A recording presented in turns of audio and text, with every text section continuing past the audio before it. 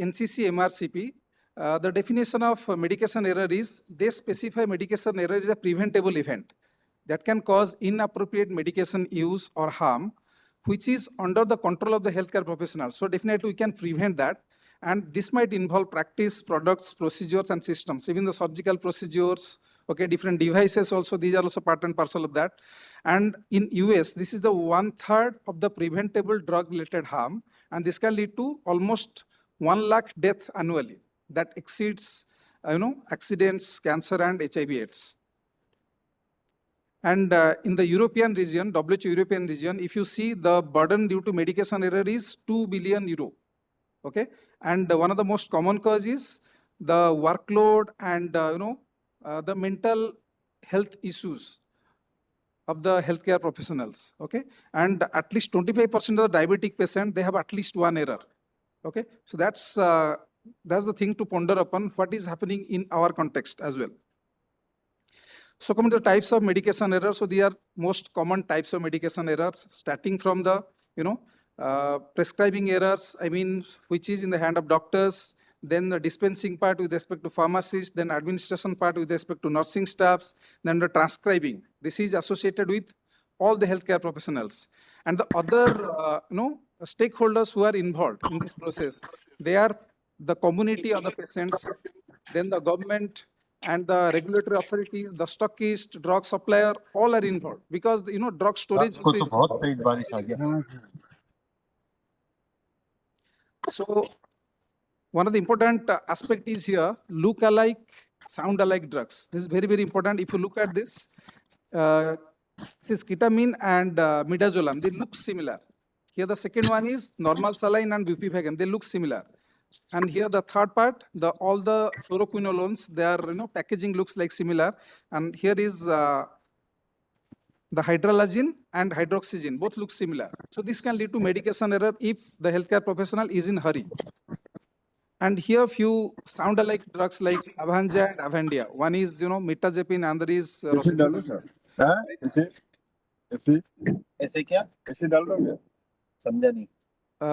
so this can lead to different kind of error, especially in the transcribing part as well as in the dispensing part as well. So different abbreviation error. So as per the recent Government of India guideline, NHSRC guideline, during writing the prescriptions, we should avoid the abbreviations, because this can lead to some different types of medication errors. So especially if you are writing IU, international unit, if you are not writing international unit, this can be confused as IV. Okay. Another example is microgram. If you are writing in the abbreviation μg, this can be confused as milligrams as well sometimes. Okay. So there are different kinds of abbreviations we should avoid while writing the prescriptions. This can lead to prescribing errors. So how we can link pharmacovigilance with the medication error? So pharmacovigilance is the science and activities related to detection, assessment, understanding, and prevention of adverse events or any drug-related problem. So under any drug-related problem, there are many issues are there. So one factor is medication error. Okay. If you look at the Venn diagram here, the medication error sometimes may not lead to harm. If it can lead to harm, actually this is very much preventable. And the intersection between medication error and adverse drug event, this part is quite preventable, and this is under the control of the healthcare professionals. So this is the categories of medication error as per National Coordinating Center of Medication Error Reporting and Prevention. So from A to D, there is no harm, but there is some sort of error. And after E to I, that means medication error which is causing death. This is causing harm to the patient, right? So here we need to ponder upon about from E to I. How we can prevent this. If we assess properly, you can prevent this kind of errors.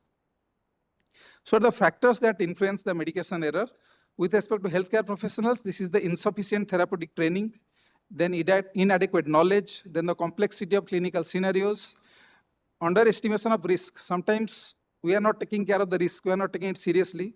Fatigue, overwork, then emotional health issues, then poor communication skill. This is very, very important. And coming to the different factors associated with the work environment, like, overwork, and there are distractions, then the lack of standardized protocol, inadequate staffing, poor physical conditions, confusing medication names, labels, packaging. I mean, the storage is not proper.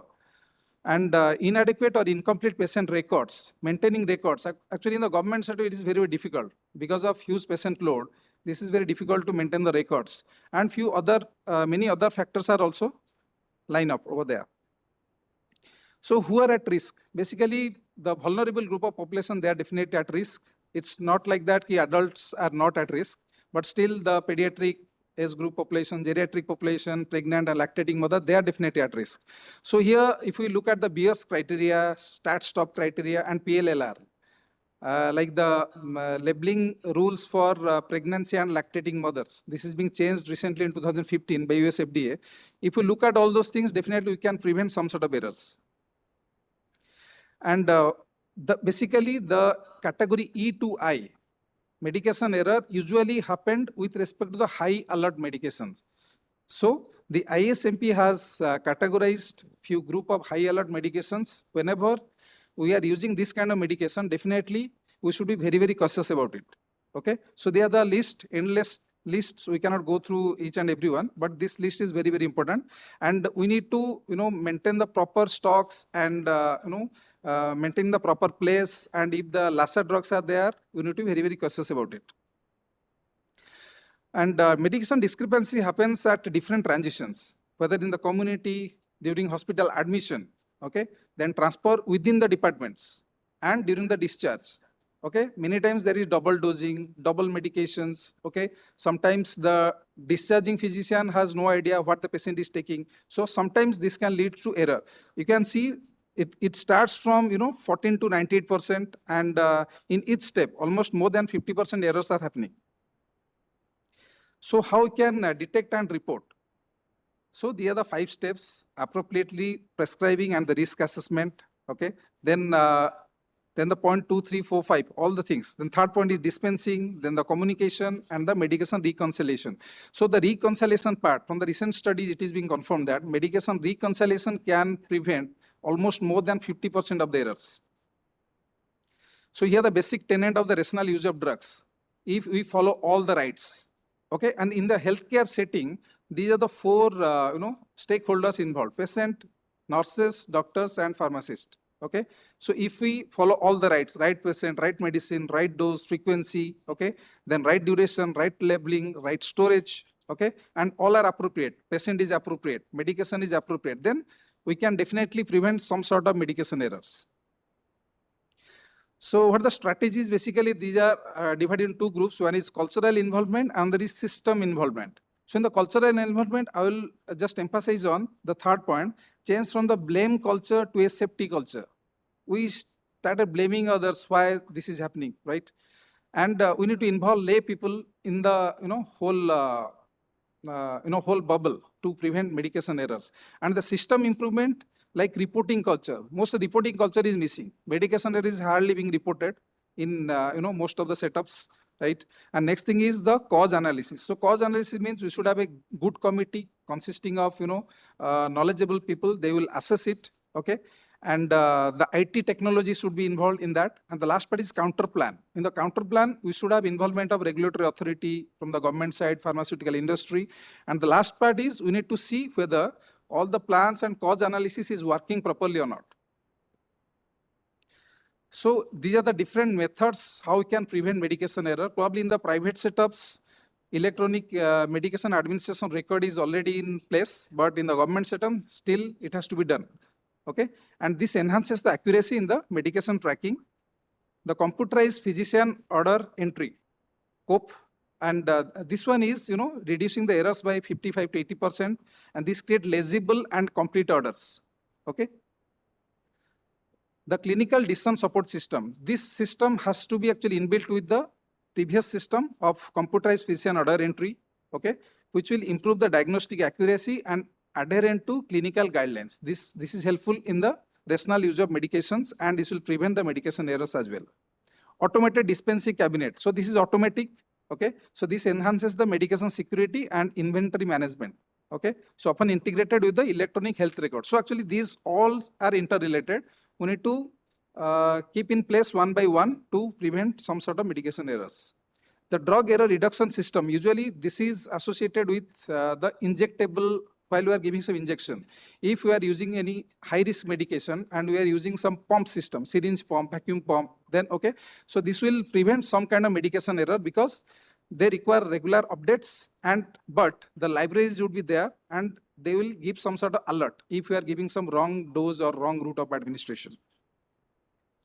Barcode medication administration. This reduces the medication error and ensure accurate documentation. Okay. So this actually, if we scan the barcode, this will give everything about the patient details, and this is pretty helpful in the patient management. And radio frequency ID and information technology. Here actually one radio frequency band will be there in the patient hand, and this will helpful in the real-time medication tracking. And this will helpful in the medication adherence, and we can get some kind of, early, we can know about the error in the beginning phase if we are using this real tracking system. Patient and family engagement tools. Why this is important? This actually improves the communication and adherence. Nowadays, adherence is very, very important. This actually leads to treatment failure as well as adverse events, right? So here, the education materials has to be provided to the patients, and the shared decision-making platforms and the feedback system, okay? Now coming to the root cause analysis proper. If any kind of reaction happens, so there are different kind of root cause analysis systems are there, like Swiss cheese pattern and fishbone diagram or Ishikawa plot. So here actually all the boxes, they are actually the defense system. If all the holes are aligned, that means a error can pass from one to other.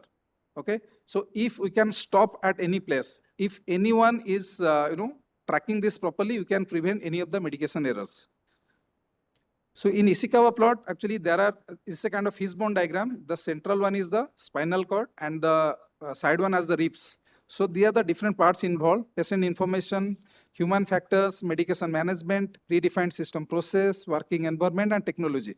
Error can happen at any place. Okay, we can look at the system retrospectively, you can analyze, and we can prevent the error in the further time. So the trigger tool, this actually the retrospective method. This will give some trigger why this reaction happened, why this error happened, and we can prevent the error if we are doing this regularly. So coming to this is very, very important role of Lean Six Sigma in the medication error. So actually this is a DMAIC. So this mnemonics like define, okay. So define, then measure, then improve, then analyze, and last one is the control. So these 5 parameters will definitely helpful in reducing error. That's why this Lean Six Sigma is being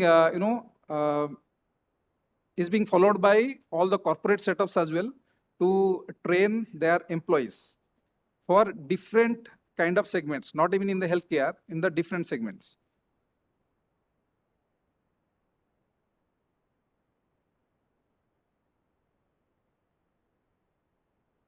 So next one is we are like comparing all those things like Swiss cheese, Ishikawa, Lean Six Sigma, and the trigger tool. So if you look at the key use, so which one is better in cutting down the medication errors? So this is Lean Six Sigma. So this is the best as of now, which will cut down the medication error. But Ishikawa and Swiss cheese pattern, they will identify specific error.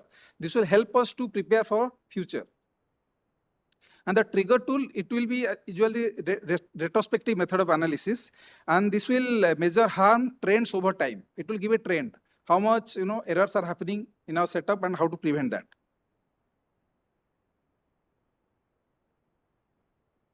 And the other methods like medication reconciliation, modifier errors. Modifier errors is very, very important. Sometimes we have immediate release formulations and extended release formulation with the same dose. Which one to give?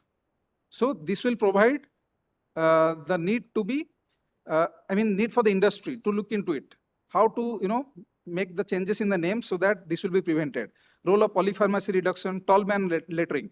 Usually this is very, very important with respect to look-alike, sound-alike drugs. Here, just for example, aripiprazole and rabeprazole. This ends in prazole. So this can lead to confusion while dispensing by pharmacist. Okay. Then the color coding. This is usually for the high-risk group. Suppose the neuromuscular blocking agent, if you are coding it by red, then definitely it is easy for us to dispense it. Then the POCA-UK method, this is the mistake-proofing method. This is the best method worldwide. We have to choose which direction we want to work, and we need to work upon it, and definitely this will prevent the slip-ups. And this is one of the best method apart from the Lean Six Sigma to prevent the medication errors. So other approach like failure mode and effect analysis, sweep technique, and fault tree analysis, these are also helpful somehow in the management of medication error and preventing it. So this is also very, very important, independent double check. Some studies have said that independent double check method can prevent the medication error at least up to extent of more than 50%. Two nursing staff will check independently before administering any kind of drugs, or one doctor or one nursing staff. Okay, so this will prevent the medication errors. So now at the different level, how we can prevent the medication errors? So at the level of doctors, basically the most important thing is the prescription, how to write the prescription. So it should be in capital letter. If the e-prescription is not there, capital letter, generics, and the transcription and inscription has to be written properly. Then standardized abbreviations or no abbreviations. Actually, this is the tenet now, no abbreviation has to be written. Okay. And if there is look-alike drugs, and we need to write the Tallman lettering and conduct the prescription audit time to time. This will prevent the prescription errors. Coming to the at the nursing staff, nursing level. So labeling all the medication is very, very important. You need to label it. You need to place, high-risk medication in the separate place so that there should not be any confusion or ambiguity. Okay, label only one medication at a time, discard any on-label medication immediately. Okay, and provide continuous LASA and high-risk training, and store LASA and high-risk medication separately. Actually, the storage temperature is 30 degrees in Indian context, so it has to be followed properly. And at the pharmacist level, here the good pharmacy practice, especially while dispensing, we need to double check every time. Okay, and to ensure that patient is getting the proper Try to close your presentation. Yeah. Just the last slide, I'll finishing up. So preventing medication at the management level. So management also has the utmost due care to prevent the medication error. So college authority has to take care of all those things. So coming to the summary, so medication error pose significant threat to the patient safety, and errors often stem from the flawed healthcare designs. Root cause analysis will identify definitely. We need to follow all those root cause analysis one by one. Multidisciplinary teams should collaborate to prevent errors and adverse events. We need to emphasize on creating a good culture of safety and encouraging voluntary, non-punitive error proofing. That is essential. Reporting is very, very essential to prevent further errors. So this is the third global challenge by WHO, medication without harm, medication without safety. This is in 2017, and we need to follow this for the safety of ourselves as well as for our patients. Thank you very much of a patient hearing. Thank you, Dr. Anshuman. In the interest of time, we'll take questions at the end of the two sessions. Thank you. You can.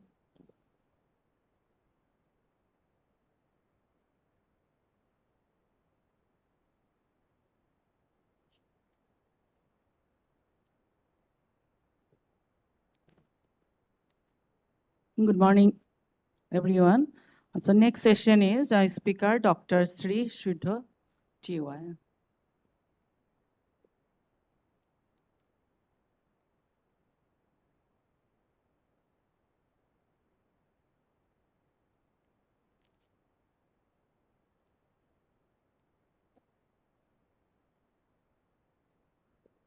Assistant Professor, Department of Pharmacology, All India Institute of Medical Sciences, Deoghar.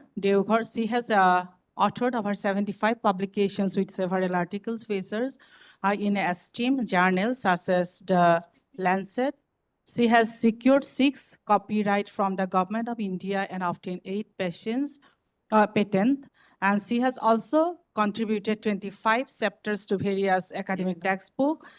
In recognition of her contribution to medical science, she was honored as an honorary adjunct scientist and fellow of SIRG Egypt in 2023.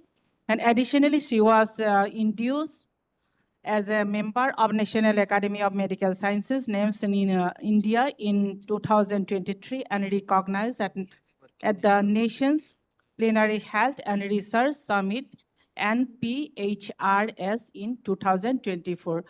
Now I request Dr. Sri Sudha T.Y. to deliver her lecture.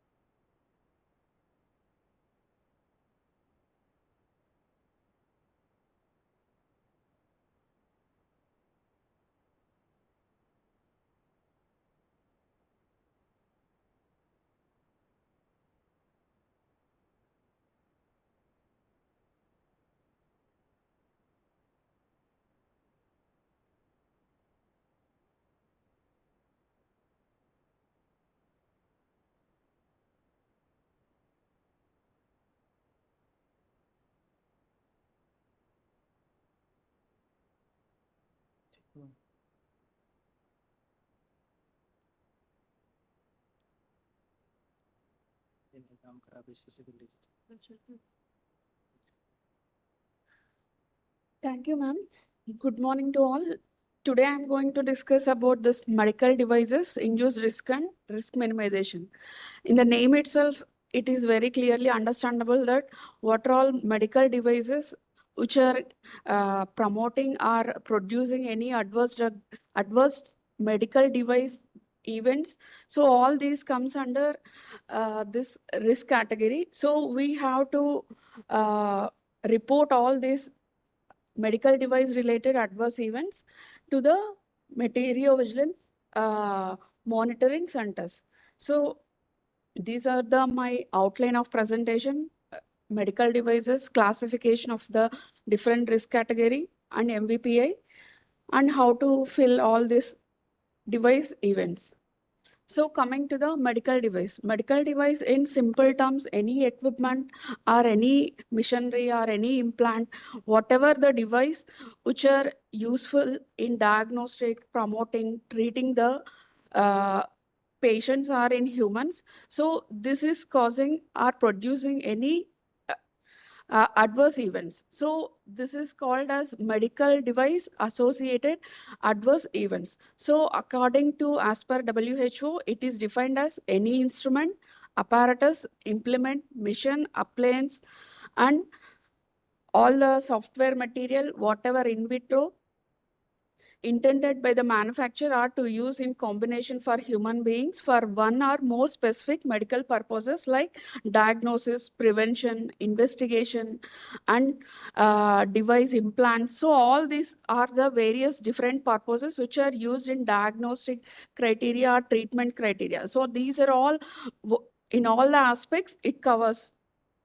So next, coming to the classification of these medical devices, as per this MDI, so it is classified into low risk, low moderate risk, moderate high risk, and high risk categories. All these instruments or devices, whatever it comes from the basic thermometer to the pacemakers or any implants. So all these are categorized into 4 categories. See, you can see here this hypodermic needles and surgical dressings and suction equipment, implants, corneal, whatever, all the devices will be covered under this risk category. So this coming to the Materiovigilance Program of India, mainly launched by the DCGI in the IPC Ghaziabad in 2015. So the main motto of this program is to report and to collect all the device-related associated adverse events. And we have to report to the local Materiovigilance monitoring centers. So coming to the aims and objectives, mainly to improve the protection of health safety of the patient, the main motto for all the program implementation is to promote the patient safety and device safety use also. So the objectives here is to record and capture the all medical device associated adverse events, to analyze the risk-benefit ratio of the devices and to generate evidence, so that only we can generate the evidence by reporting. So the reporting of any event is very important here, and to promote effective communication with different stakeholders regarding the safety, so that based on the safety and any events, so that only we can again recall for the medical device. Excuse me.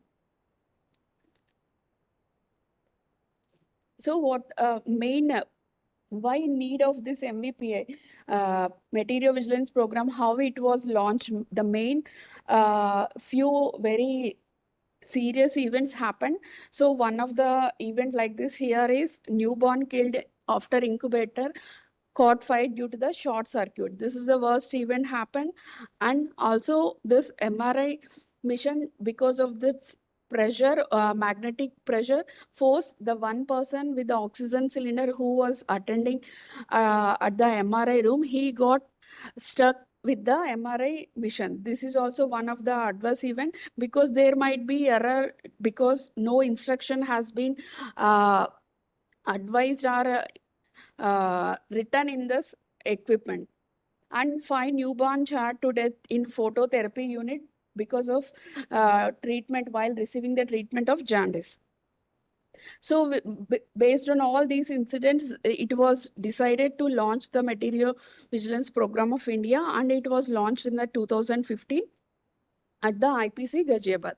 So here the main communicator centers of this MVPI is the main 4 centers. What communication collaborating centers is? One is IPC. It acts as a national coordination center. And next, this Sri Chitra Tirunal Medical Institute Science and Technology, it is as a collaborating center. And this National Health System Resource Center, it is located in New Delhi. It acts as a technical support and barrier between all these centers. And finally, CDSCO, so that regulatory approvals, all the actions will be taken by the CDSO. So all these 4 collaborating centers is the main key role for promoting or for taking this Materiovigilance Program of India.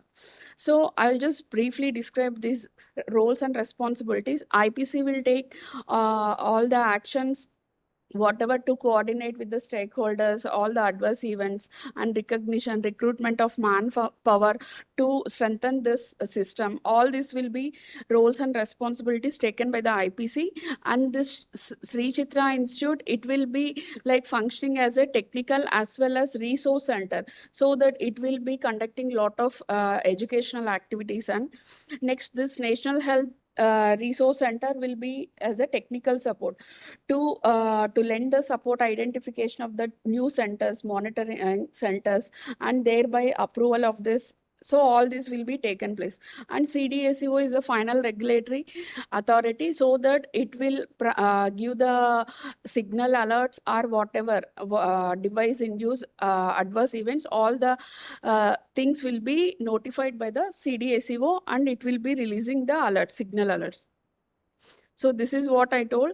So here mainly we will be at the AMC or MDMC. So whatever our institutes will be, all the healthcare professionals, whoever reporting in the MDMC, this will be going to the IPC National Coordination Center. From there, what I told, collaborating centers, all this will be interlinked, and thereby work will be progressed, whether the device safety and efficacy will be noticed. So this is how the system will be works. So what is the main role of this medical device monitoring centers? Mainly to collect and report all the device adverse events to the IPC. So here, who can report it? Mainly all the healthcare professionals, nurses and technicians, manufacturers of the devices, all the people, and medical device importer, traders, everyone has to submit the report the adverse events which is noticed. And what to report. Mainly here, we will be not aware what to report in the Materiovigilance.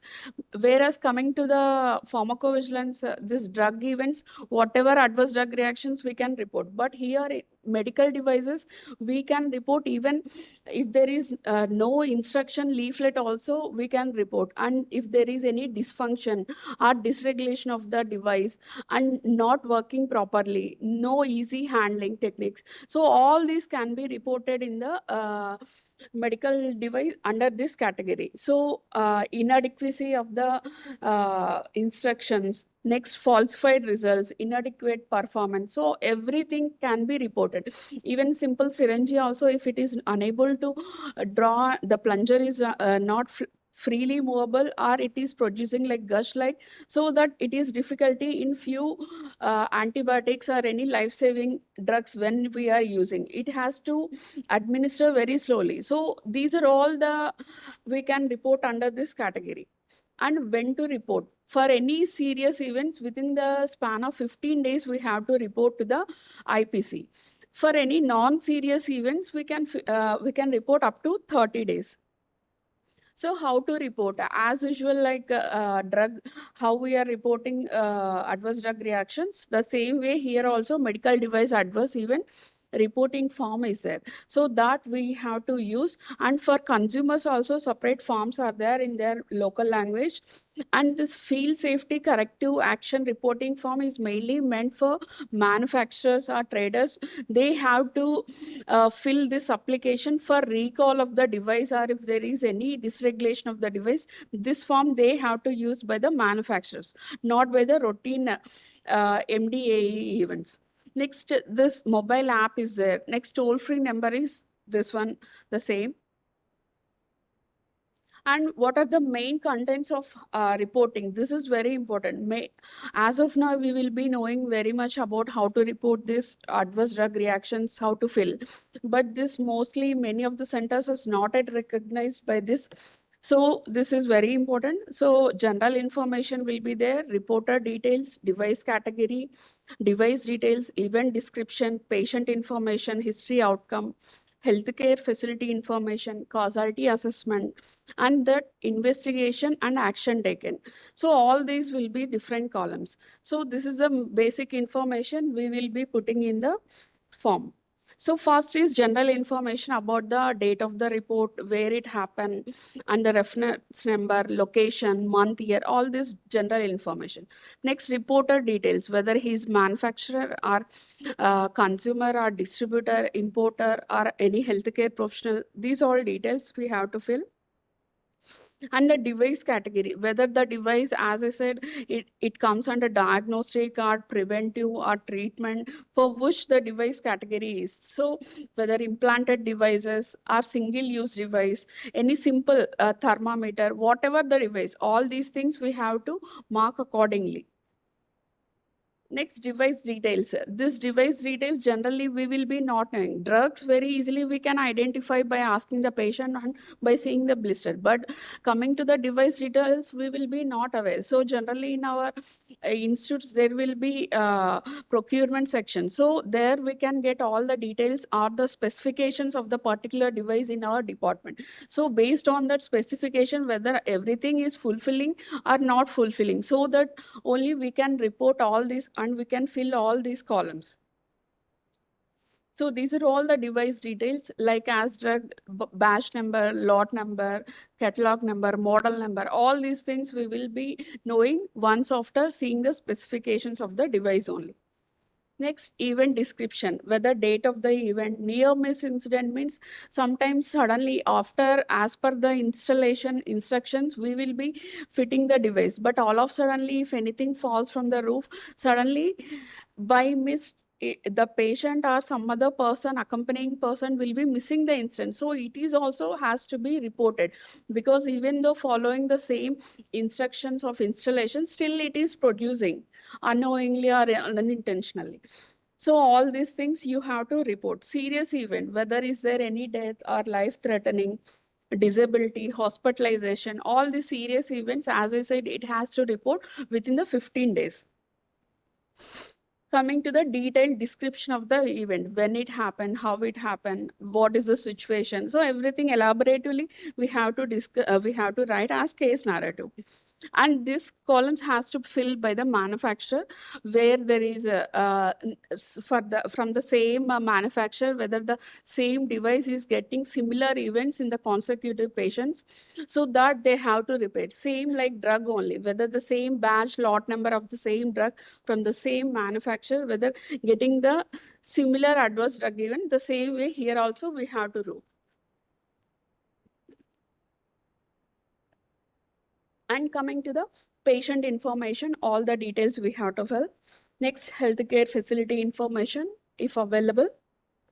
Next, here comes causality assessment. Generally, we will be knowing that drug it is very easily, whether it is probable, possible, or certain like that. But here, medical device, how we will be? No re-challenge. In many cases, there will be no re-challenge. So at that time, it is difficulty. Even though we can fill the cause of the incident, what is happening, everything situation, and we can leave it as a blank also.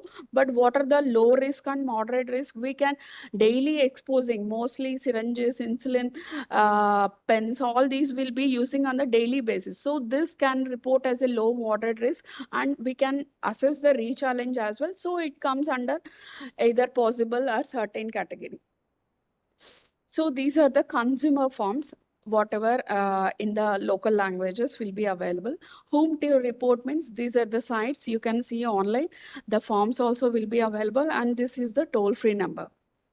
So mainly here I have focused who can report. Why to report means it is the ethical responsibility to all the healthcare profession, not only healthcare profession, based on the manufacturers, traders, everyone. It is responsibility how the device safety and efficacy is there. So all the things we have to report, and finally it will be reported to the IPC, National Coordination Center, and thereby with the all collaborating centers, it will be diagnosed as a whether having the device safety or not. So final regulation authority CDSCO will be introducing some signal alerts or any recall for the manufacturer to correct the and to explain the reasons why it happened. So these are some reported adverse events under MVPA, like surgical gloves routinely. Many people might be exposed also. Surgical gloves having allergic reaction because it will be routinely using. Daily the same glove, same company, the repetition of the allergic rashes, whatever, then it will be certain or possible. Next, dialysis mission. It is serious reaction. And hypertension and cramps due to the low conductivity, and cannula, multiple ecchymosis lesions on the forearm. This is non-serious again. Pacemaker, arrhythmia is producing. It is again serious. Hip implant, it is again serious. If there is any device implanting and it is not producing the signal or anything while coming to the near expiry date, if the device is not signaling, then the patient might lose his life also in some situations, like stents, cardiac stents, all these things. So it is very important in all these cases whether the device is properly functioning or not. So all this day to day we will be seeing. We have to report, otherwise no one will be aware what is the device, how it is producing the adverse events. And this is the causality assessment categories, like non-related. Not related means we can say that the event is not due to the specific device or any implant. So there is no other reason also is explainable for not related. So this is not related and unlikely. The relationship with the use We can of the try to device conclude. is with the device not relevant, be reasonably explained by other cause also. Whereas not related, there is no other reason. The same unlikely. Possible also, the relationship with the use investigational is ruled out completely. Alternative causes might be possible. So it might be the chances to select this possible. Probable also, there is clear-cut explanation and re-challenge will be there. And causal relationship between these event as well as using device, whether established temporal relationship is established or not, we have to assess. Unaccessible, there is no unaccessible data to confirm whether this device is producing any adverse event. So this is how the causality assessment will be done. And coming to the finally, MVPA mainly to promote the patient safety, and also this patient belief also will be is very important to the practicing clinicians. So quality improvement, regulatory compliance, risk management, public health, economic impact. Economic impact also is a very important thing, because unnecessarily getting complications and huge burden on the patient financially also. So this is what all the benefits of MVPI. So coming to the summary, this Materiovigilance program of India is launched for promoting the patient safety, and as well as to report the adverse events, whatever we are knowing, and to also reduce the financial burden on the patient, and also to know the device efficacy safety. So for this reason, everyone should be responsible ethically, so that has to report. Thank you. These are my few references. Yeah, can we put our hands together to congratulate Dr. Sri Sudha for her presentation? Okay. So may I request even Dr. Anshuman to come on stage? Dr. Sri Sudha, you can also be on stage. So just a few questions we can have maybe for 5-10 minutes max. So let me make a comment here. Would like to know your response, Dr. Sudha. So a lot of patients,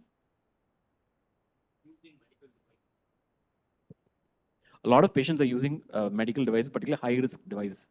For instance, you take a stent, a cardiac stent.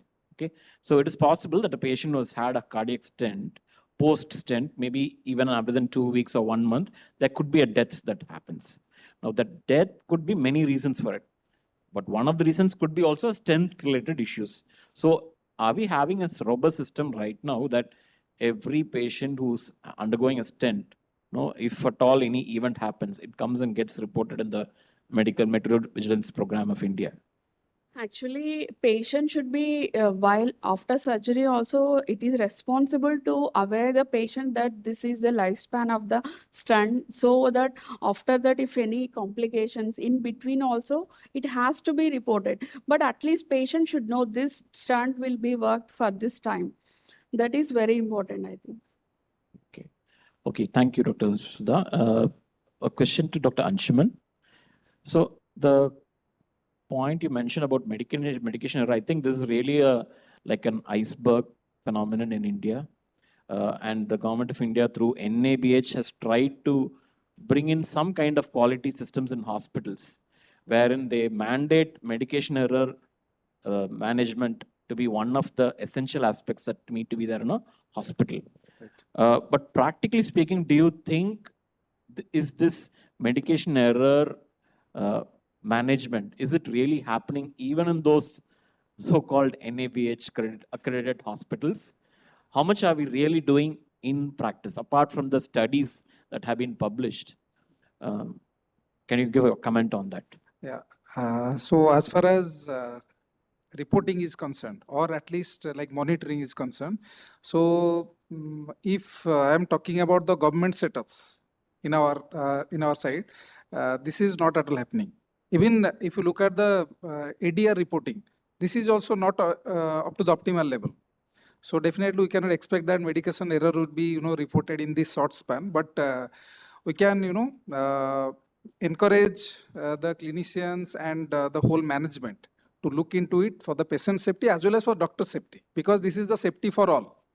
If we report it, then definitely it will be helpful for us to take this in a right direction. So this is not at all reporting, and we need to make some sort of culture so that inclusive to all.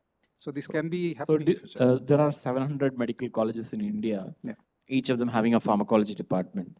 So do you think there is a case for the pharmacology department to be active, having a unit that is taking care of medication errors for the respective medical college hospitals, have some kind of system in place so that this is not neglected? As of now, only few NABH accredited hospitals are doing it as a system, and unless there is a system in place, this is not going to be monitored. Yeah. So actually, sir, as far as I know, like few colleges, like if you look at the JIPPER website, so that's just specifically designed medication error form. It is there. But if you look at many other colleges, this reporting form is not there. So if form is at least there, so at least the practicing physician, they should know, like this is the form and we should report it. So there is a specific format, like prescription error. And first part, I think, is we should start the prescription auditing. This is the one of the best way to at least look at the prescription error. What is the error happening at the doctor's level? And then gradually we can take forward the dispensing error, administration error, and other things. So in some colleges it is there, but as far as this stage, this is not up to the optimal level. That is my take. Thank you, Dr. Anshuman. Thank you, sir. Thank you, Doctor, for your.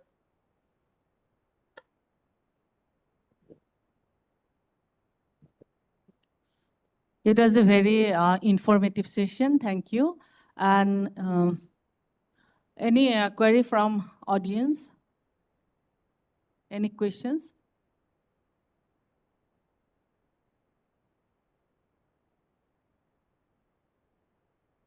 No question. Thank you. Next, medical Dr. Sri Sudha. It was a very informative session, and you have already delivered risks and risk information about minimization. So, my Thank you. Thank you.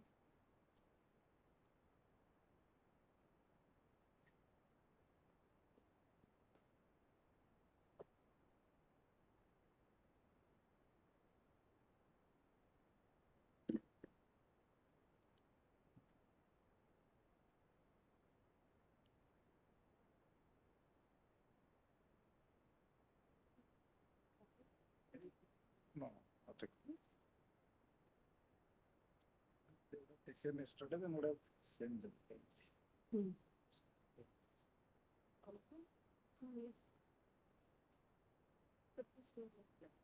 Thank you, sir, ma'am, for the wonderful presentation. We request the chairpersons to kindly felicitate the speakers with a memento and the certificate for the session. I request the speakers to come up the dais.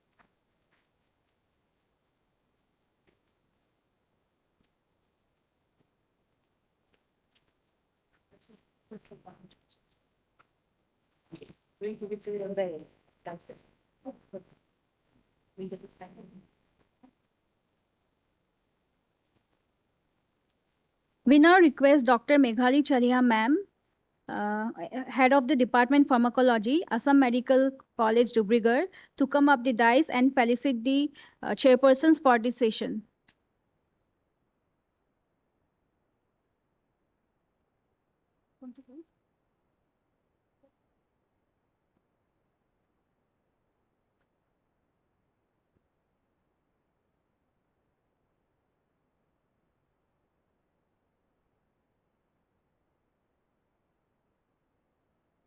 Please switch off the projector for now.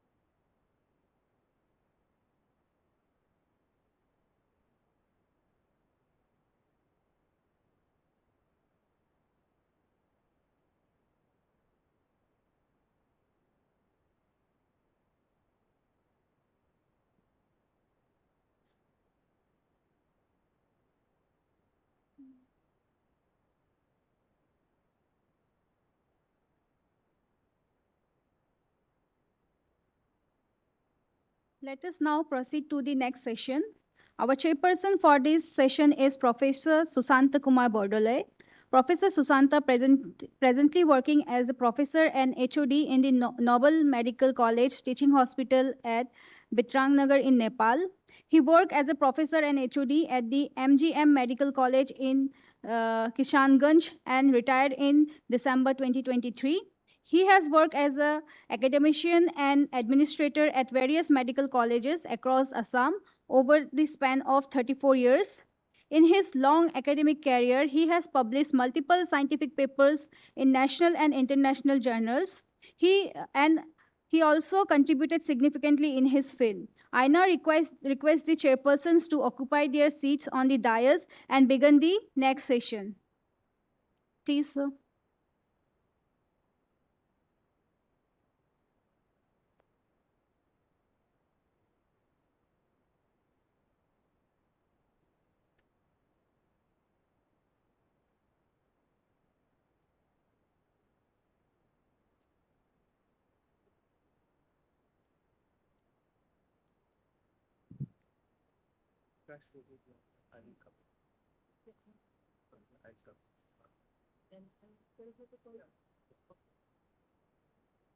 हाँ, 1 minute वो लगा रहे हैं इसका ये पूरा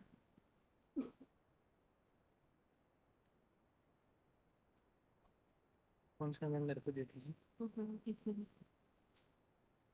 ये सब कॉपी करके डेस्कटॉप में हाँ मैम इसको इधर ड्राइव करना पड़ेगा फिर यहाँ से मैम कॉपी फिर थोड़े यहाँ होगा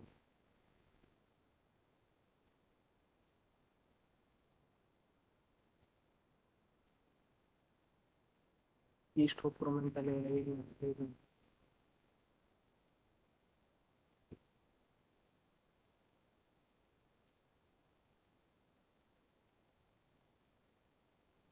ठीक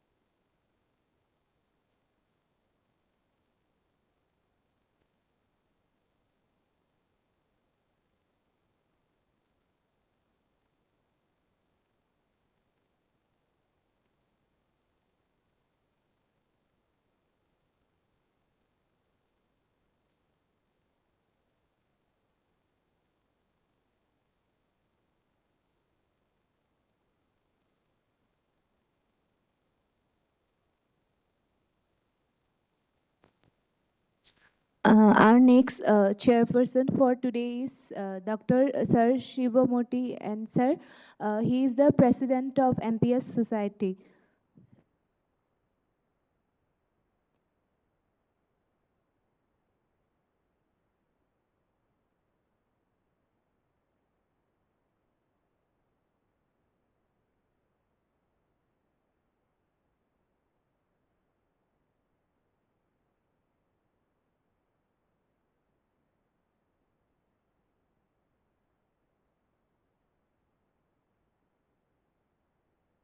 Sir, we hand over this session to you. Please kindly start the session.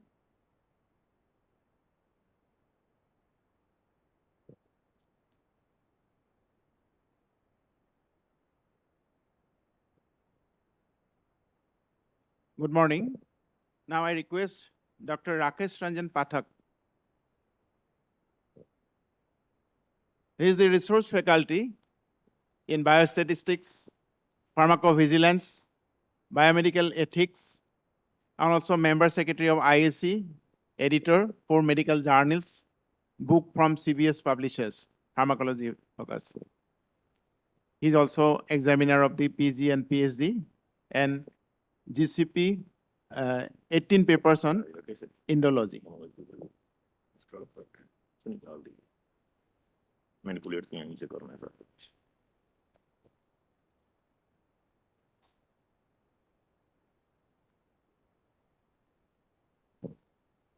कौन सा है? ये तो दूसरा ही कुछ हो गया है, ये ड्राइव दूसरी, इस ड्राइव का नाम क्या है, ये ड्राइव के बाद पता लगेगा।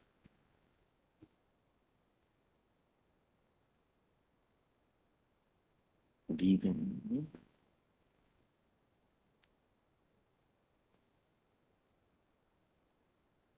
एक क्या था? इधर है? नहीं वही है।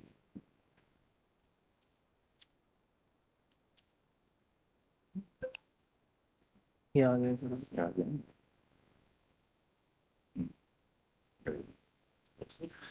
AIIMS गुवाहाटी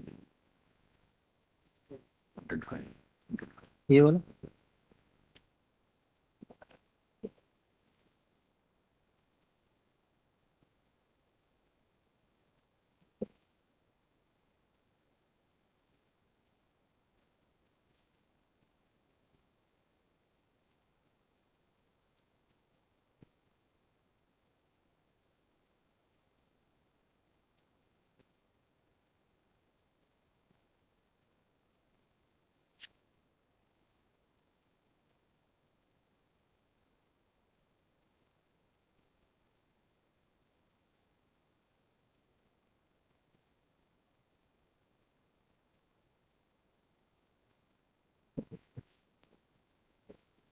इसके नीचे का नोट्स वगैरह आता है वो कहाँ है? प्रेजेंटर मोड नहीं है वैसे आप ये तो- इसी से कर लेना है। हाँ? इसी से कर लेना है नेक्स्ट। वो तो नेक्स्ट तो हो जाएगा, लेकिन इसके नीचे जो नोट्स होते हैं वो कहाँ है? वो दिखते हैं बाजू में, प्रेजेंटर मोड नहीं है ये। वो इसमें नहीं आता। अच्छा, इसमें आता ही नहीं है।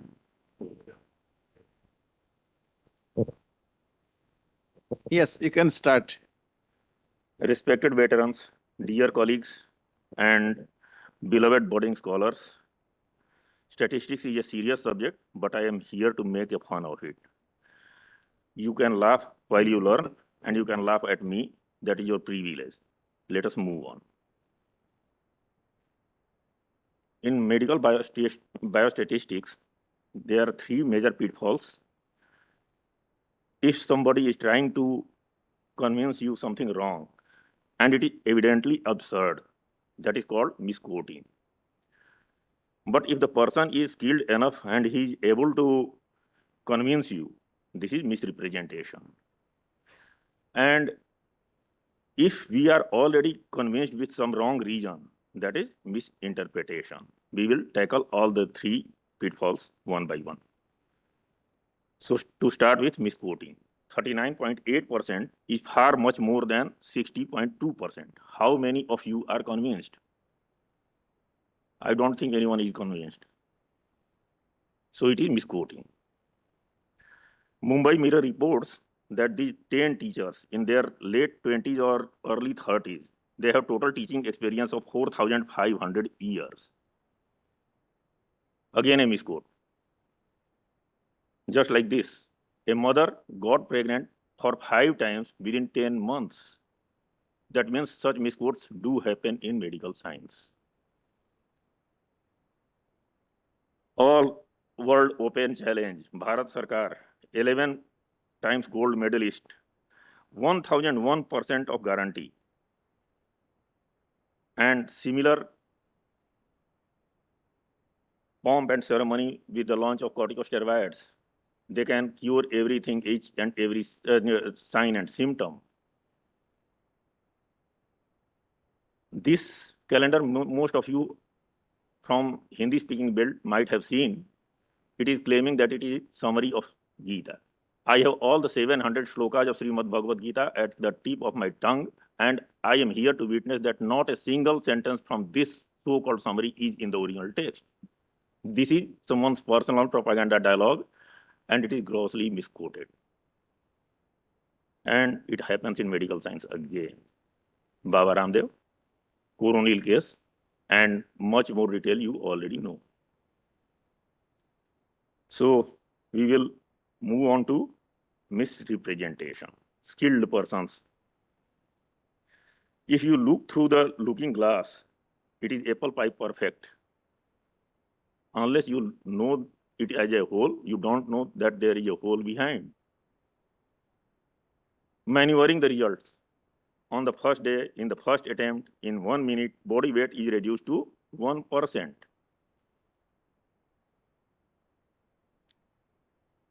And there are many methods which manipulate the results: p-hacking, harking, data dredging, and many more statistical tools which teach you how to manipulate the results. Safety first and helmet must. The boy was so impressed by the idea that he wore the helmet and wore nothing more. Many a times we are forced to face the documentation and fee submission procedures before our emergency needs of the healthcare. It is like that.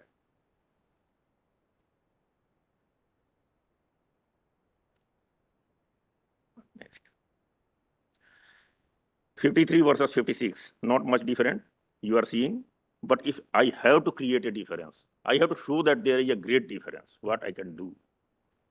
I can do this. I can start at 52.5. I can move up to 56.5. So 53 becomes half units and 56 becomes 3.5 units. It is 7 times increase. Where there is no difference, we create a difference. This is type 1 error. And you can pull out the meager 5% out and show it in 3D. That's how it looks much more impressive than meager 5%. This is called cherry picking. These 4 different data distribution sets, no similarity at all. But if you go by their goodness of fit line, they are exactly same. So instead of reporting their data distribution pattern, we report that all the 4 goodness of fit lines are same. That's why all the 4 data are same. Summarize to equalize, type 2 error, deny the difference.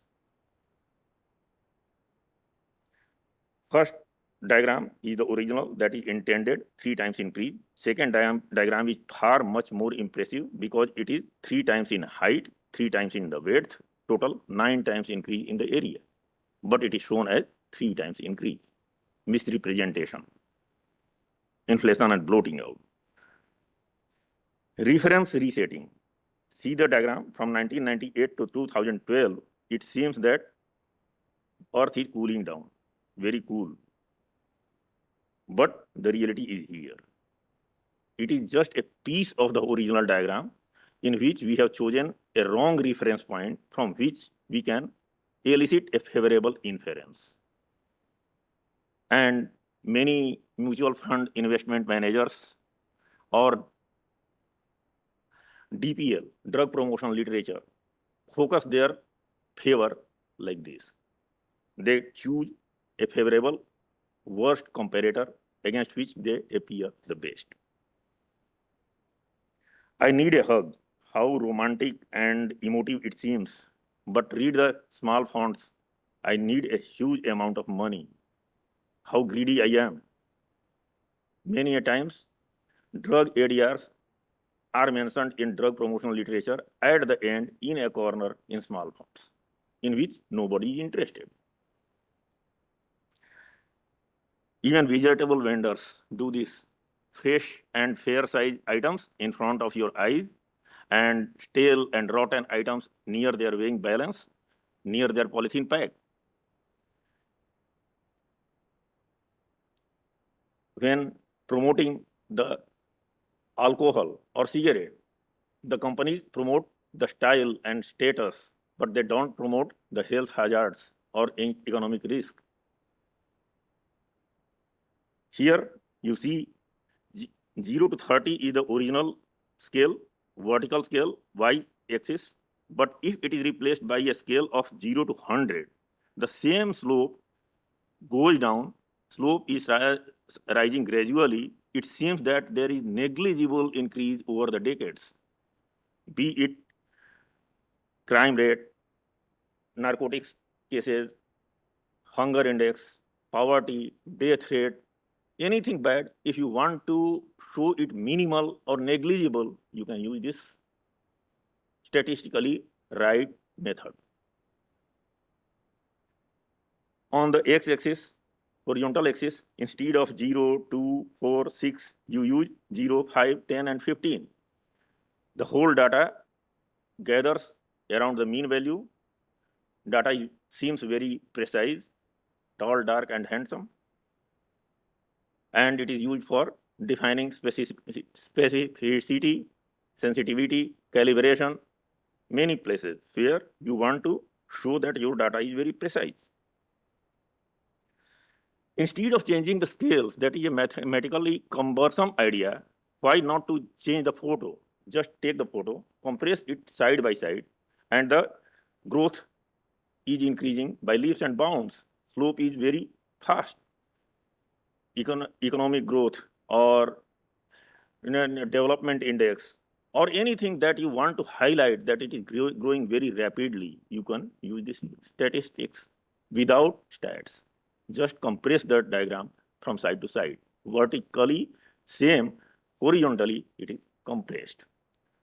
The opposite you can do just by compressing vertically and remaining horizontal index the same. Aspect ratio is changed and growth is again slowed down, slow rising, minimal change, hunger index, death rate, crime rate, anything that is obnoxious, you can show these way to downplay the original grievous situation.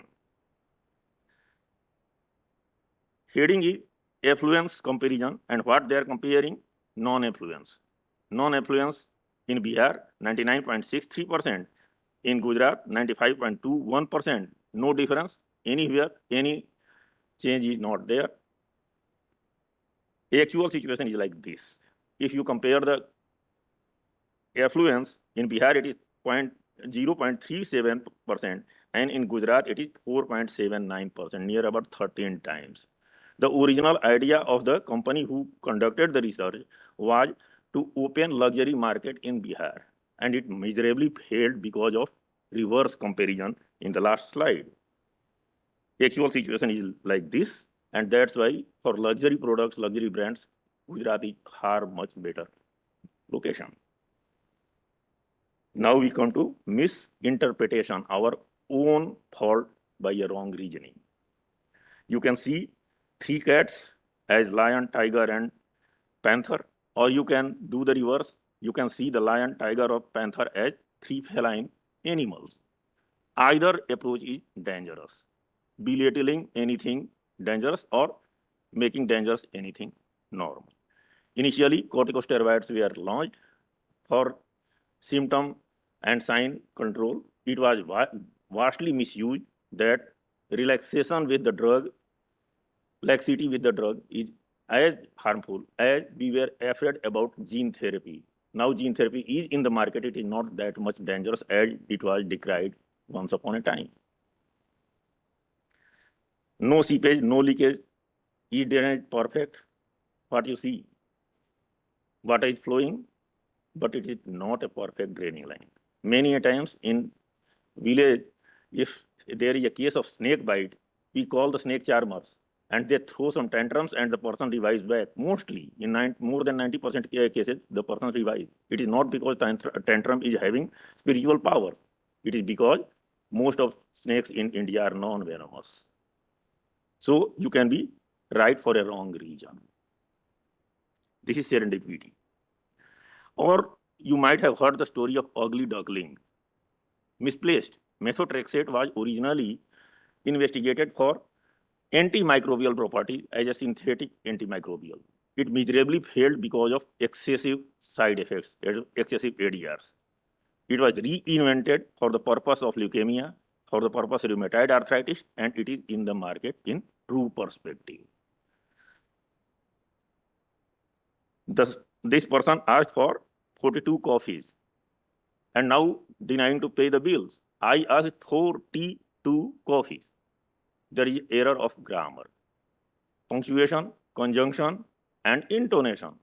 It should be 4 teas and 2 coffees. It should not be 42 coffees. And the waiter told him, don't demand next time 99 coffees. It will be more problematic. This is a list of 4 games. And if criteria of odd one out is not defined, based on hand played games, football must be out. Based on outdoor activity, carom must be out. So while defining our exclusion criteria, we must be very precise. what we want to exclude out. Fine for parking, and I thought that it was fine if I park here. Ambiguity of the language. Similarly, people use significantly different. It is not a statistical word.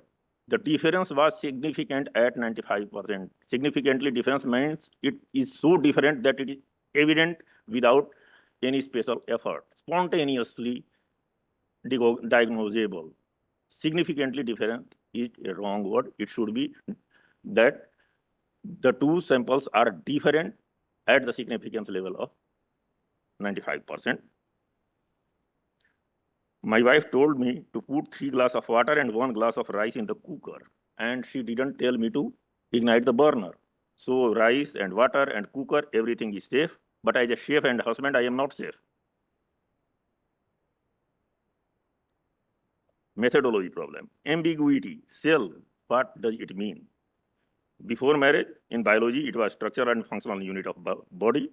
In physics, it was power source, converting chemical energy to electrical energy. In history, it was isolated room for captivity. Post-marital Brahmagyan is that. Sale means S-A-L-E, that is a place where sari is sold at cheaper price. Reverse ascribing. A storm started, a lean thin person stuck to a tree. After the storm stopped, he sweated and separated and said, had I not held this tree, it would have been uprooted. Who saved whom? Tree saved the person or person saved the tree? It is still a confusion. Many a times, there are similar confusions of ascribing in medical science, vicious cycles. Infection leads to malnutrition, malnutrition leads to infection. We can't decide which one is the real case. My hair fall too much. Why? Due to worry. Worry for what? My hair fall too much. Again, a vicious cycle. Intuitive ascribing.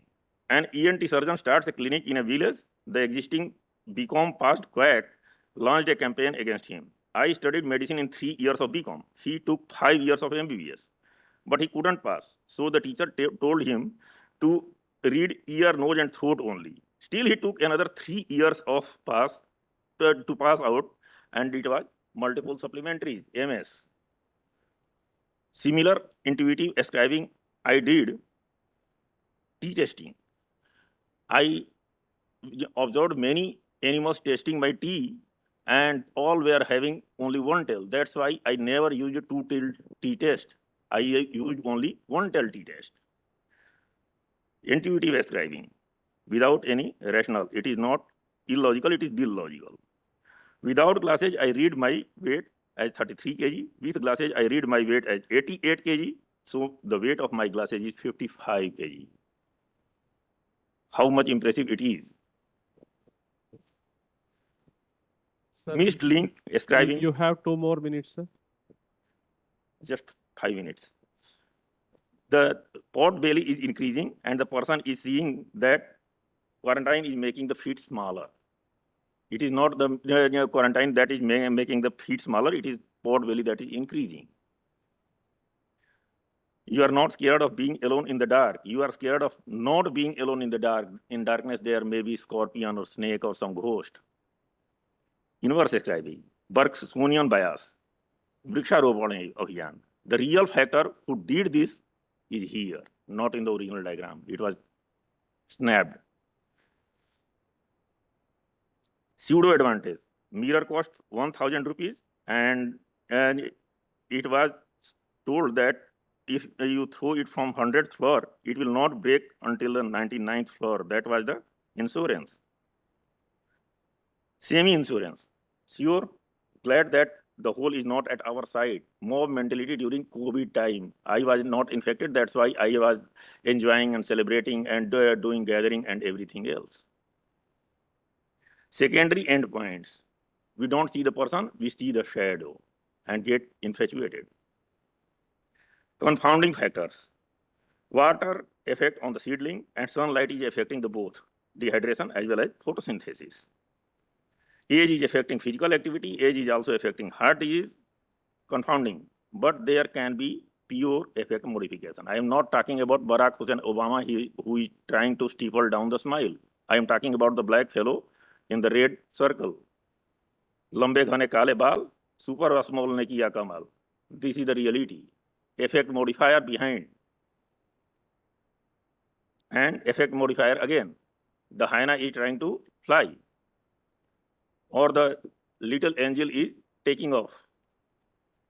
Or this rhino spreading the colorful feathers. This is a part of my 6th lecture presentation, just introductory portion. Thank you.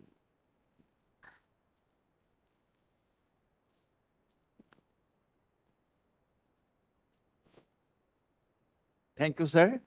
Question and answer later on. Yes. Yeah, a second. Very nice presentation. So we'll continue the second one. Yeah. We'll continue the second one. After that, we'll take the. Okay, thank you. Next speaker. Thank you, sir, for the presentation. We now request the chairperson to felicitate our speaker, Dr. Rakesh Ranjan, sir, with a memento and certificate. Wait. We'll. So after that, We'll felicitate together. After that. Okay, sir. Okay. So thank you so much, sir. It was nice presentation. I have a question for you. So I will ask you later. So now I would like to introduce my previous HOD, Dr. Pratibha Nadig madam. And now, she will be presenting a very interesting topic on therapeutic drug monitoring and pharmacogenomics in tuberculosis treatment. Her introduction is like this. She is currently working as founder director at Akshay Sarthi Healthcare Solutions Private Limited, and she is the founder and director of this. And she completed her MD Pharmacology from KIMS Hubli in 1996. And she is chairman of several ethics committees, including Rainbow Hospital in Bangalore. And she worked as head clinical pharmacology at Natural Remedies for so many years. And then she joined as principal and faculty at ICRI under Cranfield University. So like this, she is a very well-known academician and editorial board member of journal that We Learning Journal of Biological Sciences, and she is the reviewer of IJPP Biomed Central. She has more than 65, she conducted more than 65 training programs and given more than 50 invited speeches. And she also worked as the HOD at Vaidehi Medical College in our institution, also CD Cymer. So thank you so much, madam, for accepting our invitation. We look forward for the interesting talk from your side. Thank you.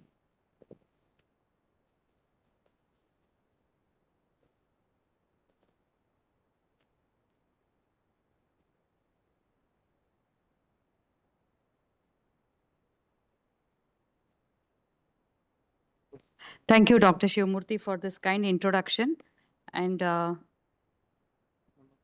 good morning. At the outset, I would like to thank the organizers of MPS and the faculty and management of AIIMS Guwahati. I will begin my session. There is some issue in downloading, but I would like to start my session.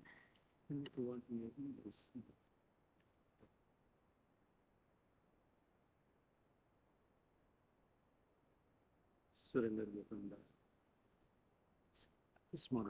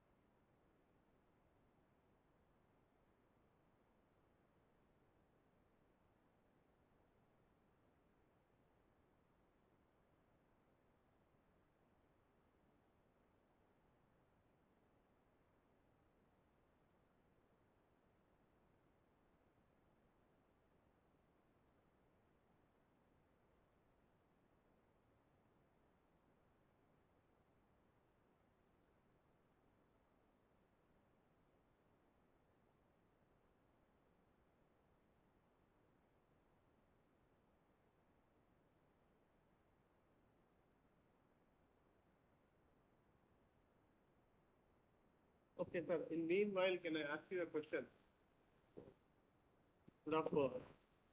By the time, madam, okay, you're ready, madam? Okay, so we'll go ahead. Okay, I think you can start my time now. Sorry for this delay. So, as I said, I'm thankful to the organizers and AIIMS Guwahati for giving me this opportunity to present my topic on therapeutic drug monitoring and pharmacogenomics for anti-tubercular drugs, aids for precision medicine. This will be a little serious topic in contrast to that session presented by our previous speaker, Dr. Ranjit. So, please bear with me. Tuberculosis is a major public health concern, and WHO in 2014 had decided and came out with a strategy to end TB by 2035, and they laid down several criteria for the same. And India took one step ahead and came up with TB Mukt Bharat, Pradhan Mantri Yojana, TB Mukt Bharat. We wanted to eliminate completely by 2025. But if you look at the current status, we are at 12 to 14% therapeutic failure, 3 to 35% multi-drug resistance, 18 to 20% of recurrence. So with this, a lot of literature is available to understand that all these poor outcomes, what we are seeing, are due to individual variations in the response to treatment. What are these variations? Low BMI, diabetes, comorbidities, HIV. I am talking particularly with reference to TB treatment. And above all, it is the genetic variations. So all these are going to alter the pharmacokinetics. Basically, the bioavailability of these anti-tubercular drugs is low in few members. Does it really matter? Why should we be worried about a small fraction of patients who have low bioavailability while we are treating the majority of the patients? Yes, it is important, particularly in tuberculosis, because these are the patients who are posing challenges for tuberculosis elimination.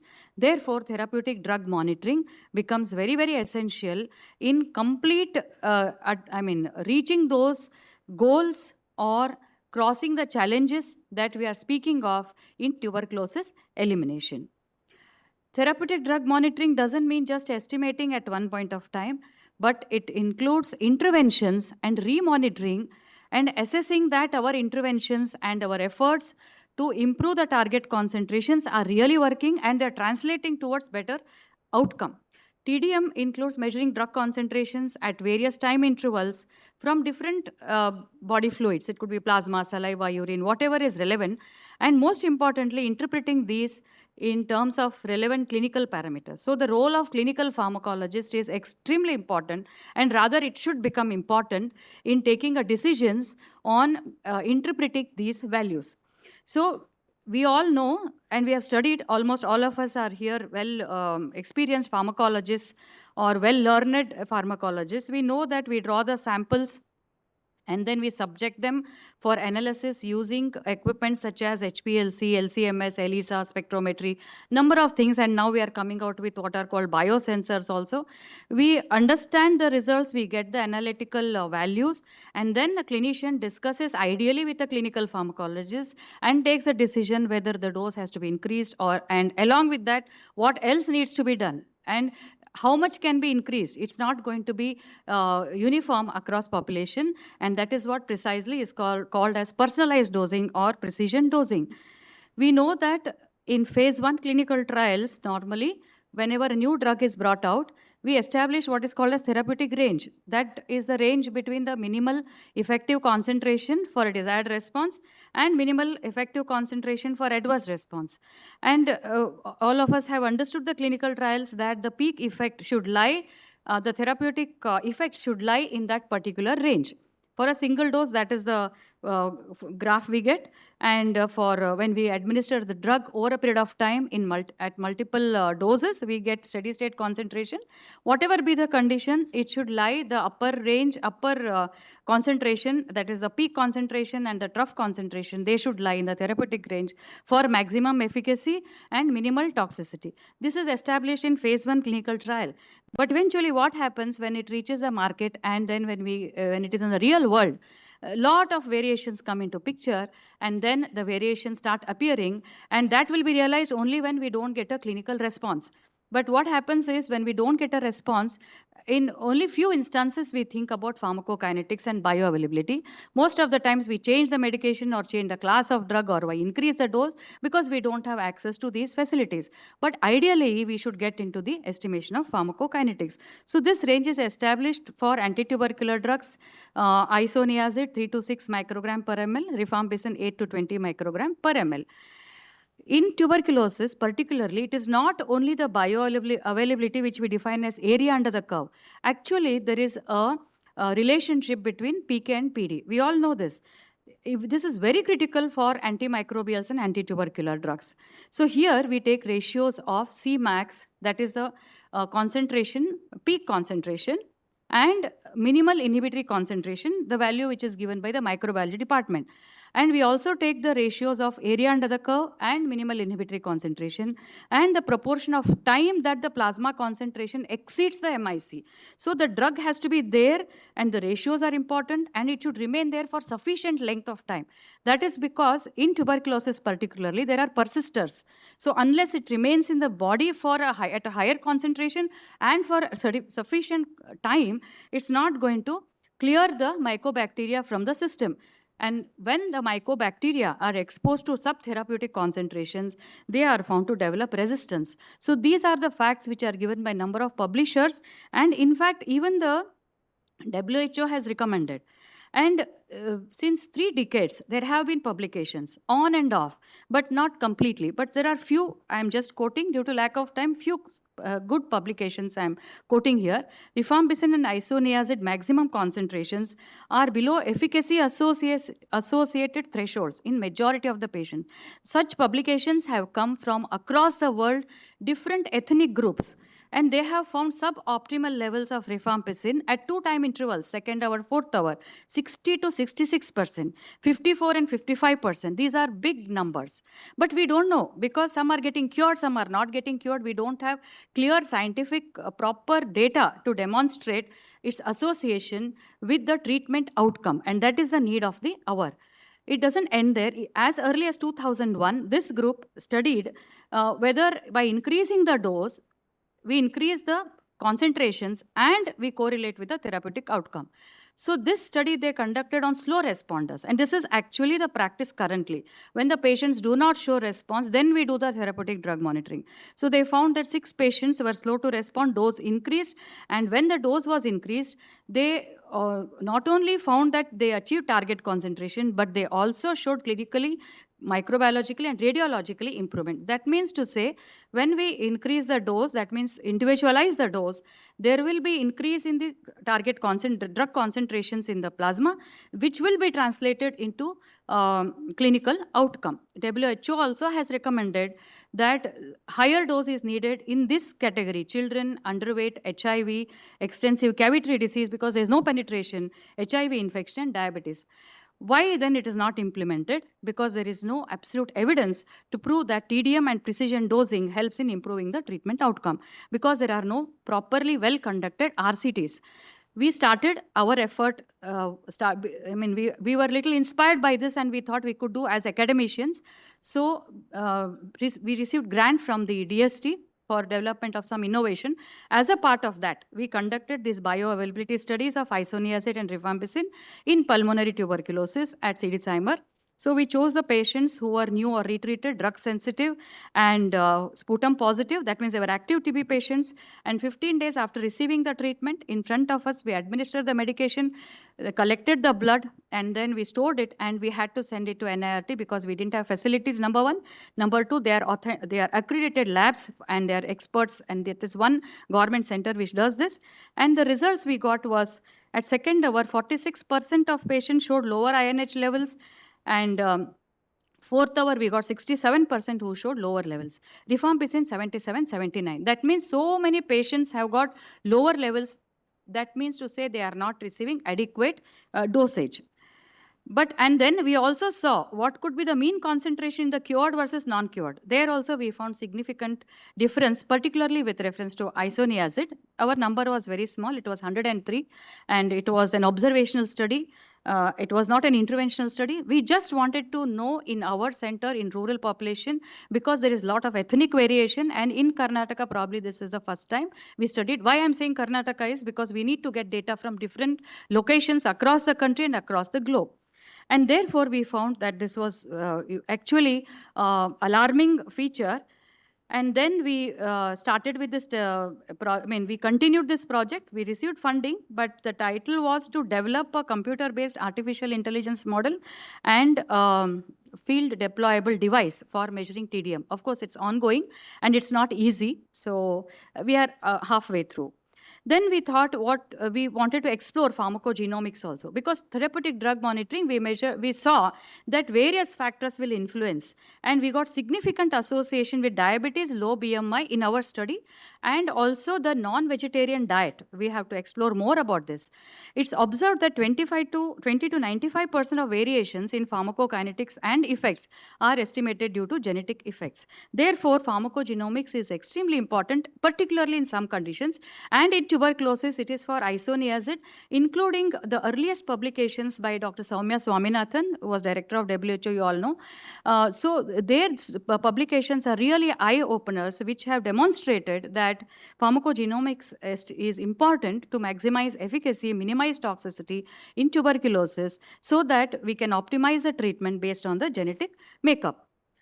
So we are going to talk a little bit about the pharmacogenomics, which we have done. It's not a new thing. It's already known. We have different publications. But at our setup, NAT2 is the enzyme which will metabolize isoniazid. And it metabolizes it to acetyl isoniazid, and partially INH also undergoes metabolism by hydrolysis, which is further metabolized by NAT2. And why it is important, this NAT2, is because the gene that codes for this enzyme is highly polymorphic. It has got number of SNPs. In fact, more than some publications say there are 52 alleles, but authentic publications say 36 alleles, means variations. They are seen. SNPs, we know, is variation in single base pair, and this results in variations in acetylation. That means the way the patients metabolize isoniazid varies. We know this, isn't it? Rapid acetylators, intermediate, and slow acetylators. This is what we have seen. What is the basis of this acetylation is the way they have inherited those alleles or the variations. So based on this, they have identified 36 alleles, and combination of these, they inherit two. So what is the haplotype, we must understand. So that is inherited, and that combination will define what is the acetylator. That will decide how much will be the plasma concentration. That in turn is going to define how he is going to respond to medication, because isoniazid is one of the important first line of anti-tubercular drug.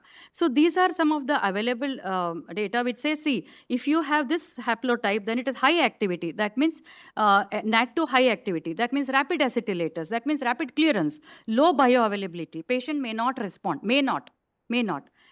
Then there is high activity. Then 5A, 2,5A is another variation, where these are the variations. Variations means base pair variations. That results in low activity.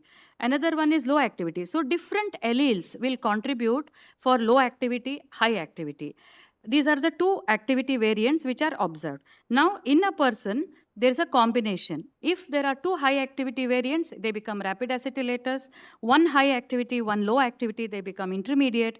Two low activity become slow acetylators. And we have a mixture of this population when you treat a patient. Therefore, you get these variations in the plasma concentrations.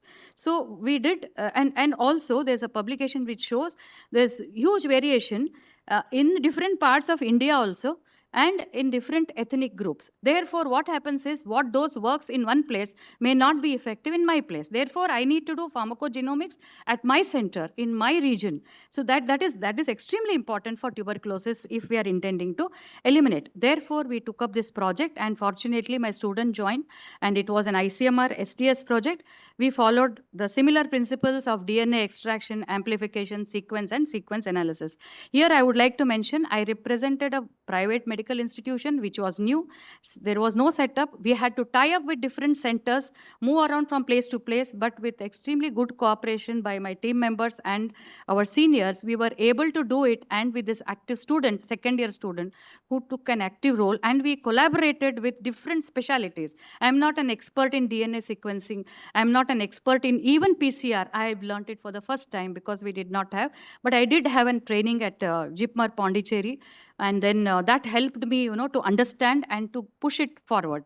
Otherwise, it was very difficult. We were not privileged to have all the facilities, but we did that, and we identified 33 patients. Only 33 we could do because of our limited funding. So we found that these were the combinations. And the person was molecular biologist who read the sequence and who took really lot of time. It requires lot of time. I'm sure some of you are already working in genomics. And he identified using the NCBS tools, and he found these were the combinations in our patient.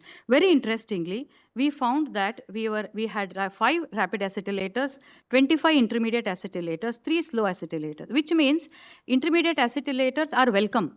That means we presume that they are going to show improvement. But when and it matched with the therapeutic drug monitoring, plasma estimation. I don't say redeem because we didn't do any intervention. So mean levels matched. In that rapid acetylators, I said they will have low bioavailability, and precisely this was the result we got. Normal concentration should be 3 to 6 microgram.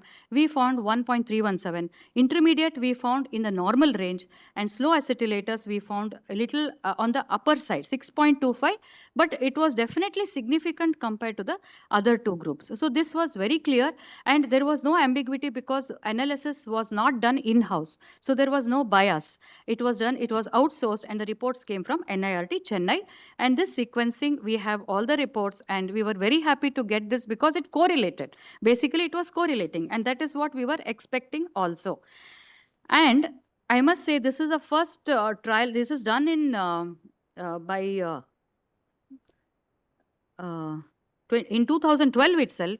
This randomized control trial for pharmacogenomics. I said in therapeutic drug monitoring, we still do not have a randomized control trial which proves that TDM and intervention will improve the outcome.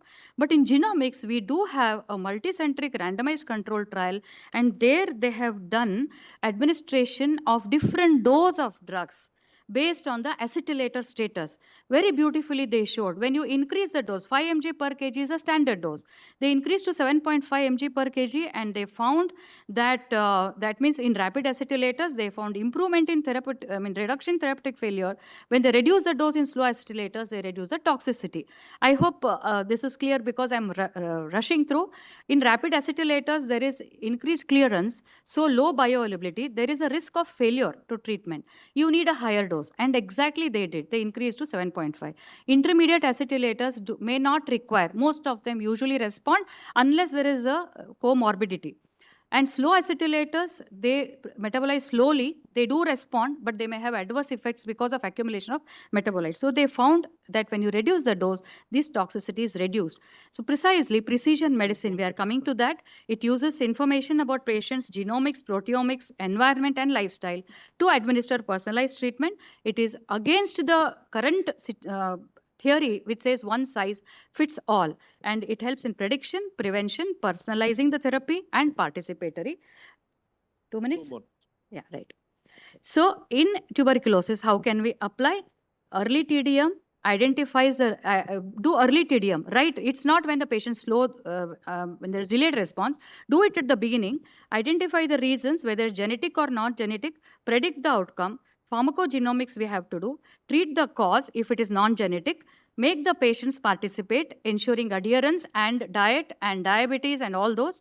Administer the right dose, and then prevent the treatment failure. Precisely, this is what is expected in precision medicine. We prevent the treatment failure. And more than that, if you apply ML and AI, then you can predict right in the beginning and target only those patients who are at risk for this based on the genomics and TDM, of course. But what are the challenges? Lack of infrastructure, competency, just like me, because I was not very competent. I learned through this, And in spite of, because of our facilities and other things and the cost, so it is required that we establish regional centers. Use of dry spots, if you do not have. Dry spots is one technique where we collect the spot and transport it, and then they do the HPLC and innovation. And key takeaways are: end TB in 2035 is far-fetched milestone, particularly for India. Inadequate dosing needs to be addressed. TDM early in the treatment with pharmacogenomics will personalize the treatment and results in successful outcome. We need to upgrade medical institutions. We need to upgrade ourselves, get more involved in this service, which is very unique for clinical pharmacologists.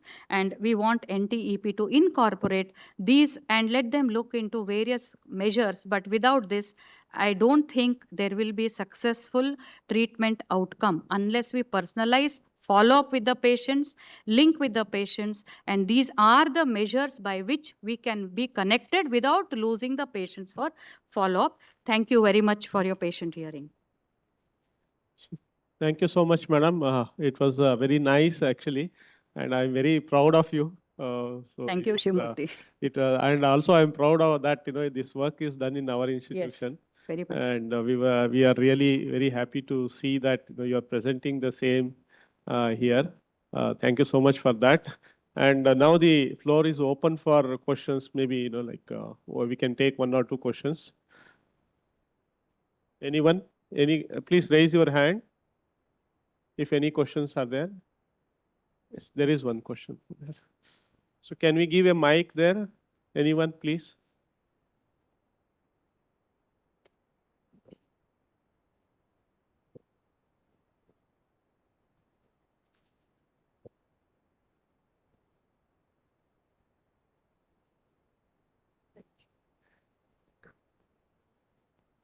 Good morning, ma'am.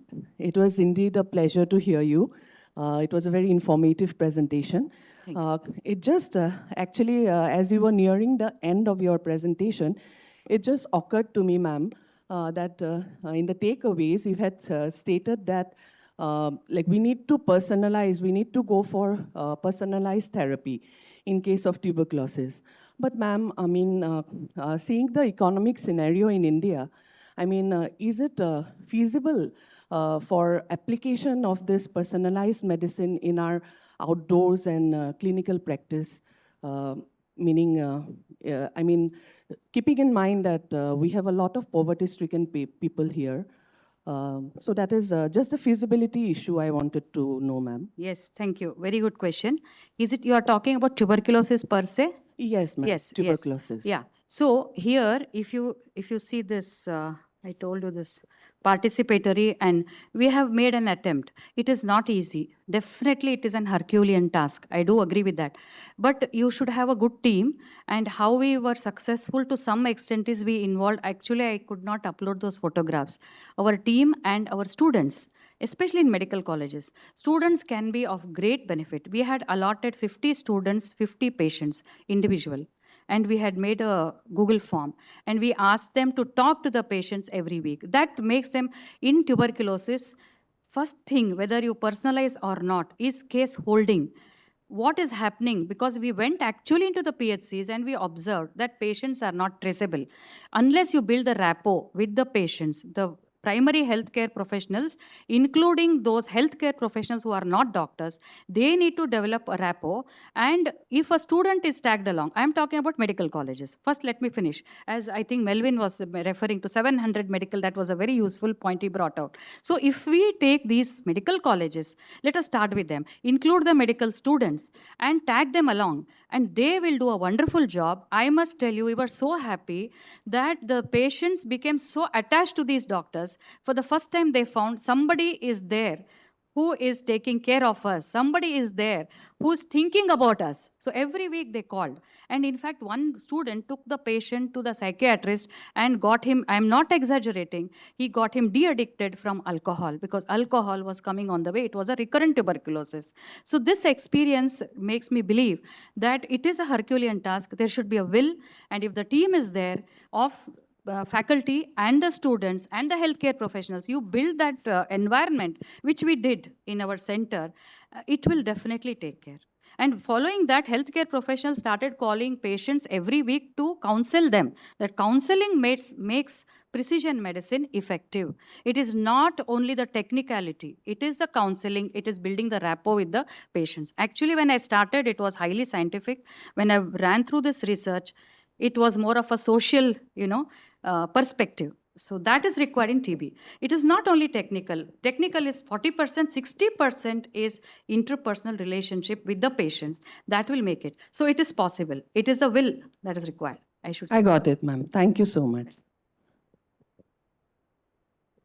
Thank you, ma'am, for such a wonderful presentation. So, ma'am, my query is, if we go for personalized medicine in TB, we have multiple drugs that are used. So, will it not increase the pill burden on the patient? Because for each drug, some drugs will be time dependent, constantly dependent. So, how do we circumvent that problem? I think the concept, there is some misunderstanding here. Personalized treatment means you are not giving a different drug for different patients. We are giving the same medication, but understand the patient. Supposing I'll tell you, there's one diabetic, one non-diabetic. What is personalization here? Attend to his diabetes. See whether he's taking the medication. Is there anti-diabetic treatment adequate or not? Measure. Another patient, he's non-diabetic, nothing. You continue. Tell him to come after 1 month. This patient, you call him every week. This is personalization. No, that is not my query, madam. We use FDCs. So if we will not be able to use FDCs if we go for personalized medicine. No. FDCs, I am not commenting FDCs is the treatment. Personalized medicine is how to personalize FDCs. How to we are not going to change. FDCs is proven. But FDCs, just give FDC and forget. No, that's not going to happen. Every patient responds. Why you're talking about tuberculosis? Are you sure every diabetic patient will respond to metformin? Does every patient respond to glibenclamide? No. You should do insulin resistance and see. So this is applicable for any disease wherein you understand what is the underlying pathology for him. So personalization doesn't mean changing the existing treatment. It is the same. It is not one person receives INH, no. But dose of INH may differ. That is my query, madam. Because in FDC, those are fixed. I got your point. Yeah. There you are. So when you want to personalize, increase the dose, there is an algorithm. We have to derive that. We are actually working on that. Chinese have come up with a beautiful algorithm. You have FDCs, then you have loose medications, loose tablets. I discussed with the TB control program, state TB officer also. They are going to provide us loose medications. So there are preparations of 300 mg, 150 mg, 450. I'm not able to tell, but there are loose medications. So you can add them give FDC and then add them or reduce. So it is possible because these are not applicable for first you screen them, there will be about 20 to 25% of the patients who need altered dosage. It's not all of them, right? So that can be done. It is possible. And they have done it in Hassan Institute of Medical Sciences where they have added one FDC more, one INH, one FDC actually. They added one more FDC of the same combination and they are trying to observe. So it is possible because we have loose medications, so we can add on. Okay. But how to develop that? I have an algorithm. I will share that with you if you want me to share. Madam. Actually, Thank you so much. In the interest of time, madam. Sorry. Yeah, we can discuss. In the interest of time, Sure. we'll go ahead with the. Thank you so much, madam. You can sit here. You can sit in the sofa. Okay. Just a few minutes. And now, I would like to ask one question to Dr. Rakesh Ranjan sir. Sir, as we know that it was a very interesting talk from your side that, follies and traps of statistics. So there is a saying that statistician can make or break. So if you give him any data or, any protocol, so they can make, dichotomous data into something else, and then they can give you a very good p-value. So how do we deal with that? Sir, actually, there is a saying by Thomas Hardy that there are 3 types of false. One is false, second is utter false, and third is false with evidence, that is statistics. This is falsity with evidence. You know that it is false, but it is not proven. It is corroborated otherwise. So statistics, if intention is not good, then it is a bad tool. If intention is good, we can do many checks, counter checks, many feasibility analysis can be done, many things. So can be generally what happens, no, like suppose a PG student, they think that, like only positive results are accepted by university. Positive results are, are publishable. So what do you say for this, just for, educating the youngsters? Sir, unless the journal is of very good standard, they don't go in the statistical details. They just tell us that this test was conducted, whether the sampling was proper or not, or where the distribution analysis and the appropriateness of the statistical test was checked. It is not given in The any results, whether they're positive or negative, it does not matter. They does not should matter. We publish. have to check and go through the meta-analysis. Mostly, don't rely on a single paper unless it is of a very good quality and goes through the data analysis in detail. Okay. Otherwise, just by saying that our t-test was positive, we can't rely. Okay. Why Yes. t-test was used, that is also irrational. We can't believe that t-test was used in a full rationality. It may be wrong also. Yes. Instead of many times we need median because outliers are much more. And we should not use, in that case, the mean value. But they have used the mean value and the whole data is changed because average will go up or go down. Yes. So rationality of the test that is already applied may be wrong unless the journals like JAMA or the Lancet, they give the theoretical detail So of generally, the every test. journal will ask for the raw data sometimes if they are very standard. So you Then can't only we just can give rely. the. Otherwise, our meta-analysis and systematic reviews are better guides than the isolated research papers. Yes, sir. Thank you so much, sir. It was very nice. If any, no more, in the interest of actually, like, we would like to have more questions, maybe after the nice, we can discuss.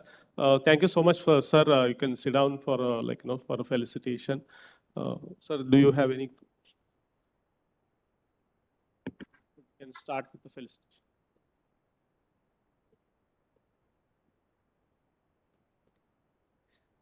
Thank you, ma'am, for the wonderful presentation.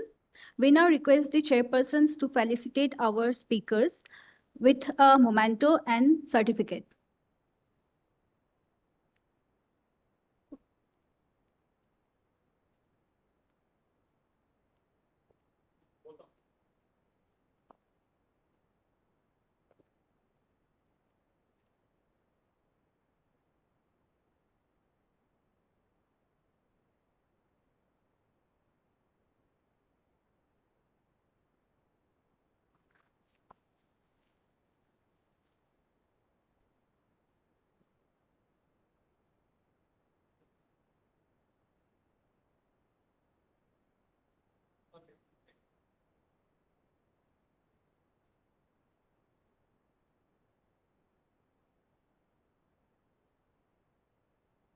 उसका mail से वो करने के लिए दिया उसका mail कौन से मैं कर दूंगी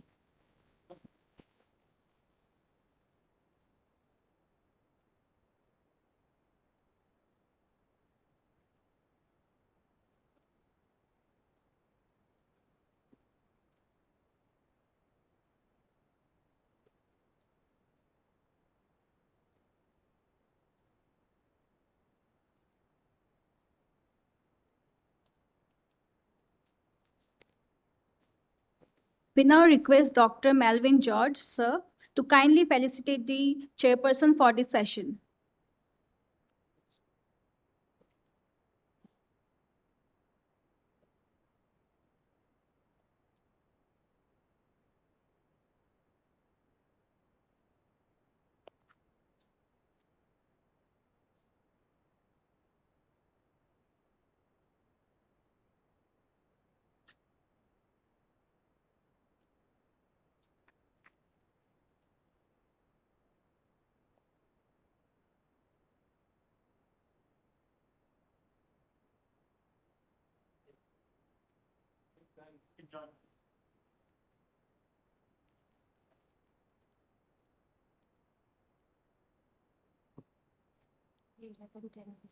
Hmm. 11:15. 20. Okay.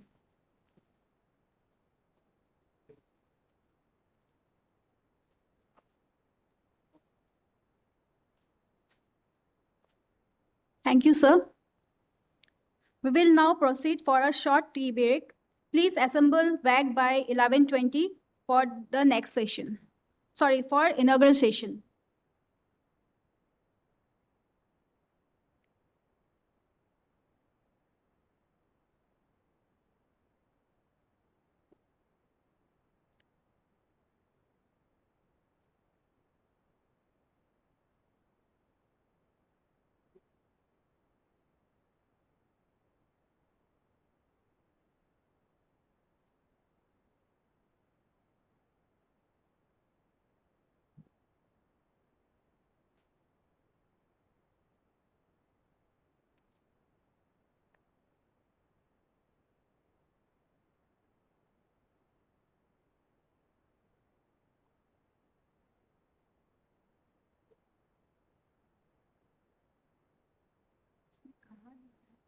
इनबॉक्स में जाओ ना ma'am,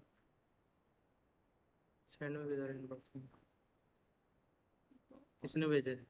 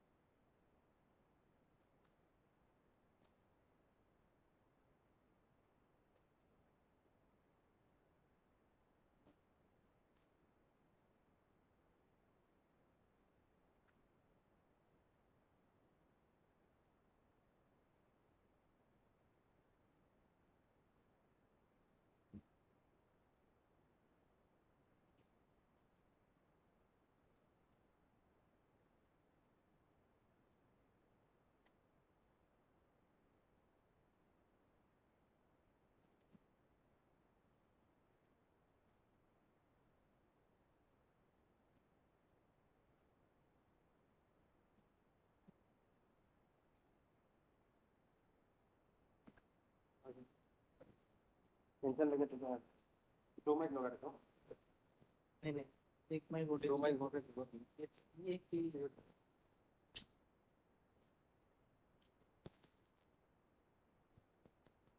Hello.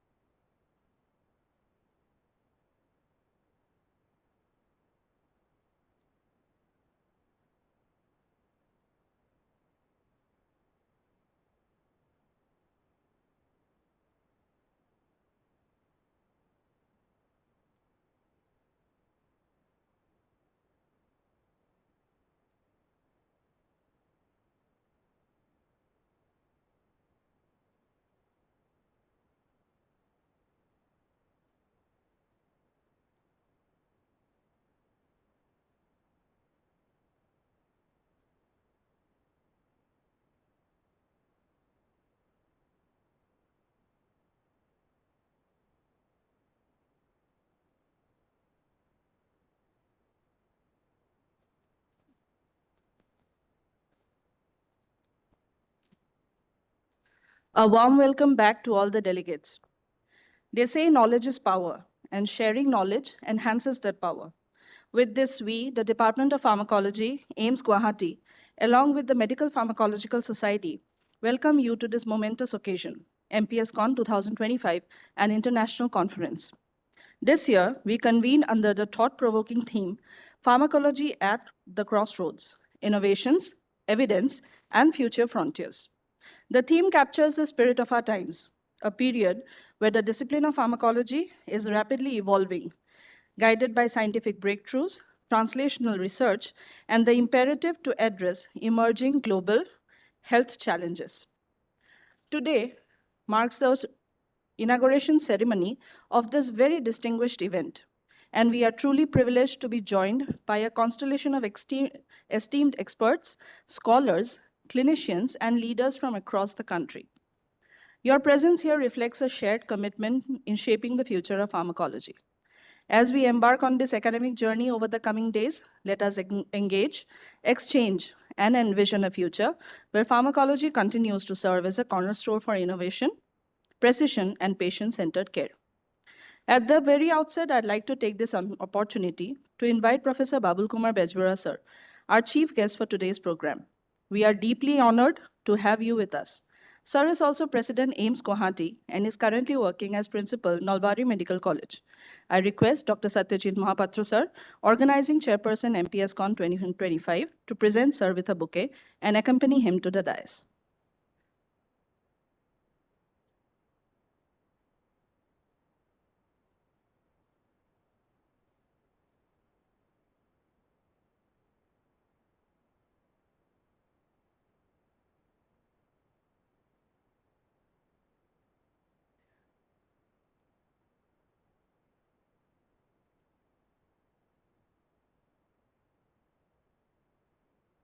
Our guest of honor, respected Executive Director, AIIMS Guwahati, Professor Ashok Puranik sir, is unable to join us in person due to some prior commitments. He has, however, agreed to be with us online. Sir has always been a source of inspiration for all of us. Thank you, sir, for being a part of this function today. I now welcome President MPS, Dr. Shivamurthy N, sir, the driving force behind this event. I request Dr. Fulen Sharma, sir, Organizing Secretary, MPSCON 2025, to present sir with a bouquet and accompany him to the dais.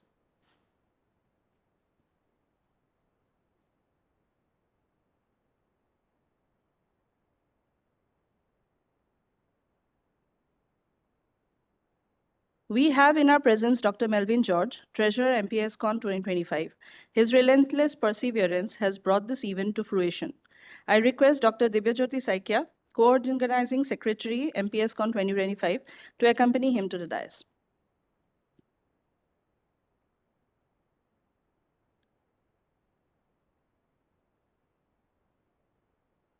I also take this opportunity to invite Professor Mansi Bhattacharjee ma'am, Dean Academics, Professor Runmoni Deka, Dean Research, Professor S.P. Simhasan sir, Dean Examination, Professor N. Brian Shunnu sir, Medical Superintendent, AIIMS Guwahati, to kindly come up to the stage and take their respective seats on the dais. We are incredibly grateful to each of you for being here today and making this event a memorable one.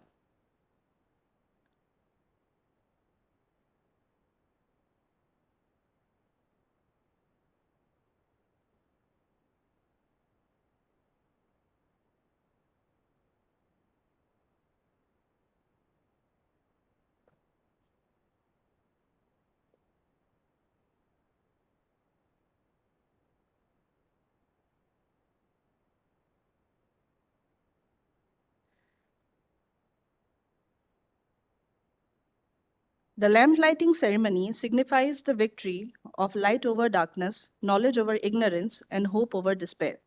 It is a moment to invoke divine blessings as we begin today's events. I request all the dignitaries on the dais to kindly commence with the lighting of the lamp.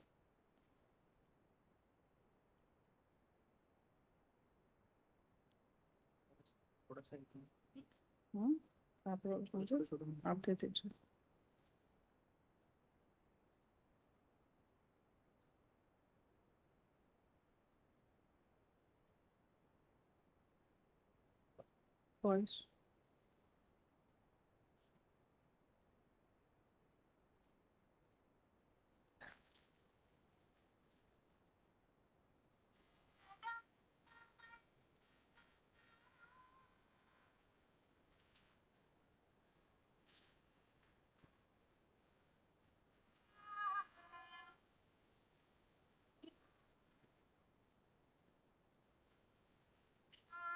System program plus system.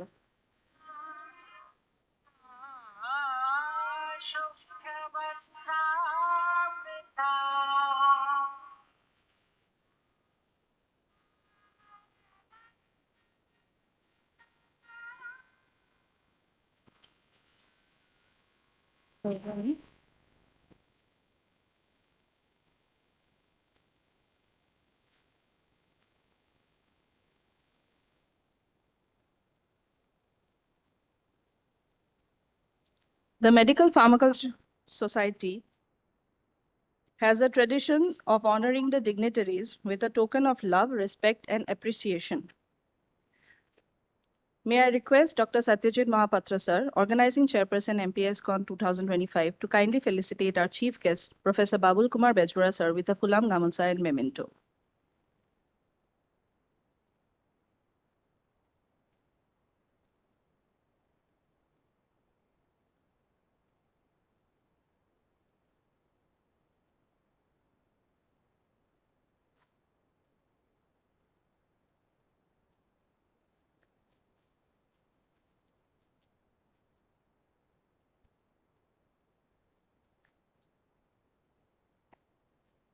I also request, sir, to kindly felicitate Dr. Shivamurthy N, sir, President, MPS, with a Fulam Gamusa and memento.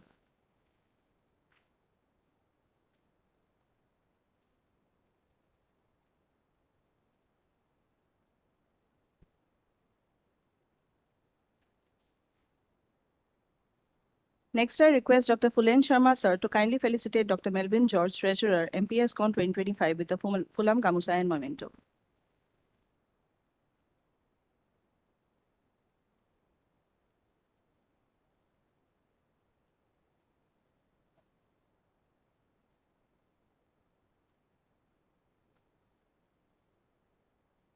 I now request Dr. Junmoni Lahon, Co-Organizing Secretary, MPSCON 2025, to kindly felicitate Dean Academics, ma'am, Professor Mansi Bhattacharjee, with a Fulam Gamusa and memento.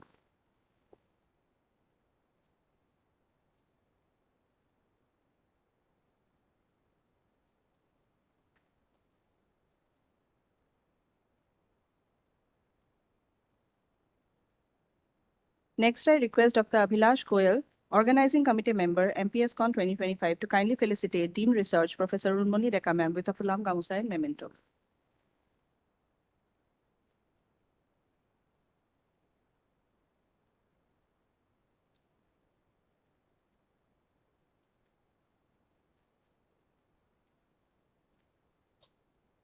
Next, I request Ms. Akansha Chakravarti, Organizing Committee Member, MPSCON 2025, to kindly felicitate Medical Superintendent, sir, Professor N. Brian Shunyu, with a Fulam Gamusa and memento.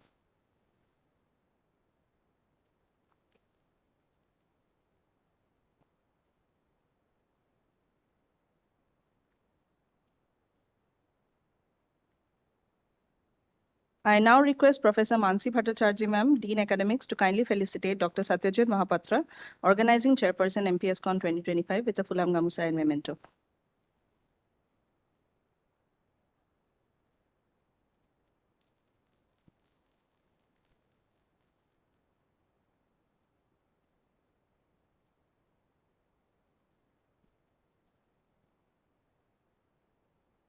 I also request ma'am to kindly felicitate Dr. Fulen Sharma, sir, Organizing Secretary, MPSCON 2025, with a Fulam Gamusa and memento.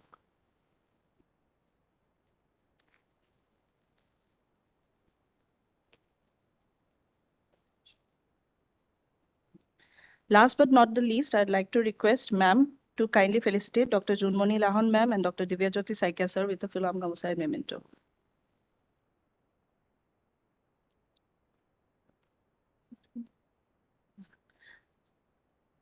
We have in our midst Professor S.P. Simhasan, sir. Sir, please come up on the dais.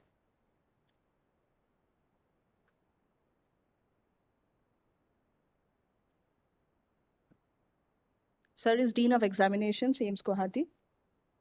So please take your seat in the dais.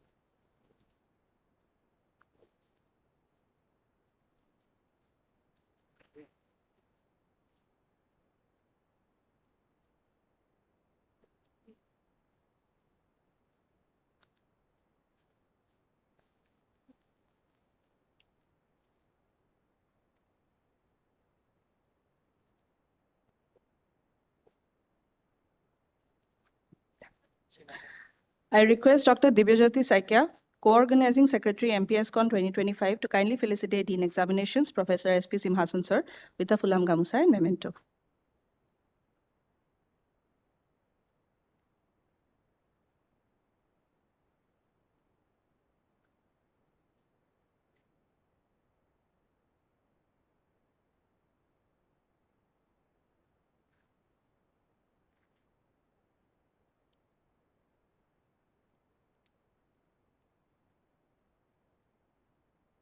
Ladies and gentlemen, it is now time to hear from the person who has been at the helm of organizing this event. Please join me in welcoming our organizing chairperson, Dr. Satyajit Mahapatra, to address the gathering.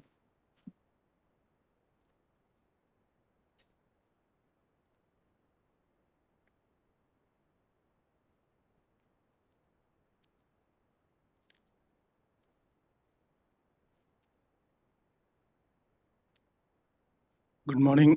Good morning, everyone. It gives me immense pleasure to extend my warm welcome to all of you on behalf of the organizing committee, AIIMS Guwahati, MPSCON 2025.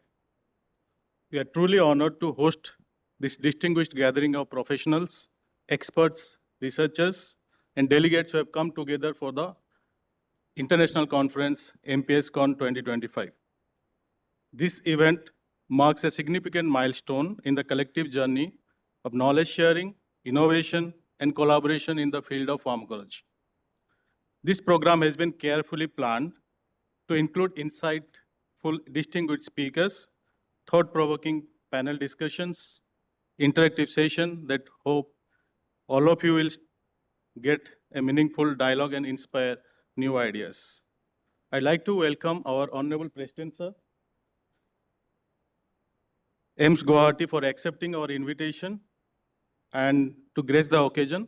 We welcome you, sir, for this conference. I extend my warm welcome to our Honorable Executive Director, sir, who has agreed to grace this event, and his unwavering support has helped us immensely in organizing this conference. We welcome all the deans, specifically Dean Academic, ma'am, Dean Research, and Dean Examination, and the medical superintendents, sir, who come and grace this occasion. Welcome you all. We're especially grateful to our esteemed speakers and guests who have accepted our invitation and contributed their valuable importance in this conference. Events like this are made possible because of the tireless efforts of many individuals, and I would like to take a moment to thank each members of the organizing committee, the organizing secretary, Dr. Fulen, the co-organizing secretary, Dibya and Junmani, and the other members, the speakers, the sponsors, the partners, the volunteers who have worked tirelessly to make this conference successful. As we embark this journey together, I encourage each one of you to participate, engage, and network for these 2 days. This is an invaluable opportunity. Let us learn from each other, forge new collaborations, and collectively contribute to this conference. Once again, a heartfelt welcome to all the delegates, all the speakers, and everyone. I wish this event a grand success. Thank you all.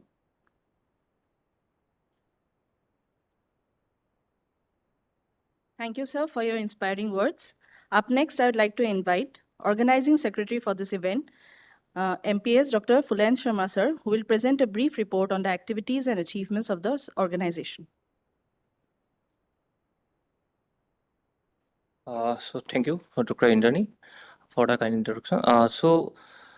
I am very thankful to our President, sir, Professor Babul Bezbura, sir, our Executive Director, sir, Professor Ashok Puranik, sir, our Dean Academics, Dr. Manasi Bhattacharya, ma'am, our Dean Research, Dr. Runmoni Deka, ma'am, our Dean Examinations, Dr. S.P. Nasan, sir, our Superintendent, Brian, sir, and my HOD, Professor Dr. Satyajit Mahapatra, sir, and Dr. Shivmurthy, sir, President MPS, Dr. Melvin, sir, Treasurer MPS. So actually, it has been a long journey from 2015 to till today. So in MPS, actually, we all achieved together a lot, actually. because we started with many hands-on, high-end hands-on workshops like national hands-on workshops on pharmacogenomics, etc. So that journey started, those workshop journey started around 2018. So the first workshop was conducted in PGI Chandigarh. Then ultimately, total till now 6 national hands-on workshop was done from the society side. And that was followed by workshops on the drug design, then workshops on flow cytometry, etc. was there. Workshop on imaging modalities in drug discovery was there. The utility of different imaging modalities and analytical techniques on drug discovery. So, and I am very thankful to our president, Dr. Shivmurthy sir and Dr. Melvin sir, for giving me this opportunity to conduct or to organize this workshop in AIIMS Guwahati. I am very thankful. That actually started in Sobhita Medical College, where we had a brief discussion about this with our president sir and Dr. Melvin sir. Then I also thought that being a new institute, can we take the load? But let's take the risk and we'll try to do it as our best as possible. And ultimately, till now, it is very fine going on. And I think it is means up to the mark of your expectations, as per I think. And we have actually, yesterday there was 2 hands-on workshop was there. So systematic review and meta-analysis in one session, and another session there was industrial pharmacovigilance. And the review was like everybody enjoyed a lot. That is too much interaction as per reviews from the participants. And even at around 6:30 or 7 p.m., even most senior faculties were interacting. That was very interesting to see. And that was a very, second half, the data analysis part was also very highly interacting. So, and participants, I think they have gained a lot from the sessions. So today we have the first session, then total 10 sessions are there. Then poster presentations, oral presentations are there. Poster presentation is for oral UG, PG and faculty. And oral presentation is for your PG and faculty, that will be held in hall B and C. So, and the poster section that is already notified in the walls or of the auditorium. And tonight at 7 p.m. there is a banquet dinner is there. So we will be actually hosting one of the very good musicians of Assam. So Raju Ansari is there. So you will see, and also our senior member, Professor Sushanta Bordoloi sir, he is with his team for the performance, and many other things are there, and we hope to see many more talents from your side also. So that so let's learn pharmacology together, and also I welcome you to the banquet dinner for the same. So this is all, and again one of the very important thing is that as part of the your MPSCON, we always plan a book. So last year, volume CPD, that is current trends in pharmacology, volume 1 and 2 was planned. That will be released today. And this coming, we have announcement regarding the volume 3 and 4. So that is also coming up. So thank you, that's all. And hope you learn and at the same time enjoy also. Please enjoy the nearby sites around Guwahati. Those are very beautiful and historic, better to say. So please enjoy and please learn. Thank you. Thank you, sir. Thank you.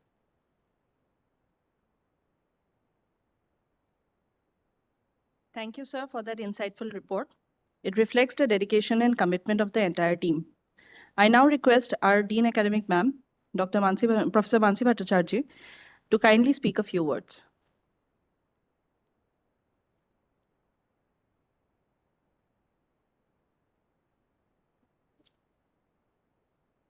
Thank you. Good morning, everyone. Rather, almost good afternoon.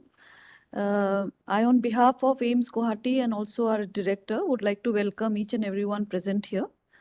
So this conference and basically the discipline of pharmacology has evolved a lot, and it is not the same as we used to know pharmacology as in our undergraduate days. So it has evolved. Presently, it's a multidisciplinary and a very dynamic discipline. And in the field of, say, from the drug discovery and development, it is now gone up to precision medicine. And also, with regards to pharmacovigilance, which is very, very important in today's healthcare system. That is also undertaken by this department. Moreover, owing to its, or your participation, or owing to the basic nature of pharmacology, that they are participating in various clinical trials, etc., they are also the right person to guide the people regarding proper designing of studies, and systematic reviews and meta-analysis and so much more. So I went through the program of this entire event, and I have seen that they have catered to almost all the facets of pharmacology as it stands today. So it's a really well-designed program, and I'm sure it's going to be an academic treat for all the participants. So I congratulate the organizers for organizing this event, and I thank everyone to take out time and participate in this. I thank our executive director, sir, also for agreeing to be online, even if otherwise he's always supporting us. Our president, sir, for taking out time and coming for this as chief guest to this event, and all the dignitaries on the dais and the office bearers of this organization. Thank you for coming to AIIMS Guwahati, and please enjoy this academic treat and also the natural beauty of Assam. Thank you.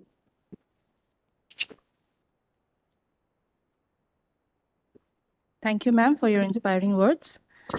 I would now like to request our beloved Executive Director, sir, who is online here with us, to enlighten us with a few words. Good afternoon. Am I audible? Am I connected?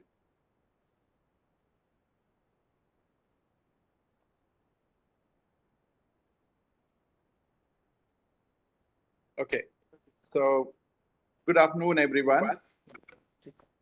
Respected Professor Babul Bejbarwa, sir, our beloved president of AIIMS Guwahati. We are proud to have you in your presence in this MPSCON-2025.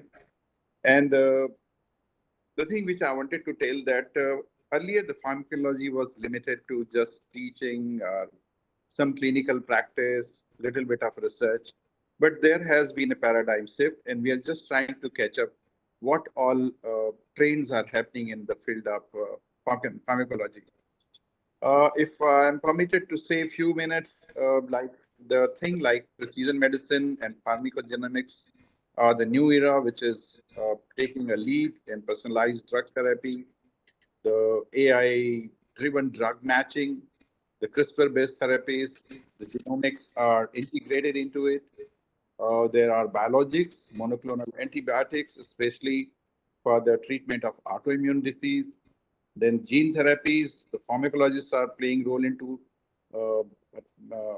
developing new drugs, especially for the spinal muscular dystrophy, inherited blindness. The gene therapy has proven really it's magic. And we all have witnessed the development of RNA-based COVID vaccines. So a lot of things are happening, and the same mRNA therapies are given into the amyloidosis. Similarly, the role of artificial intelligence and machine learning in drug discovery. I'm sure yesterday in workshop, you all had discussed about the big data and the AI, where there are softwares like AlphaFold, DeepMind, and that you can identify which particular protein is responsible for it. So the protein identification. Why I'm narrating all this thing, that I'm just trying to give you a spectrum that our job is just not limited to the learning and teaching and propagating pharmacology, rather than getting involved into the current trends where all this newer things are happening. And they have gone ahead to go for even predictive toxicology. So I'm giving a lot of emphasis on the newer trends, which is really like AI incorporated things. Prediction is one of the part of it. The other field where people are working is microbiome-based therapies, where fecal microbacteria is transplanted, especially the Clostridia difficile, and that is being tested very thoroughly. There are live biotherapies, especially in the recurrent infections, and it has been proven in case of depression and Parkinsonism, the gut-brain axis does work, and there are drugs for that particular thing. If we talk about the psychiatry, there are psychedelics and neurophysiopharmacology is there, where a lot of newer therapy and clinical trials is going on for especially post-traumatic stress disorders, depression, and MDMA-assisted therapies. There has been newer ketamine drug, which has been tried on our resistant depression. So the field of pharmacology is expanding and very, I think, with a lot of speed. And then, especially on drug delivery and nanomedicine. Then I came across a lot of immunotherapy. CAR T-cell therapy is one of the example. Then there are smart pills being developed. People are working on anti-aging and senolytic drugs. Then there are a lot of biodegradable drugs, which we are trying to make eco-friendly drugs. There are a lot of things happening at the manufacturer thing. And the newer things like quantum computing, synthetic biology, and the thing which is really I'm interested to know more about was the 3D printed personalized pills. Now people are printing drugs very suitable for individual persons based on your how your body weight is there, your genetics, your metabolism. So there is a focused modeling for the drugs, and especially the polymers, hydrogels, and multi-material printing is done. Polypills are being propagated, especially for hypertension and those triglycerides condition like that. So kind of thing which is happening at very rapid speed in the field of pharmacology. I think it's eye-opener that what we used to read in last 10, 20 years, things has changed a lot. So I expect a lot of learning and exchange of knowledge, and I hope you all are going to enjoy these sessions from the stalwarts, and the mavericks are there present in the audience, and the speakers who will be contributing a lot. So I just congratulate the organizers and all the faculties and all the people who have come to the AIIMS Guwahati to witness this particular event. I welcome you all. And at the same time, I'm grateful that you all came over here. And I'm sure this is going to be a really very, very fruitful discussions and the learning from each other's and very vast kind of exchange of knowledge happening over there. I'm grateful to all of you for listening me, giving me this patient hearing. Thank you very much.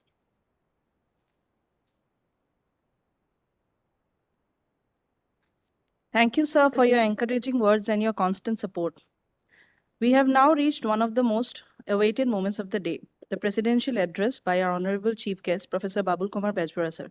We are deeply honored to have you with us, sir, and we eagerly look forward to hear your thoughts.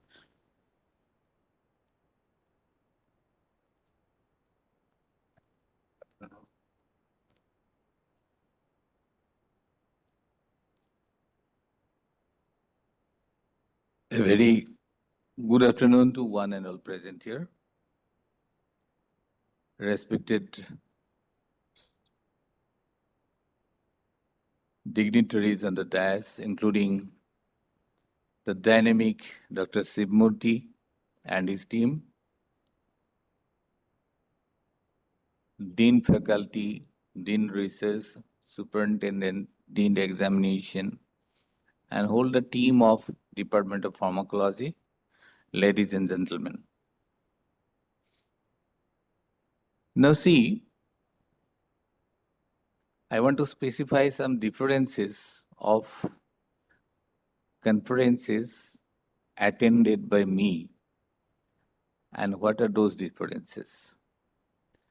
And before that, I want to welcome you all to this scientific gathering on behalf of AIIMS Guwahati family. First, about this organization as well as the organizing personnels and man behind is Dr. Sibamurthy. From the very beginning of declaration of this conference, he was guiding so nicely in the WhatsApp group what to be done, what not to be done, what should be the size of the slides in presentation, and what are the rules and regulation to be maintained for presentation. For the first time in my life, I have seen such type of specification. So please give a big hand to him. Just like we know that being pharmacologist, I am also pharmacologist, and there are some norms in rational use of drug, like right drug in the right time and right doses. And Dr. Sivmurthy is a person, like I should say, right person in right position, and certainly he'll be bringing the MPS in right direction. Whatever may be, thank you. There is various reformation of pharmacology. When we were student, we were being taught some stipulating subjects like CBS, CNS, what are the mechanism of action, etc., blah, blah, blah. But now the whole scenario is being changed. In undergraduate, pharmacogenomics included, clinical pharmacology included. Now, animal experimentation is substituted by CAL or computer-assisted lab, like simulation, and thereby being a faculty or being a trainer, we'll have to learn so many things. Every day we'll have to study, every day we'll have to take the advancement of each and every aspect of pharmacology. So attending this conference, whenever you'll be getting some experiences from after attending the conference or seminar, and that is to be needed for upgradation of yourself as well as upgradation of the students. And hopefully, whatever theme is being kept for this conference is an excellent one. And the subject I have gone through, excellent one. And though the attendance are minimum, we should not say that this conference is not having thousands of attendance, but whatever 150 or 200 attendees are there, whatever experience they will be gaining in this conference, certainly they'll be the leader in pharmacology in future.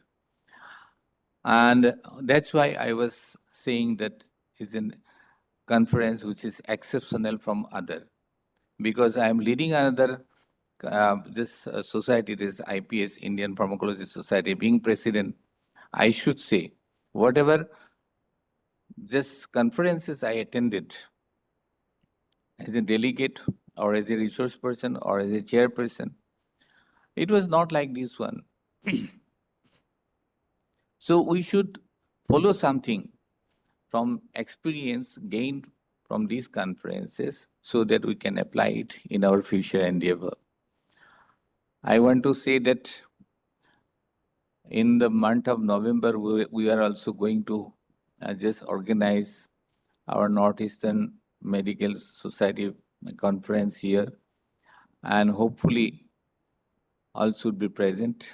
We'll be sending invitation also, and we are expecting a lot from you. At last, I should say that God bless Dr. Sivmurthy and his team, and this conference will be a grand success. Thank you.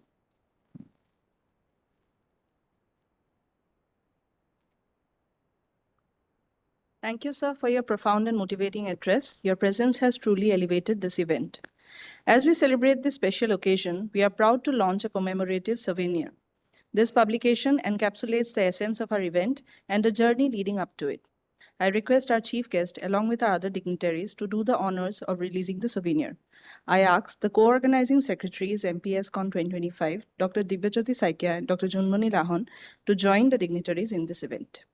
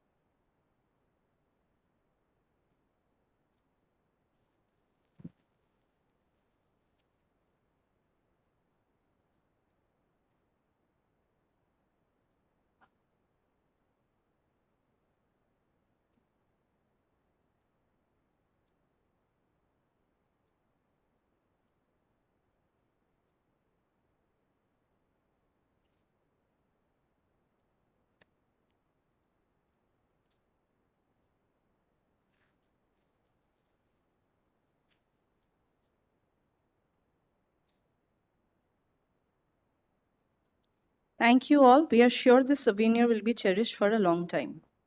Next, we all move on to a very special moment, the presentation of the prestigious Pharma Yogi Award. This award celebrates the dedication, perseverance, and the spirit of selfless contribution in the field of pharmacology. It is our honor to recognize an individual who truly embodies the values of a Pharma Yogi, and this year's Pharma Yogi Award goes to Dr. Shivmurthy N., the President of MPS. I invite Dr.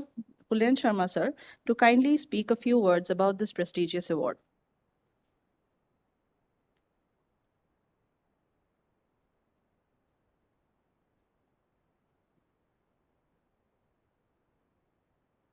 Thank you, Dr. Indrani. So today we come together with immense pride and gratitude to honor a remarkable individual, Dr. Shivmurthy N., who will be conferred with the prestigious MPS Pharma Yogi Award. The founder president of the Medical Pharmacologists Society, MPS, Dr. Shivmurthy N., has been the cornerstone of our growth and unity. From building the society from the ground to up to exceeding it, over 160 active members across almost every Indian state, his contribution is nothing short of extraordinary. So under his visionary leadership, we have conducted more than 5 major conferences, 2 state, 1 national, 2 international conferences has been successfully organized. Over 20 impactful workshops has been supported. I already told about the pharmacogenomics and all other workshops. So MP has become a finance organization capable of independently funding programs. All major objectives of the society has been implemented with remaining goals actively being pursued. Award platforms has been established to honor senior experts, emerging pharmacologists, and lifetime achievers. All of this has been achieved under the steadfast, selfless, and passionate leadership of Dr. Shivmurthy. He has worked day and night, faced challenges, taken risks, and sometimes stood alone, but never gave up. His resilience, dedication, and vision have built a strong foundation on which we all stand today as MPS members. On this special day, we, the members and office bearers of the MPS Society, wholeheartedly recognize his unparalleled service over the past 10 years. So let's all rise and give Dr. Shivmurthy an standing ovation as token of our deepest respect and appreciation. Please join our hands to celebrate the legacy of our true Pharma Yogi. Thank you. Welcome, Dr. Shivmurthy sir.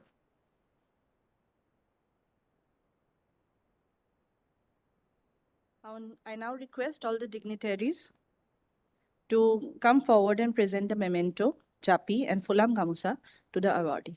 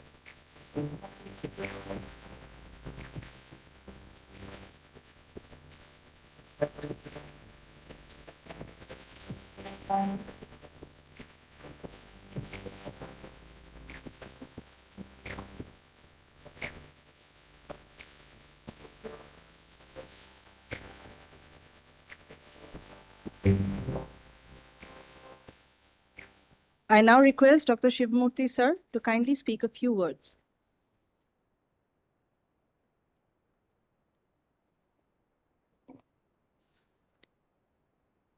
Good morning, everyone.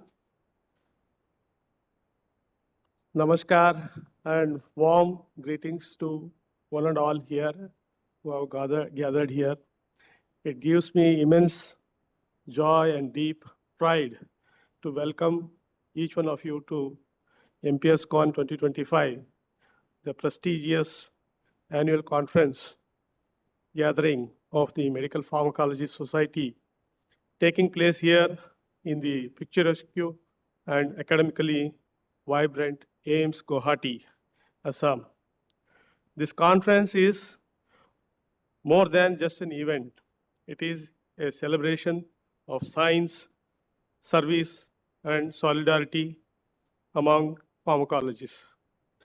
It is where legacy meets leadership and where the seeds of innovation are sown for a healthier tomorrow.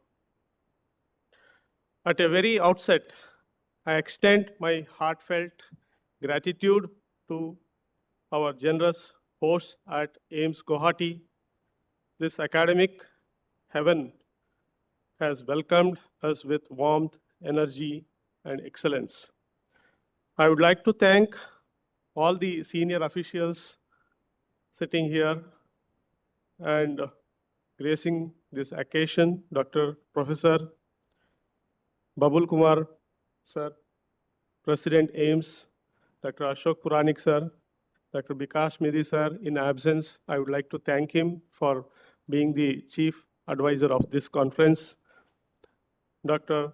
Satyajit sir, and Dr. Fulan Sharma, who is my whatever they like, no right hand, whatever, everything for this conference, who is continuously working towards making this conference a very successful one, and to the dedicated deans, faculty members, administrative staff, and students, volunteers, everyone who are supporting this event. Thank you for not just organizing a conference, but curating a memory that will be cherished by every delegate present here. Allow me to pause and reflect with sincere humility and emotion as I express my deepest thanks to the MPS governing body for conferring upon me the MPS Pharma Yogi Award, and an honor that symbolizes lifelong dedication to the field of pharmacology and unwavering commitment to the growth of our society. This award is not merely a recognition, it is a reminder of the responsibility we carry to uplift our profession and empower the next generation of pharmacologists. I dedicate this to my mentors, students, colleagues, and every MD pharmacologist who believe in building and not just belonging. This year's conference is a resounding tribute to excellence of pharmacological sciences. Together, we are witnessing 60+ scientific paper presentation across UG, PG, and faculty categories, 3 enriching pre-conference workshops on systematic reviews and others, what Dr. Fulan has already mentioned. We are also proud to launch volume 1 and 2 of Crucial Pharmacology Trends, and we will also be launching other 2 in the next year conference. And all these books are crafted by 100+ experts who acted as contributors to this. And this effort, what we are doing, Crucial Pharmacology Trends, will help in, our aim is to sharpen the edge of postgraduate pharmacology training and set the academic bar higher. Let us take a moment to applaud the recipients of MPS Lifetime Achievement Awards, which will be the next event which is coming up soon. The stalwarts whose work has shaped decades of clinical and academic pharmacology. We also congratulate our most promising senior and young pharmacologist awardees and speakers too, who are breaking barriers by delivering various topics, including RNA-based therapies, nanotechnology, and delivery, like that, many more. Their journey are an inspiration and a reminder that the future of pharmacology is already in motion. One of the most powerful moments of this conference is the CEO's conclave themed Transforming MD Pharmacologists from Employees to Employers. Let us embrace this shift where MD pharmacologists lead clinical trials, direct research labs, launch startups, head regulatory think tanks, and become policy architects. The world is waiting for pharmacologists to lead, not just follow. At MPS, we are not resting, we are rising.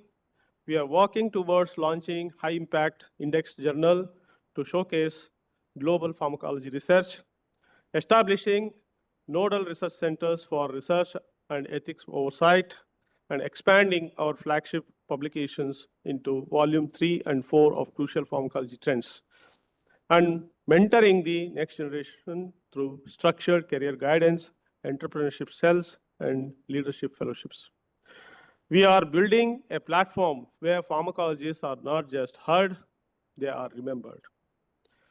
To every student, speaker, panelist, workshop leaders, and paper presenters and awardees, this is your moment. Speak with confidence, collaborate with purpose, learn with passion. These 2 days are a launching pad for a lifetime of contributions.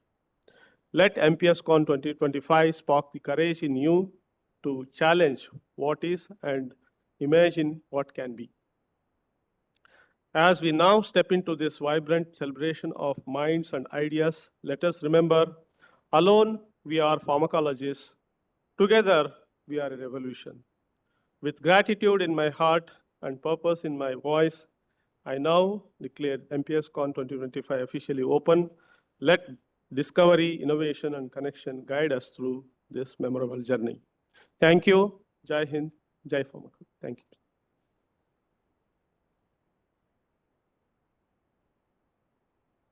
Thank you, sir, and congratulations once again. You truly are an embodiment for this award and what its values. It is now time for one of our most anticipated moments of today's ceremony, the Lifetime Achievement Award. This award is a tribute to an extraordinary journey, a career marked by dedication, innovation, and immense contribution to the field of pharmacology. It honors a stalwart whose work has shaped minds, influenced policy, and advanced science. A lifetime of service is not measured by years alone, but the impact it has created, the lives it has retouched, and the legacy left behind. This year, we are privileged to present the Lifetime Achievement Award to not one, but 2 awardees, Dr. Shantanu Kumar Tripathi and Dr. Pratibha Nadik. Unfortunately, Dr. Tripathi is currently not here with us. However, ma'am is present here, and I would like to request Dr. Pratibha Nadik ma'am to please come forward for this honor. I also request all the dignitaries to present the memento, Japi, Kulam Gamusa, and a bouquet to the awardee. I'd also like to request Dr. Mukundam Bora sir to join us in this event.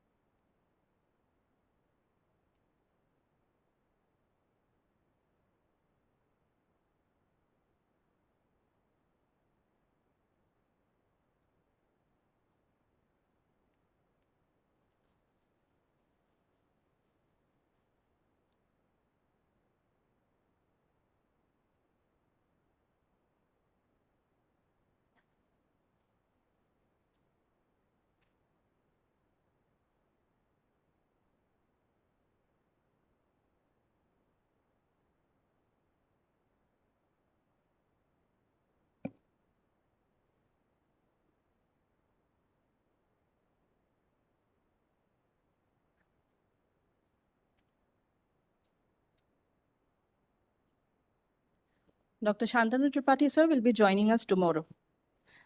Ma'am, kindly enrich this occasion with a few words.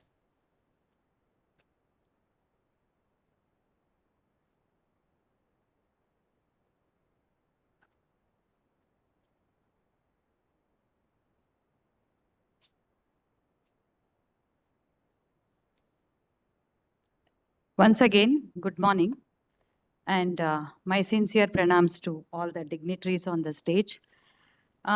It's really an emotional moment for me because we never expect this kind of felicitation or recognition, and when it comes unexpectedly, but from a very warm and affectionate colleagues of ours, it really makes me feel very proud. It is a great honor to accept this from a place which I love the most. I've been traveling since 5 days around Assam, Shillong, and all these places. One of the most beautiful places, nature-wise, externally, as well as the mentality of the people of this region with whom I have been interacting since 5 days. So thank you very much, MPS and AIIMS Guwahati, for this warm appreciation. It will be cherished lifelong. I will just take another one moment. My journey has been from a person who was, I should say, I was topper in the class from my first standard. I can take 1 minute, right? Another 1 minute. I was a topper in my primary section. To the state in my 12th standard, and we did not have NEET or CET. It was based on marks for a government institution at Hubli. Having finished MBBS, I did reasonably well, but after that, it was a very slow growth, and MD Pharmacology was a seat which was taken, which was a leftover seat. It was not taken by choice. And literally, I went into depression, actually speaking, because I should appreciate what I am now compared to what it was in 1993. I lost general medicine seat because I could not get though my score was 700, I had to take a seat in the place where I was because I was married with a child. I took a break for 5 years. But once I joined, and when I attended the first day of MD Pharmacology, I saw my colleagues doing clinical subjects, and literally I went into depression. But after that, when I started exploring pharmacology, I felt I was the luckiest because pharmacology was an extraordinary subject which pushed us, gave us so many challenges, and we had to integrate all the subjects in one. We have basic sciences to study to understand mechanism of drug action. We have to study all the clinical subjects to understand how it is applied. If we understand this subject completely, I would say I realized I was very lucky. And I experienced much more when I joined the R&D Center Natural Remedies, which pushed me into developing creative thinking. When a marketing officer came and asked me, I am coming out with a product for acne. Can you explain to me as a layperson? He is a BCom graduate. And my experience was to start from the structure of skin, then talk about the sebaceous glands, talk about pathophysiology of acne, talk about the current treatments, talk about their failures, and then try to position this product, how it can be successful in anti-acne market. Can you believe how much of holistic approach an MD pharmacologist has to develop if he has to make an impact in an industry which is entirely commercial based, yet catering to the needs of the patients.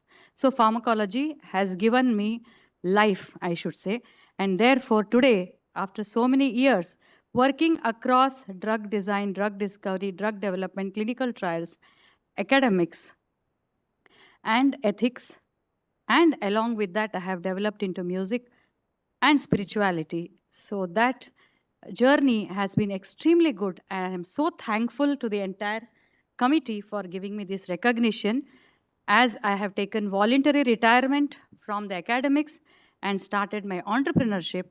All the skills and all the people who have helped me in this endeavor, starting from my parents, my school teachers, my college teachers, my colleagues like Dr. Shivamurthy and the entire group in CD Saimer, my colleagues at Vaidehi Institute of Medical Sciences, my colleagues at Karnataka Institute of Medical Science, Hubli, and the people who are helping me in my entrepreneurial journey. I thank each one, and my core family, my husband and my children. I thank them from the bottom of my hearts, and thank you very much. Thank you, God, for giving me this recognition. Thank you.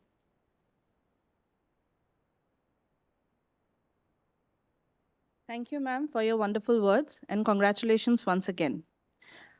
Another momentous event of today's function is the celebration of an achievement of the Medical Pharmacological Society. It is the release of Volume 1 and 2 of Crucial Pharmacology Trends, a book released by the Society. I request all present in the dais to kindly get together and do the honor of releasing this book. This book has been edited by Dr. Shivamurthy N. sir, Dr. Shehnaz, Dr. Melvin George sir, Dr. Fulen Sharma sir, and Dr. J. Thiruna Vukarasu sir. I now request all the dignitaries on the dais to commence with the release of the book.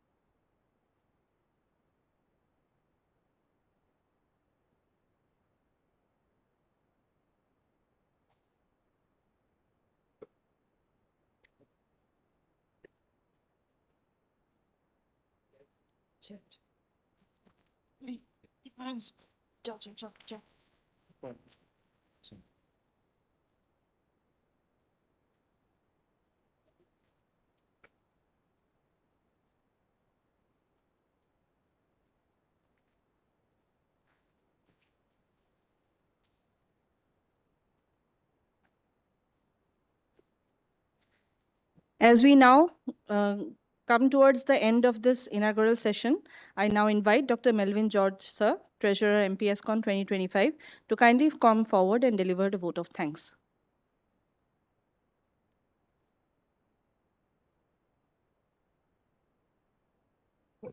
Check. It is indeed a pleasure for me to propose a vote of thanks on behalf of the Medical Pharmacologist Society.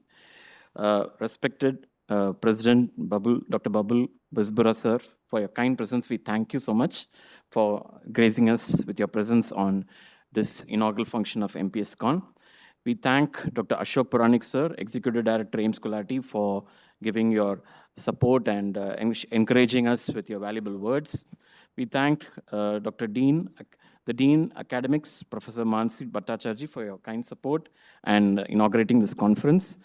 We thank Dean Research, Professor Runmani Madam, for coming here and supporting us with your presence, and also for all the administrative support. We thank Dean Examinations, Professor Sinhasan sir, for your presence and guiding us in this MPSCon. We thank the Medical Superintendent, Dr. Brian sir, for your presence in this MPSCon and supporting us. And we also thank the Deputy Director, Administration, sir, Finance Advisor, sir, for all the logistics and for all the facilities provided. We thank the entire administration of AIIMS Guwahati, because as you all can have experienced by now, we've been having a fabulous time here, and it's all happened only because the administration has been wholeheartedly supporting this event. Let's give a round of applause to the AIIMS Guwahati administration team. We at this time also wish to thank Dr. Satyajit Mohapatra, the organizing chairperson of this conference, for giving us your valuable support and leading this MPSCON 2025 and making it a grand success, along with your faculty members, Dr. Dibya, Dr. Junmoni, Dr. Indrajit, and most importantly, Dr. Fulan Sharma, organizing secretary. As a team, this department has wonderfully crafted everything in place so that we have a good scientific learning for the next 2 days. And next 3 days. And for that, let's give a huge round of applause to the Department of Pharmacology, AIIMS Guwahati. And at this time, we also wish to thank all the other committee members, led especially by the most magnetic personality, Dr. Shivamurthy, whom I can say without a doubt is one of the pharmacologists of the country who has so much passion for the subject, and also a person who's giving a lot for the next generation of pharmacology students and leaders, and training leaders of the future. We, at this time, also wish to thank all the other committee members, the administrative staff, the staff of auditorium, especially Mr. Mahendra, Mr. Achyutji, and the security and the speakers and delegates. And most importantly, I wish to say at this time, we should thank the Lord Almighty, because we are now living in a very tense situation. We know the borders are going through a lot of things, and if we are sitting here safely, it's thanks to the Indian Army, thanks to the fact that God has preserved this place, and we are able to gather here. That's a big thing. We wish to thank the Lord Almighty for helping us gather here and for a successful conference. And full credit to the speakers who have come from various parts of the country for giving us and sharing your valuable experience over the years that you've learned and training the next generation of students. And we also wish to thank, most importantly, all of you as delegates. We know it's been a hard time for some of you, especially your flights got cancelled, but still you took the effort to come all the way from certain regions where the issues are there, but still you came forward to be a part of MPSCon. We thank each and every member, every delegate, every member of MPSCon for coming and showing your support and stint, seeing that MPSCon is really a valuable conference that will help us grow in knowledge and in spirit. And last but not the least, I wish to thank every other person who contributed, whose name probably I would have missed, who have made this program successful. Thank you all. Jai Hind.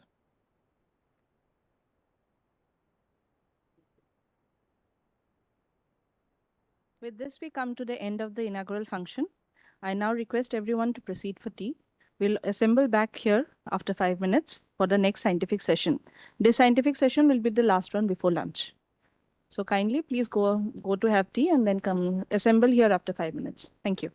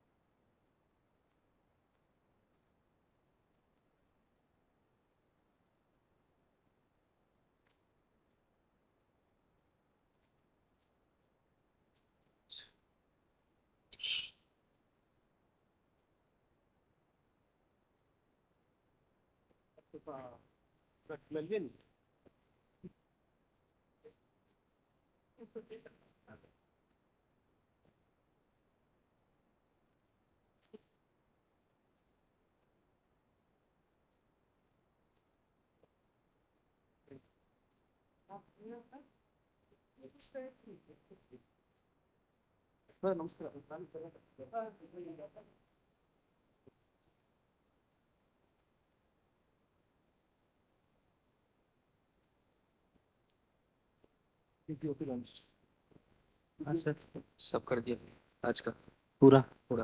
कौन से folder में है ये है MPSCon। Minimise कर दो इसको यहाँ से, डेस्कटॉप पे ले लिया, डेस्कटॉप में ये रहा।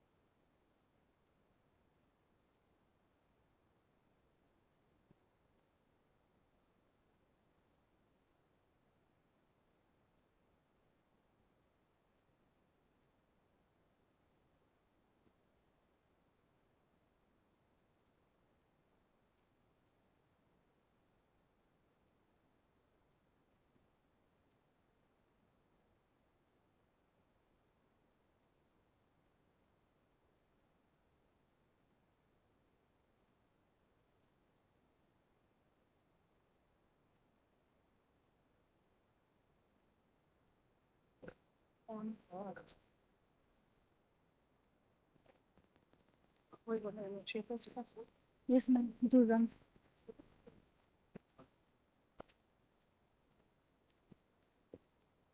Welcome back, everyone.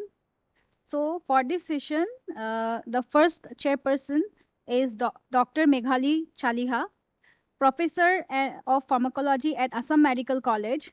Dr. Chaliha's contribution to pharmacology, particularly in TB and national healthcare strategies, have earned her prestigious awards such as the National Spotlight Award in NAPTICON 2024. And our second chairperson for this session is Dr. Vijay Lakshmi, Assistant Professor at Bangalore Medical College and Research Institute. Dr. Vijay Lakshmi has made notable strides in pharmacovigilance and emergency care education, and her innovative work in medical devices in shaping the future of healthcare. So, ma'am, please.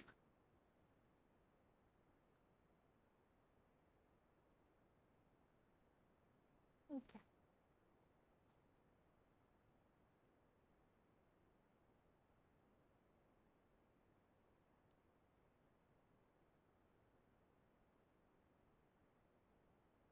Thank you, ma'am.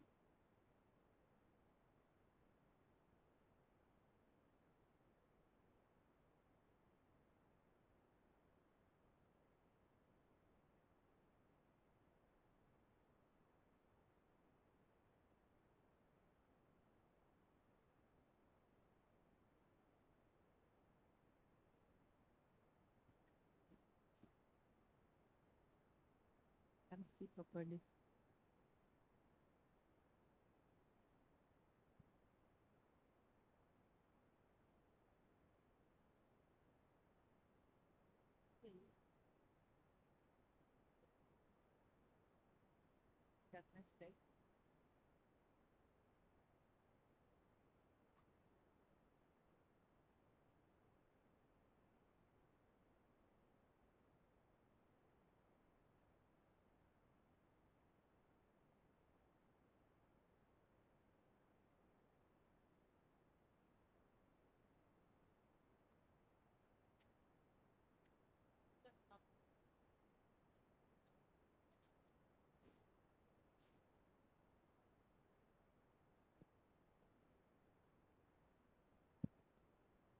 Good afternoon, everyone.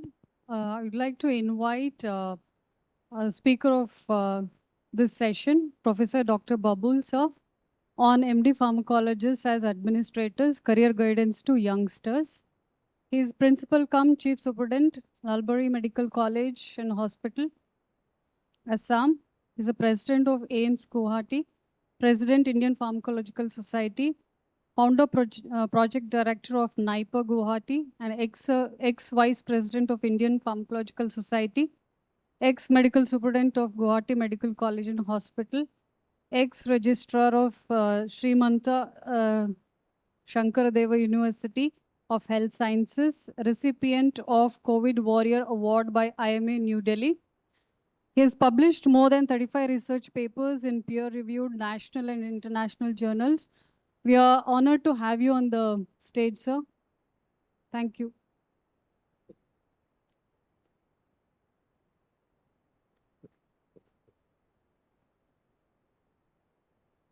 Hello, hello.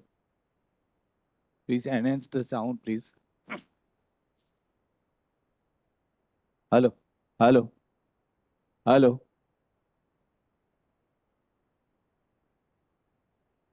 Hello. Okay.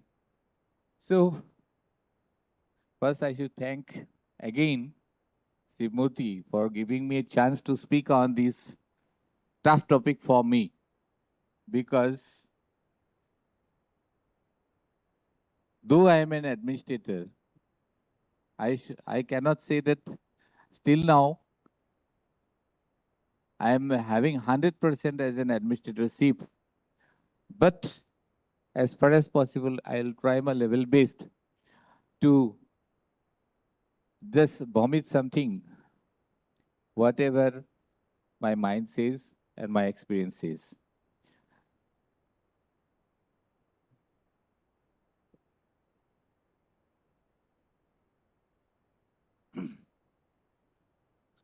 So,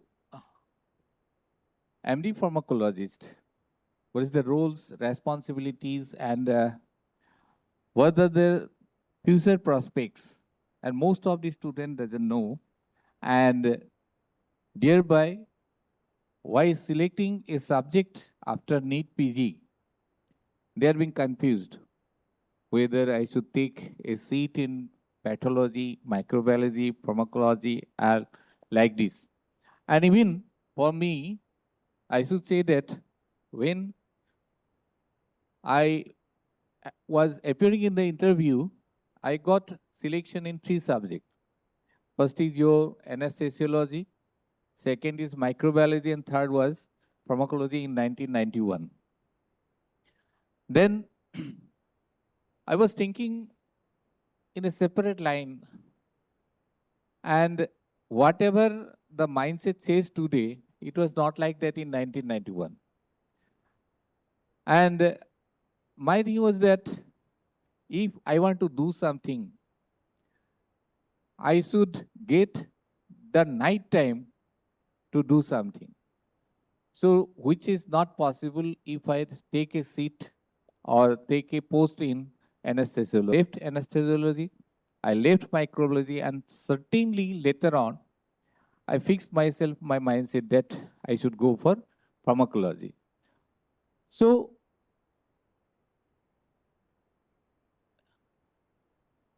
what are the administrative role of MD pharmacologist? Everyone knows that most of the head of the departments of pharmacology are attending these conferences from Assam. Basically, I've seen so many faces. And they're having this administrative role like HODs. Then in an institute, they guide ethics and research protocol, then clinical trial management, hospital formulary, drug information services. Some of them are ethics committee member and sometimes become chairman.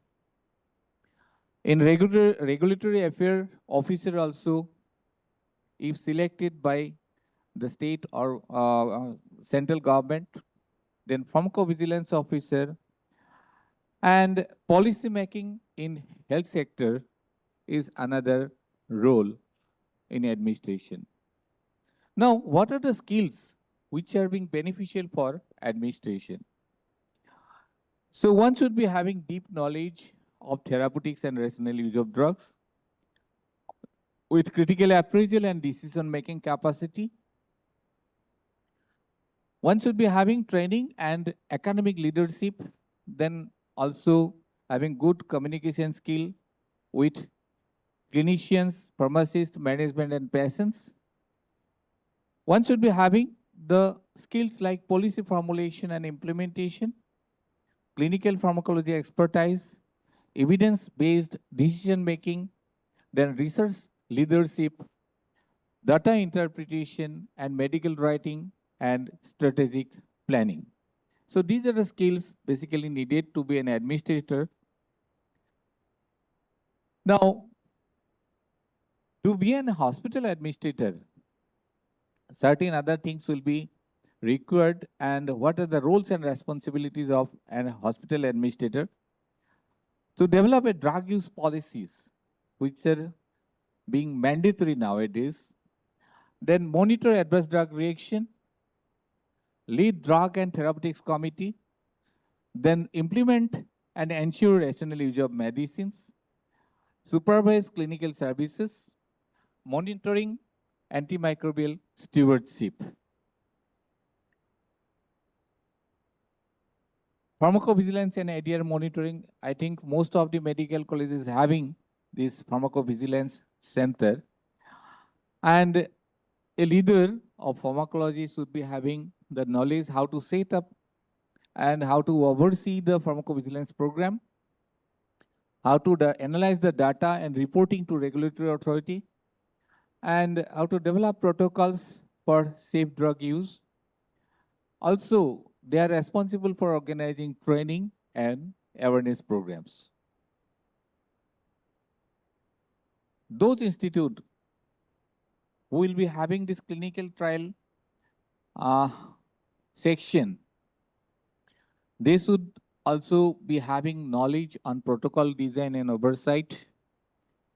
Then regulatory submission and liaising with DCGI, how to liaison with, then roles and responsibilities of the ethics committee to deal with the trial subject, and ensure good clinical practice or GCP compliances, and also to manage multidisciplinary research teams. In regulatory affairs and policy making, sometimes MD pharmacologists are being seen to be engaged in regulatory affairs and policy making procedures. And what are their role? So they are responsible for drug approval processes, drug labeling and clinical protocol review, compliance with national and international standards of so many things, policy drafting for national drug use and public health. They may also have the advisory role in national list of essential medicine. Maybe they are having WHO and FDA. Somebody may be a consultant of WHO and FDA also. And sometimes they are being engaged in designing national health programs and drug price control.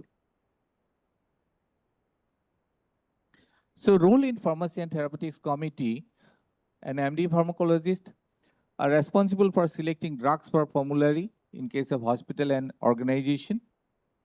Then policy for use of antibiotics and injectables, etc. Then antibiotic stewardship program again, which is mandatory nowadays and as directed by Government of India. So every institute should be having this antibiotic stewardship. And to evaluate and manage drug shortage, these are some roles in Pharmacy and Therapeutics Committee. Those who wants to enter in industry, pharma industry. So in pharma industry, what are their roles? Basically, they are being engaged most of the time in clinical trial oversight. They have to see the regulatory compliances.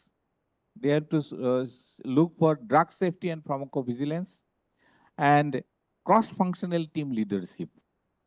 So they'll have to deal with different stakeholders to see the cross-functional attitude and activities. Now coming to the academic section, the academic administrator to be a principal, to be a vice principal, maybe in other job, academic job like dean, etc. So what are the roles and responsibilities?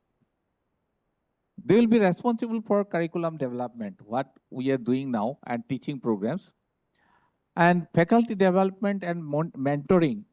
These are the prime roles of the dean or principal of a medical college. And as per NMC norms, it is mandatory. Organizing CME, workshop and conferences. Being a principal, I am always being on stress because I should see whether this department is having uplifting their knowledge or not. So I have directed all the department at least to minimum one CME per year they should organize. Why I am telling that? Because to upgrade the institute, these are the very much essential component. So apart from that, research project oversight and grants management, if we want to get the fund for DBT, DST, ICMR, so some protocol will have to design for research and how to take grant from different organization like DBT, DST for upliftment of a department, specific department. So what are the challenges faced by an MD pharmacologist in these roles, administration roles? It's very difficult in balancing clinical, teaching, research, and administrative duties. And keeping up with evolving regulations nowadays, it's becoming a tough job. Resistant to change from other stakeholders. If you want to do something, you'll be getting some obstruction from other stakeholders. So how to just overcome this burden, it becomes a headache for an administrator. Limited formal training and management administration, because suppose during last 35 years of 34 years of my service, I was not getting a chance from the part of the government that you should go and train there.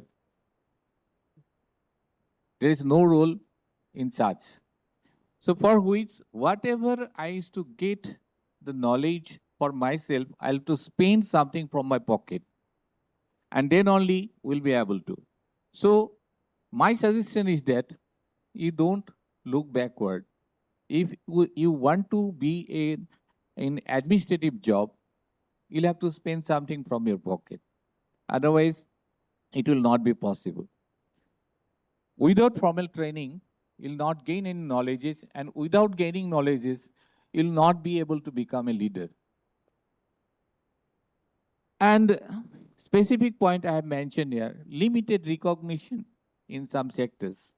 I'm giving one example.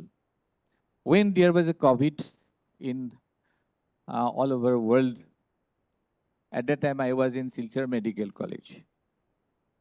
So at first what happened, nobody knows about the disease. Nobody knows about the pathogenesis of the disease. So everyone was in a confused state. So in that part of time, some political leader was just asking me, what is your branch as your principal? I said that I'm pharmacologist. Oh, pharmacologist. That means you are not having any clinical knowledge on the disease. So these type of neglect from some stakeholders are used to face. And later on what had happened, it just struck in my mind. And later on, fortunately, what had happened in the last part of the COVID, I was being recognized. And that was a challenge. I was being recognized because whatever training I took part and whatever knowledge I gained on COVID, I distributed everything from my part as a TOT, and later on, I became one of the trainer in the Barak Valley area. Now, this type of non-recognition from other stakeholders may struck in your mind, but don't come backwards. Always think about the front, not to the back. Then collaborating with non-clinical administrator is very much difficult. You are a clinical administrator. If you want to collaborate with a general college or IIT like that, if that personnel is not having such of knowledge and do not want to cooperate with you, it becomes very difficult to continue. So you'll have to think about in both way and how to manage. You'll have to manage accordingly as per the situation. So what are the opportunities and future scope of a medical pharmacologist? Now, the gradually things are going on. If you go to the corporate hospital, each of the corporate hospital, they're having binding that one clinical pharmacologist must be there. Because for NABH accreditation of the corporate hospital, the post is a must. And thereby I have seen so many of my students also is working in some corporate hospital like Apollo, and they're working there. Now things are just changing daily. In NMC inspection, there will be 3 inspector or 4 inspector or assessor, and 1 pharmacologist is a must. Why? Because most of the assessment are just related to the pharmacology subject. Because 1 pharmacologist only will be able to know each and most of the part of the assessment. That's why 1 pharmacologist is a must in the team.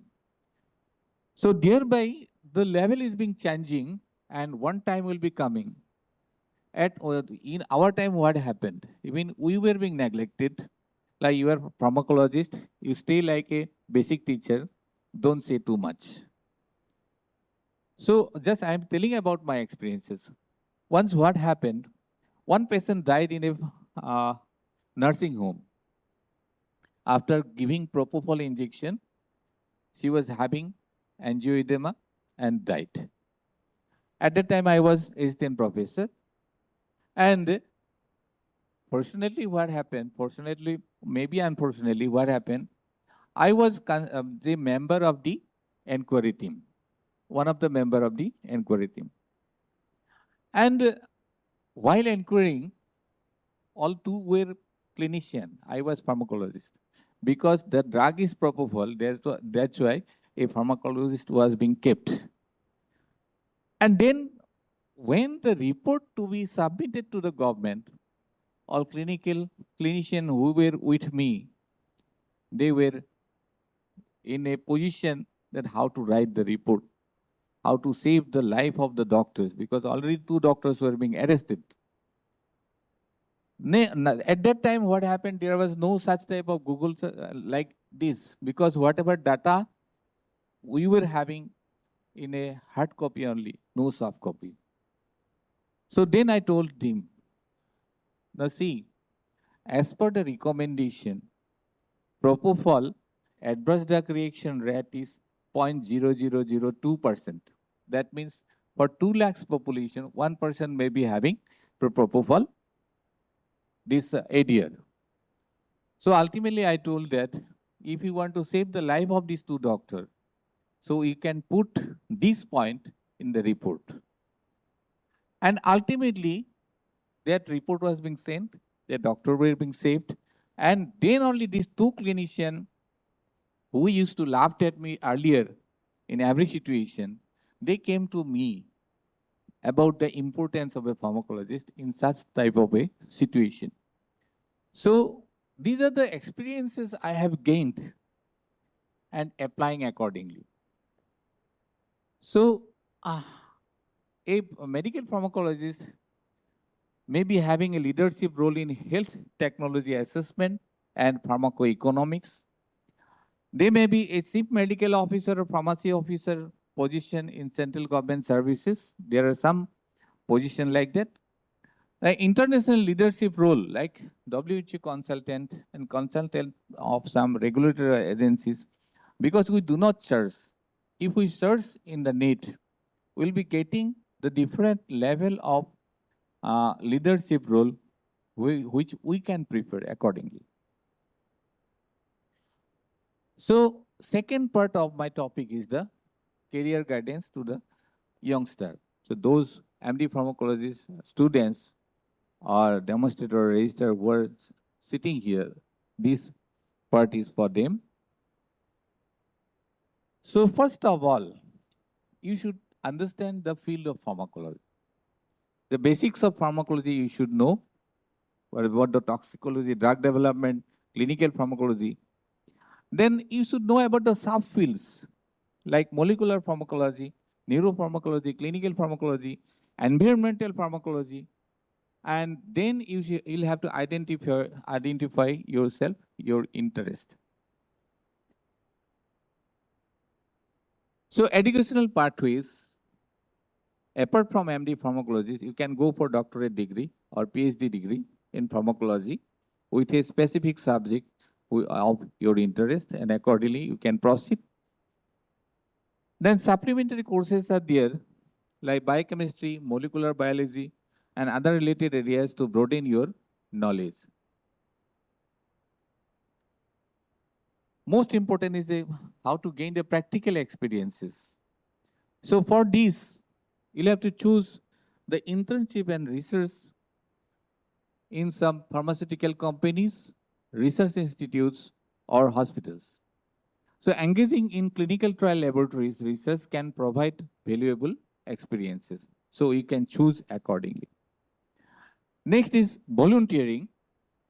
You can get opportunities in non-profit or healthcare organizations or NGOs, which can provide insights into the practical application of pharmacology. Another important is the networking. So with whom? Basically with professional organizations. So join organizations such as the American Society of Pharmacology and Experimental Therapeutics or similar local organization to connect with professionals in this field. You'll have to expose yourself Why you are attending the conferences? You'll be meeting so many personnels.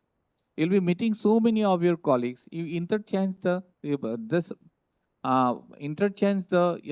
thought along with them, and accordingly, if needed, you can collaborate with them.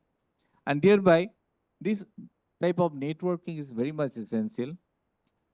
In conference and workshop, and learn about the latest research and trend, meet the experts, and expand your professional network.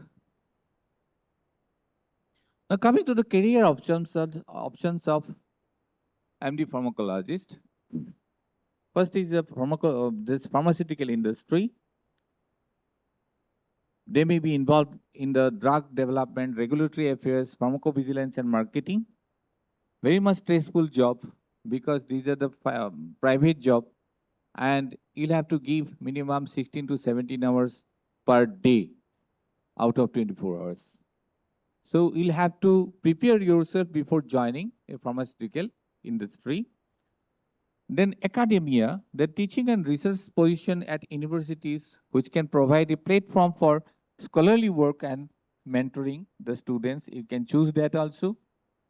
You can choose government and regulatory agencies like FDA or EMA involved overseeing drug approval and public health initiatives.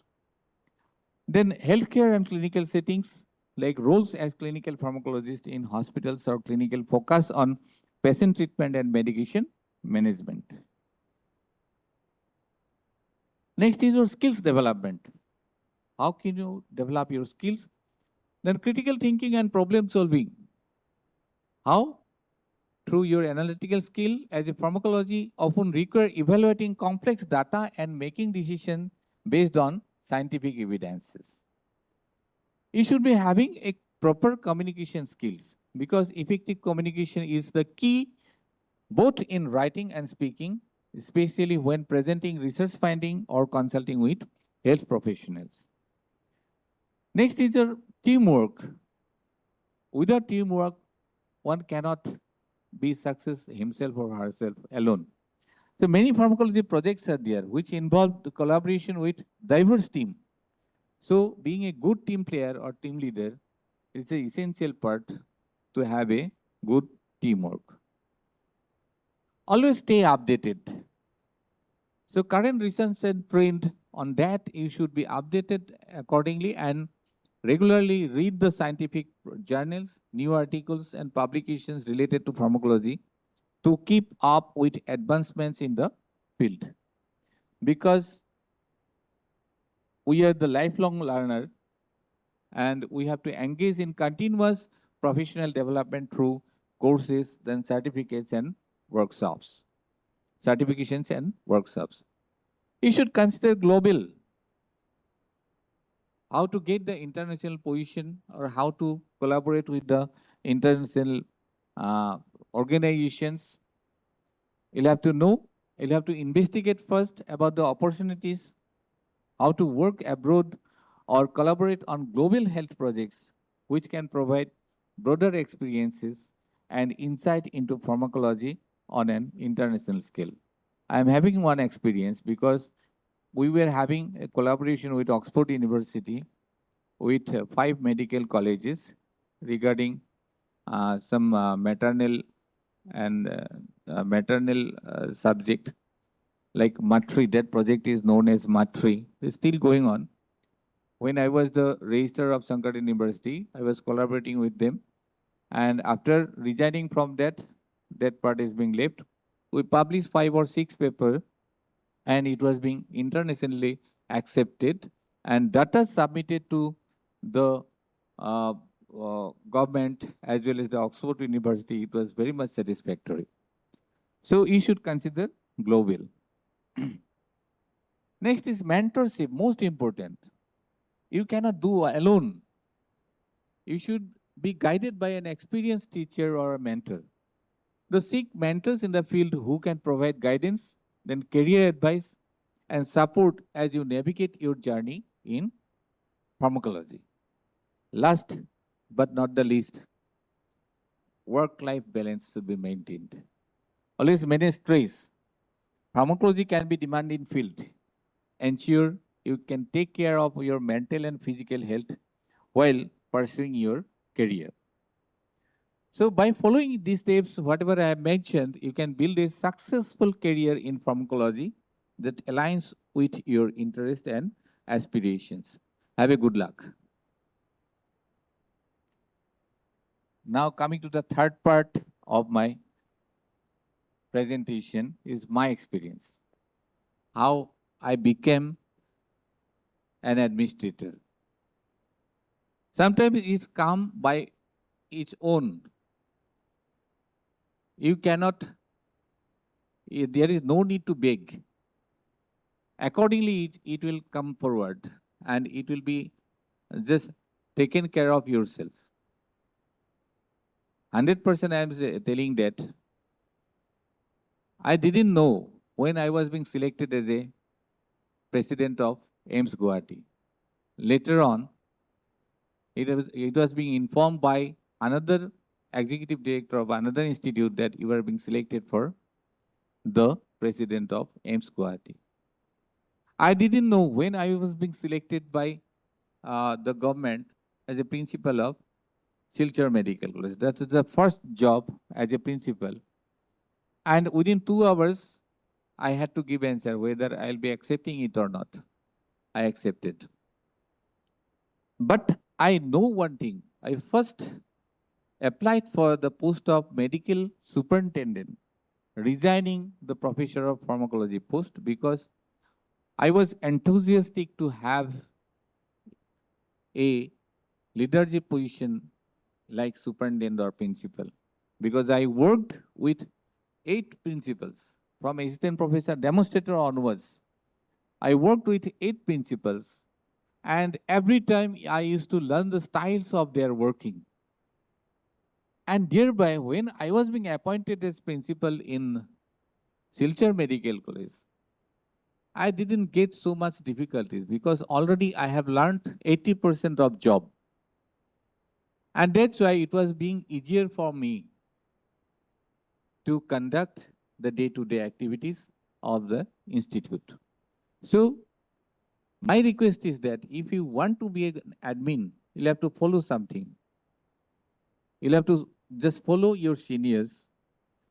Two, 3 of our pharmacologists are still sitting here. They are in administrative job. And they're also being asked to follow whatever the principal superintendent will be doing, and their activities you should follow.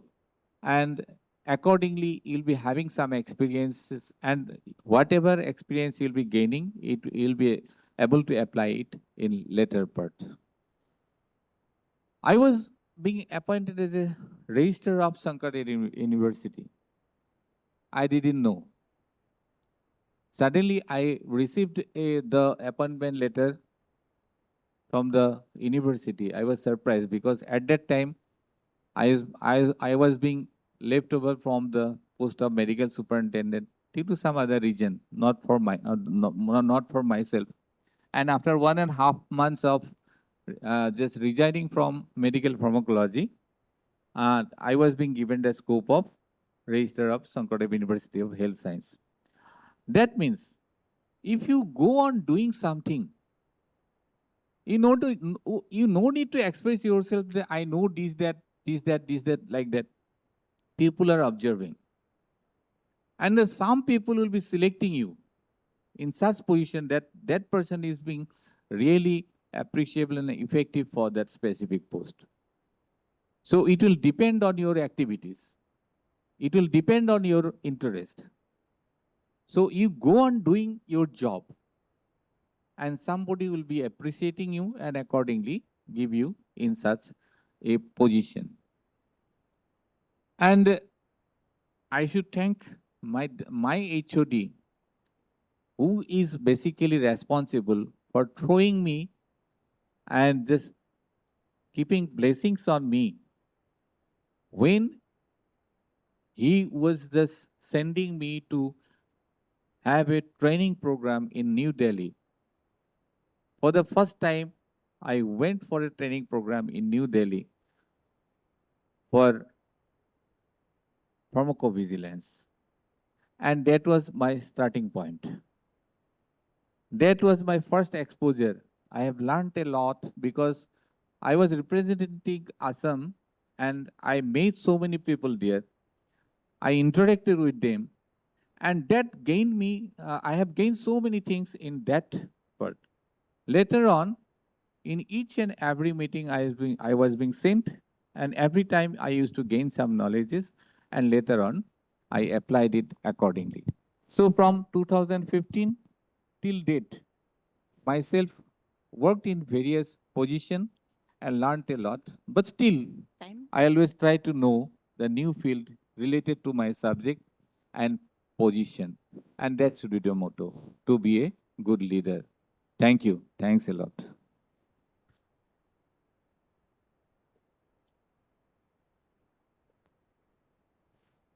Thank you, Dr. Babul Bejura, sir, for a wonderful presentation and very elaborately you have dealt with all the three aspects, the different roles as an administrator, then the career guidelines for young pharmacologists, and your personal experience.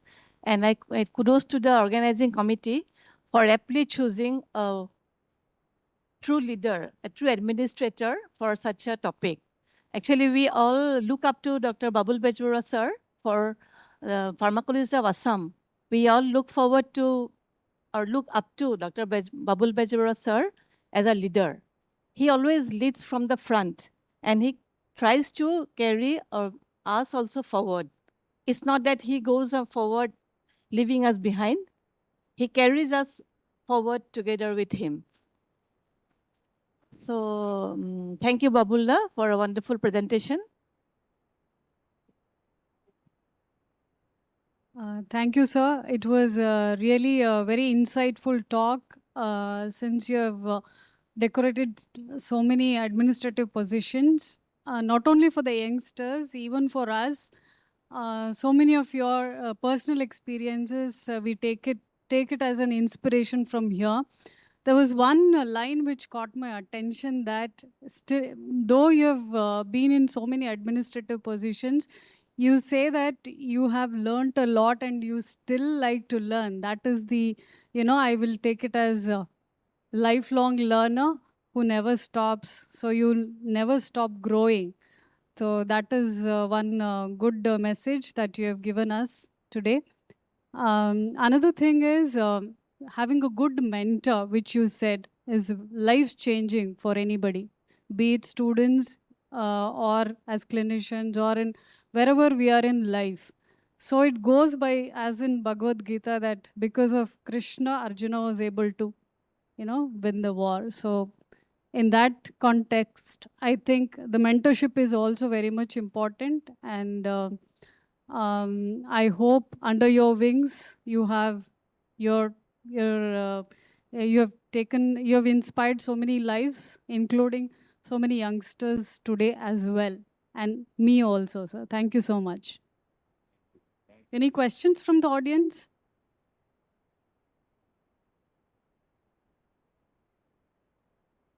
Mike, please.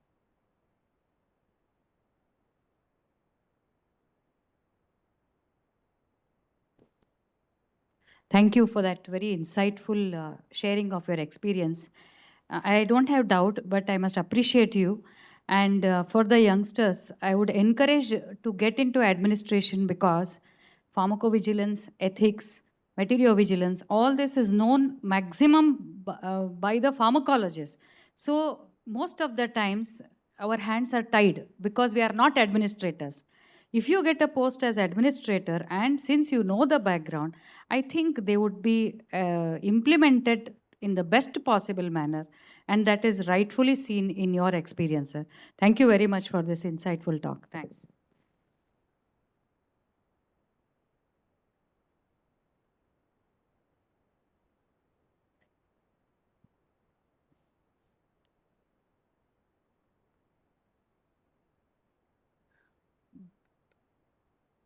We now kindly request our chairperson and Dr. Shivmurthy sir, Dr. Melvin George sir, Dr. Ashok Kumar Dubey sir, Dr. Madhav Rao sir, and Dr. Fulen Sharma sir to felicitate the most promising senior MD Pharmacologist award to Professor Bubul Bezborua.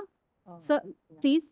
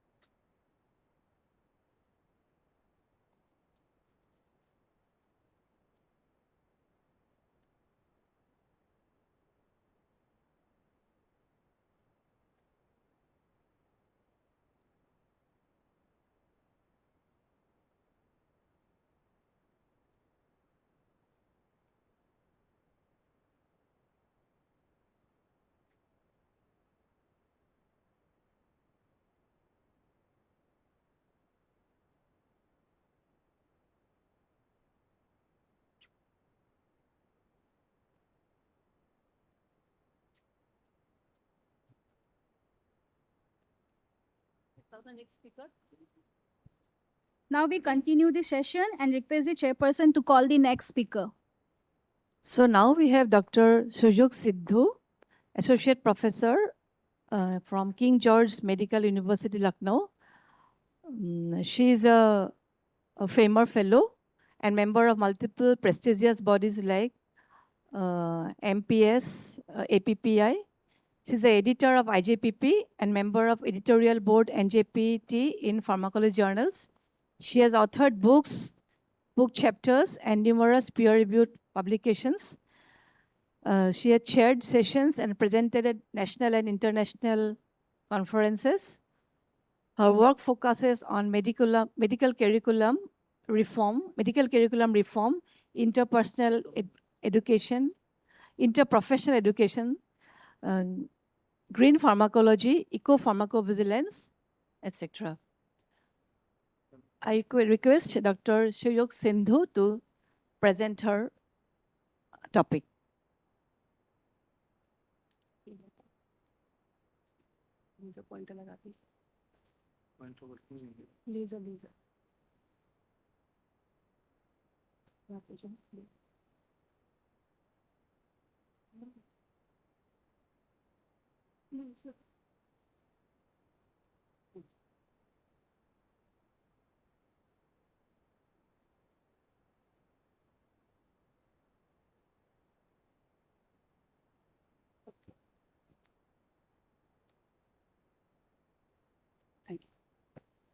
Thank you, ma'am, for those kind words and nice introduction.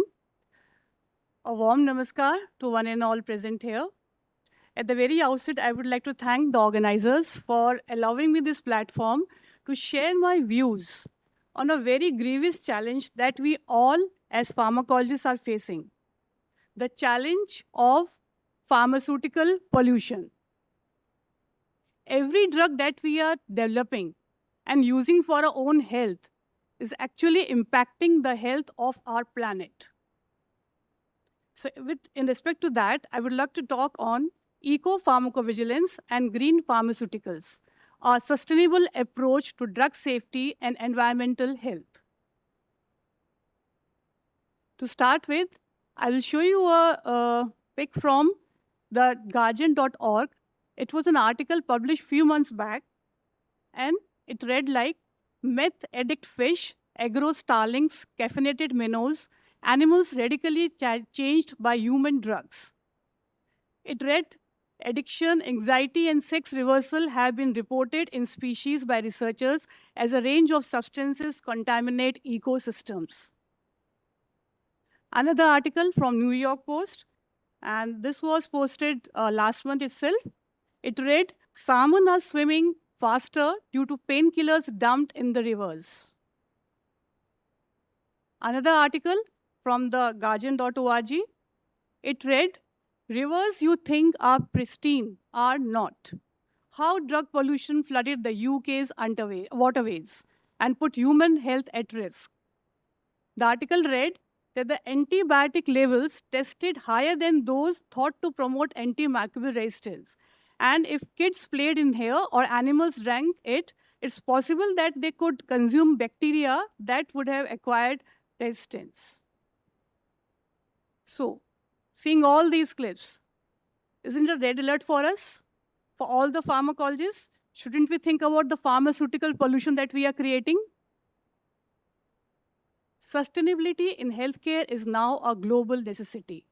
Pharmacovigilance offers a roadmap to sustainability in healthcare.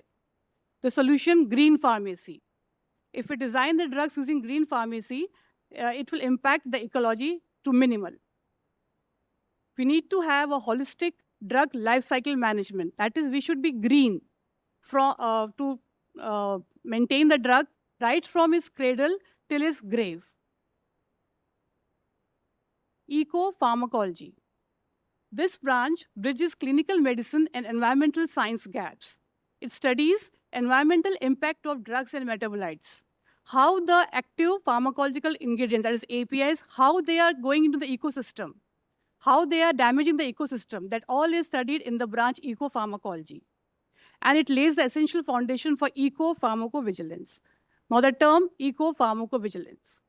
We all have heard the traditional term pharmacovigilance. We all know that traditionally pharmacovigilance is the science and set of activities dealing with understanding, detecting, analyzing, and prevention of adverse effects in human beings. Whereas pharmacovigilance is the systematic monitoring of the adverse effects of pharmaceuticals on the environment, not only in the human beings. It encompasses the detection, assessment, understanding, and prevention of adverse effects or any other drug-related problem impacting ecosystems and wildlife. It supports the development of environmentally safer drug policies and guides environmental regulations for drug life cycle stages. Where does this pharmaceutical pollution come from? Humans and animal excretion that releases the unmetabolized APIs, improper disposal leading to landfill and water contamination, flushing expired medicines. It's a huge problem. We all are doing that. We all are contributing to this problem. Flushing the expired or unused medicines, contributing to aquatic pollution. Veterinary drugs enter environment via agriculture runoff. Pharmaceutical industries discharge API-rich wastewater, pollutants reaching rivers, lakes, and groundwater systems. Now, why are we all concerned about this? The major concerns being, firstly, the antibiotics in the environment promote antimicrobial resistance. And secondly, these drugs are causing the endocrine disruption in the aquatic animals. Solution, green pharmaceuticals. Taking care of the drugs in a green way right from their cradle till the grave. This strategy includes focusing on designing environmentally biodegradable drugs, firstly.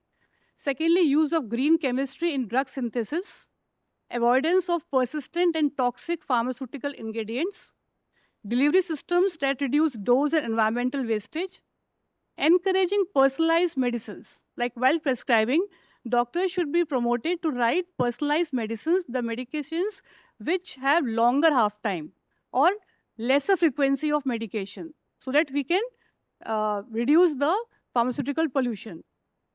By supporting life cycle thinking in drug development planning, by promoting sustainable formulations and waste reduction, and by balancing therapeutic efficacy with ecological responsibility.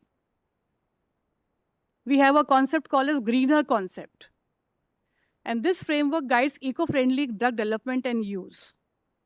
G standing for good patient practice, prioritizing safety and need of the patient. That is personalized medicine, which we just talked a few seconds ago. R standing for reducing off-target effects and environmental risk. E standing for emission control via low-waste drug strategies. Another E for environmental degradability of APIs and metabolites. N standing for no persistent bioaccumulative toxic substances. And last E is for eliminate hazardous moieties in drug composition. And last R is for risk mitigation via responsible healthcare practices. So to have this program to run, we need to have regulatory initiatives. World over, this challenge is being taken up. Although not very stringent regulations have come up, but still things are there. For instance, European Medicine Agency in Europe, they have mandated ERA, ERA standing for Environmental Risk Assessment. So they are given a guideline that every drug company will be given a license only when they give the ERA. And this ERA, that is ERA standing for how much impact that drug or API is having on the environment, on the ecology. If it is within the guideline levels, and it's okay, they'll be given the license, else they won't be. So this they have initiated, ERA. Similarly, FDA in US, they say that they also, under the NEPA law, NEPA standing for National Environmental Protection Act. So under this law, they have said, again, every drug company has to submit environmental assessments, something like ERA only. So only after that, they'll be given the drug license. WHO and UNEP, they are supporting eco-awareness and AMR tracking. AMR is for antimicrobial resistance. Coming to our own country, India, Central Pollution Control Board. It has started working to manage this challenge. They have issued pharma waste disposal guidelines. Last year, there was a news from Haryana that a company was charged a penalty of 5 crores because the wastewater that was coming from the industry had made the land surrounding that company, that industry, barren. So for that, they were charged 5 crores, although 5 crores is not a very big amount for industry to pay, but yes, some steps have been taken now. Then we already are aware of this biomedical waste rules 2016 that are being followed. We also have antimicrobial resistance plan, which includes environmental drug management. So to have these initiatives, we need to have a global harmonization of eco-regulations, and regulators must evolve with ecological health priorities. Each of the stakeholders have a role, a definite role, to manage this challenge. Firstly, the pharma industry. They need to develop greener, safer API formulations. As healthcare professionals, we need to prescribe rationally and also educate the patients regarding disposal of drugs. As regulators, to ensure the environmental risk assessment, enforce eco-safe disposal laws. As academicians, like most of us here, we can contribute by teaching this subject, eco-pharmacovigilance, to our students. As public, we can train them, make them aware that they can participate in the drug take-back programs when they are active. In our country, at present, they are not, but they should be in future. As NGOs, they can run eco-awareness campaigns and advocate drives. Hospitals implement safe disposal and segregation system. This is being done already in most of the parts. So in a nutshell, it's a collective responsibility of all the stakeholders to enable effective eco-pharmacovigilance. So we do have challenges at this stage. First challenge is that we lack a long-term environmental data for pharmaceuticals. Secondly, there's limited standardization in environmental risk assessment. In our country, at present, there are no guidelines. In Europe, they have given guidelines, but still they need more standardization. Public is unaware of safe drug disposal methods, and our curricula lacks eco-pharmacovigilance as a subject. We need to have it. Future directions: a stronger pharma industry environmental accountability should be taken up. Global eco-pharmacovigilance databases where we can share data from each other. The countries can share the data, and we can develop some guidelines. There can be some policy incentives for green drug research and drug development by way of giving maybe tax rebates or direct incentives. There needs to be an interdisciplinary collaboration. So as a part of our bid at KGMU, we are also taking baby steps. Firstly, we have submitted a proposal on EPV to ICMR, waiting for the acceptance. Secondly, we did a survey on knowledge, attitude, and practice regarding medicine disposal among MBB students at KGMU. And when they were asked, Do you know about WHO guidelines on safe pharmaceutical waste disposal? About 70% of them, most of them said no, they were not aware of it. So this is the situation. So we need to make our students aware. When they were asked, should drug disposal be included as a formal topic in MBBS curriculum? Most of them, 93% said yes. So these two are which I wanted to highlight in the study. So with this, I will end my session. Before that, to summarize, eco-pharmacovigilance and green pharmacy ensures health sustainability balance. Environmental risk assessment must be part of drug regulation. Stakeholder cooperation is vital for effective implementation. Educating professionals builds sustainable healthcare practices. Eco-friendly drugs are future of pharmaceutical care. Responsibility spans across industry, institutions, and individuals alike. Policy, science, and public action must align. Together, we build a greener, safer future. So I end my session here. I won't keep you away from your lunch for long. But I will end with a thought for you to ponder. What is your bit to protect our planet? So with that, thank you.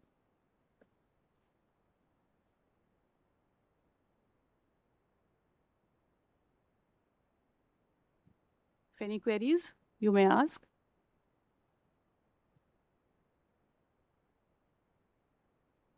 Thank you, Dr. Sindhu. It was really a very alarming presentation, to tell the truth. I mean, the gravity of the situation could be understood from your presentation. And it's a comparatively relatively newer topic, yes. I think. It's still present in our textbooks, in our postgraduate textbooks. We have seen the topics, we discuss those, the students give the presentations as seminars, but unless we do the groundwork and if we don't work on it, this will just remain as a seminar topic. So I think we should all join hands. And nowadays there are some branch of science like environmental scientists also. So as you say, the interdisciplinary approach is very much necessary and very nicely presented topic. Thank you. Thank you.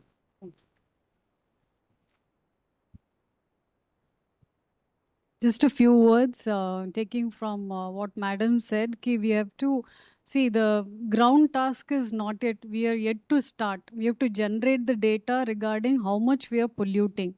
So it's in our hands, and as aptly Madam said, ki we have to, this cannot happen single-handedly. Pharmacologists cannot do it alone. We have to collaborate with environmentalists, as well as Madam said, there are branches which can help us. So with, yes, with collaborative effort only, the ground data needs to be generated so that we can influence the policymakers. Exactly. That's why I really thank the organizers for allowing me to take this topic here. At least my part of creating awareness is done. Thank you very much. That was very insightful. And yeah, I think the youngsters can take inspiration from this and carry on their research in this matter. Best wishes. Any questions? No. Thank you. Thank you. Thank you, Doctor.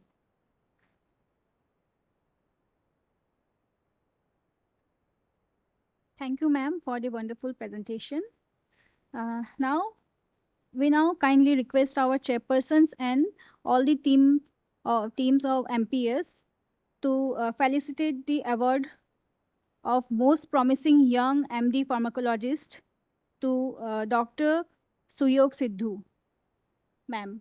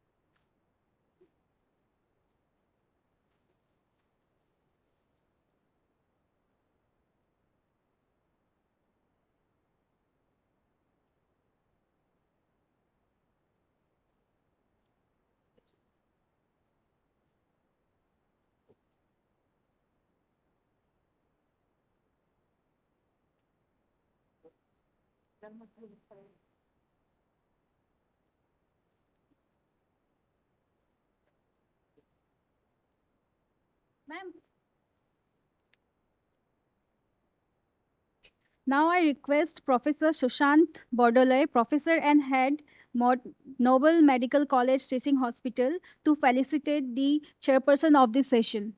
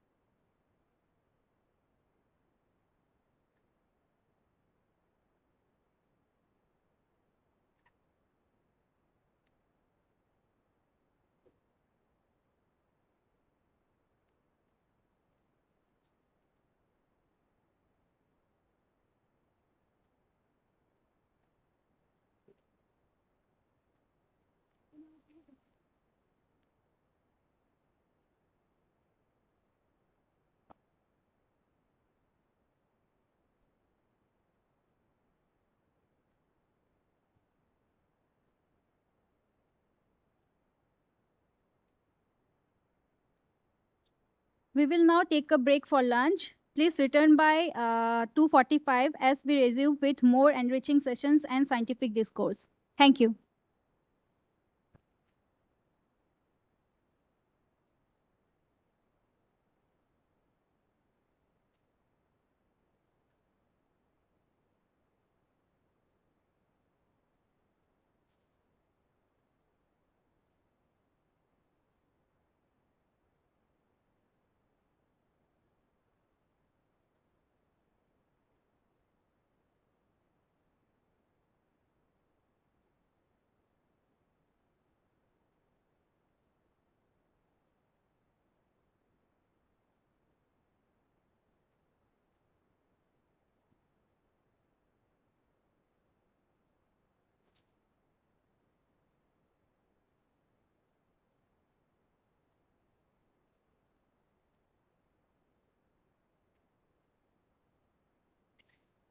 Just reset.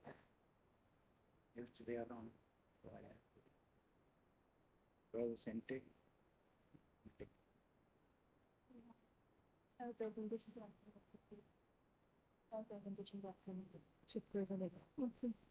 Next topic. So,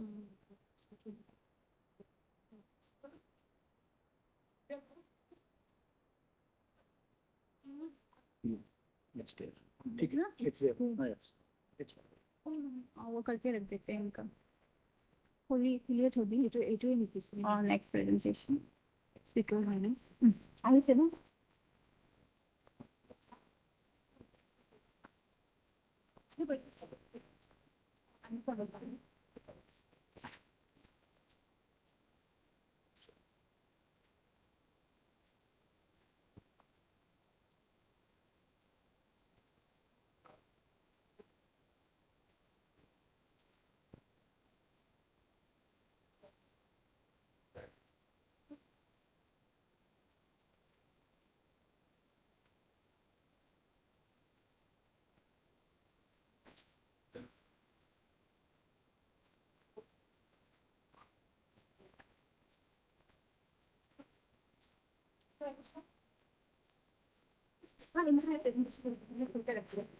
अभी होगा after lunch.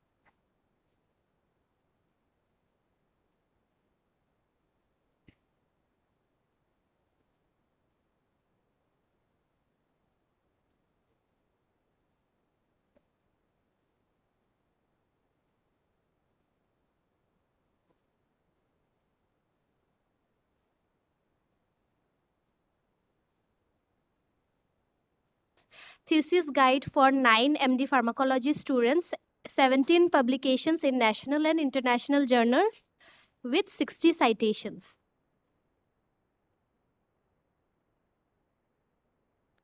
I welcome you, sir, on the stage. And I would like to invite our second chairperson for today, for this session, Dr. Jayashree Sriram Davne, Professor, Bharati Vidyapit, DU Medical College, Pune, Maharashtra, a seasoned academician with MD and PhD and pharmacology. She has dual expertise in modern pharmacology and herbal medicine. She has wealth of experience in clinical trials and evidence-based research with 53 publications, 13 research awards, and 7 copyrights. She also served on Institutional Ethics Committee across medical, dental, and Ayurvedic disciplines.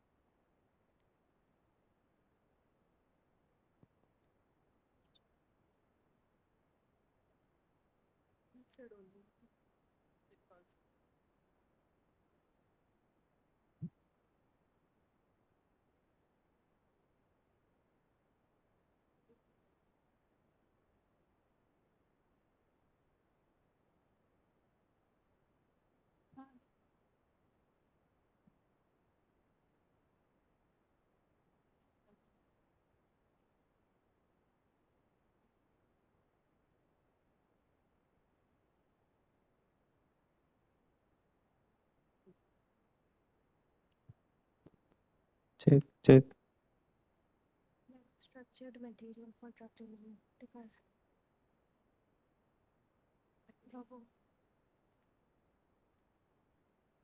पहले PPT पे नाम लिखाना. हाँ.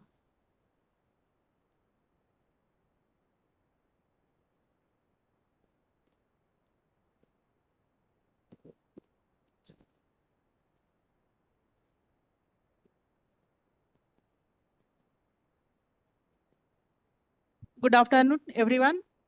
For this session, our first speaker is Professor Pritpal Singh Matrija. He is Vice Principal, Professor and HOD in Department of Pharmacology, TMMMC, RC, Moradabad. He has an experience of 21 years in teaching and clinical research.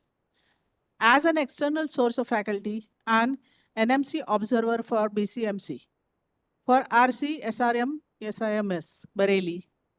He has more than 100 publications in national and international journals. He is committee member for ACCP and other societies, and the guest speaker at the national and international conferences. He is also a MEU coordinator, AMC coordinator, and MDMC coordinator at TMMC and RC Moradabad. So welcome, sir. The stage is yours. You can start your presentation. Thank you so much, ma'am, for giving this brief introduction of mine. So talking about something post-lunch in itself is a tricky situation. And that too, when there is a slight rearrangement, well, it doesn't matter, hardly there's any problem in that. But yes, before I start my presentation, I would like to thank the organizers, Dr. Shivamurthy sir and Dr. Satyajit sir, for giving me this particular opportunity to come here and highlight this particular topic, that is targeted drug delivery advances in nanotechnology. Now, I'm still an infant or a novice in this particular field, but still I'll try my best to give some clarity on this particular aspect, what exactly we are talking about. So the content of my presentation would be something like this. We have an introduction, a brief introduction of sort. What are the various nanomaterials that are used? The advantages, disadvantages, what are the targeting strategies that are there, present ethical frameworks, and the present status, followed by the summary. So nanotechnology is manipulation at the nanometer scale. To be more precise, it is 1/1000th of a meter. That is what I came across. And this is not a new field that we are talking about. It was started way back in 1959 by a physicist, Richard Feynman. And most of my presentation would be on two particular aspects that this particular nanotechnology enhances. One is it tends to have a targeted drug delivery, and second is that the adverse effects are minimized. Now, this particular nanotechnology at this particular moment is offering advancement in the field of chronic diseases. More specifically, all articles I came across were mainly concerned with chemotherapy or cancer therapy. And this particular field has a potential to enhance the efficacy and precision of the therapeutic intervention. So DDS, as said, drug delivery system, it can transform this particular healthcare system. I've already talked about the targeted drug delivery. Now, what is this targeted drug delivery? This targeted drug delivery means that we are trying to manipulate pharmacokinetics and biodistribution of a drug to enhance specific delivery with lesser side effects. So I told you that my presentation would have these two major features. One is targeted drug delivery, the other one is lesser side effects. And this particular thing already, this session, there has been a session in the morning which has highlighted precision medicine. So this particular tends to take care of this. Now, what do we mean by a targeted drug delivery? This is a simple diagrammatic representation of what a nanoparticle could do. Now, you can see the drugs being delivered in these two scenarios. The upper scenario where the drug is being distributed throughout uniformly, whereas when we talk about targeted drug delivery, it is directly focused on the infected cell or the cell that we are trying to target. So then this particular things gives way for precision medicine. How it does that? It aids in the management of heterogeneity of the patients, and thereby it gives precise patient selection. Plus, because each patient has its specific genetic makeup, the environmental factors are different, the biomarker information utilization is different. So they tend to take care of this, and they tend to enhance the affinity, bioavailability, and compatibility. So we have this targeted therapeutic strategy. There could be various other things that come under this precision medicine. You could have prodrugs, nanomedicine. We could have multiple agents which could be encapsulated in the nanoparticles, and that is what we are going to talk about in the coming few minutes. And once we try to fuse nanotechnology with immune therapy, this could strengthen the immune response, and it could somehow reshape the immune microenvironment that we are trying to talk about. So talking about the various materials, nanomaterials that are used for drug delivery system, we have organic and inorganic. Organic is further subdivided into micelles, liposomes, bilayer sheets, solid lipid nanoparticles, and inorganic we have gold nanoparticles, the mesosporous silica nanoparticles, and quantum dots. So first, the organic and polymer-based nanocarriers. Now these are carbon functionalized. Organic, I believe all of you are already familiar with it, and they have extensive biocompatibility. Now this biocompatibility basically deals with the way our body tends to behave. So any particular, because this, as we have been reading about xenobiotics, so this particular compound have the tendency to cause maybe a particular reactions in the body that we'll be talking about once we talk about the disadvantages. So these polymer-based nanoparticles could be biodegradable or non-biodegradable. There could be naturally occurring polymers such as chitosan or dextran or heparin, and there could be some synthetic polymers such as PCl, PVA, and so on. The first one, myceli, which has a hydrophobic core and a hydrophilic shell. Depending upon the drug could target the hydrophilic core, or it could be a hydrophilic drug or a hydrophobic drug. So these polymeric micelles are nanoscale sphericals. I've already told about the hydrophobic and hydrophilic segment, and they are capable of facilitating transport of diverse array of compounds. But the problem with this is that they lack in vivo stability, and there's something known as micellar concentration, which tends to fall down, and there could be untimely disaggregation and drug release. And so now we have this another term, a modification of this, that is stimuli responsive cross-linked micelles, which are more stable and are covalently linked. Other group of drug delivery nanoparticles are the liposomes. These are lipid vesicles that are arranged, have a double layered phospholipids, something like a cell, a hydrophilic core, hydrophobic corona, which consists of phospholipids. They are non-immunogenic, non-toxic, and can have controlled drug release. And then you have various ligands that could be bind to this, maybe peptides, antibiotics, or aptamers, and even growth factors. We have polymeric. We have solid colloidal structures that could target the act as a therapeutic agents. It could integrated by dissolving, entrapping, or absorbing on the polymer matrix. We could have biocompatible material, or we could have integration of various specified cells to modify nanoparticles. Like some of them are mentioned out here, RBCs. RBCs being the cell that are there in the body. So if we have drug targeted to RBCs, it will be delivered almost everywhere. Another group is dendrimers. Dendrimers, as the name suggests, these are structured molecules which have a core, a branching portion, and then you have various modifications of this where you could have encapsulated structure, or you could have various ligand binded to this, such as antibodies or folic acid, or maybe even curcumin. So these are unique binded branch structures that I've already told you, and they bind to appropriate chemical species. They are synthesized with poly L, lysine, and PEG. And these have, as compared to what we were talking about, the micelles, these have a predictable in vivo behavior. And the toxicity of this particular compound would be influenced by the terminal group of the compound. Another group that is there is the solid lipid nanoparticles, smaller size, and they have greater stability. Drug is encapsulated in the core, matrix, or shell, and uptake is by endocytosis or subcellular distribution. Talking about the inorganic particles, you could have an inner core of inorganic elements. These inorganic elements could be gold, silver, quantum dot, silica, ferrous oxide, and the outer shell consists of organic polymerics that are scaffolded. And they are for appropriate biomicromolecules or safeguarding the inner core.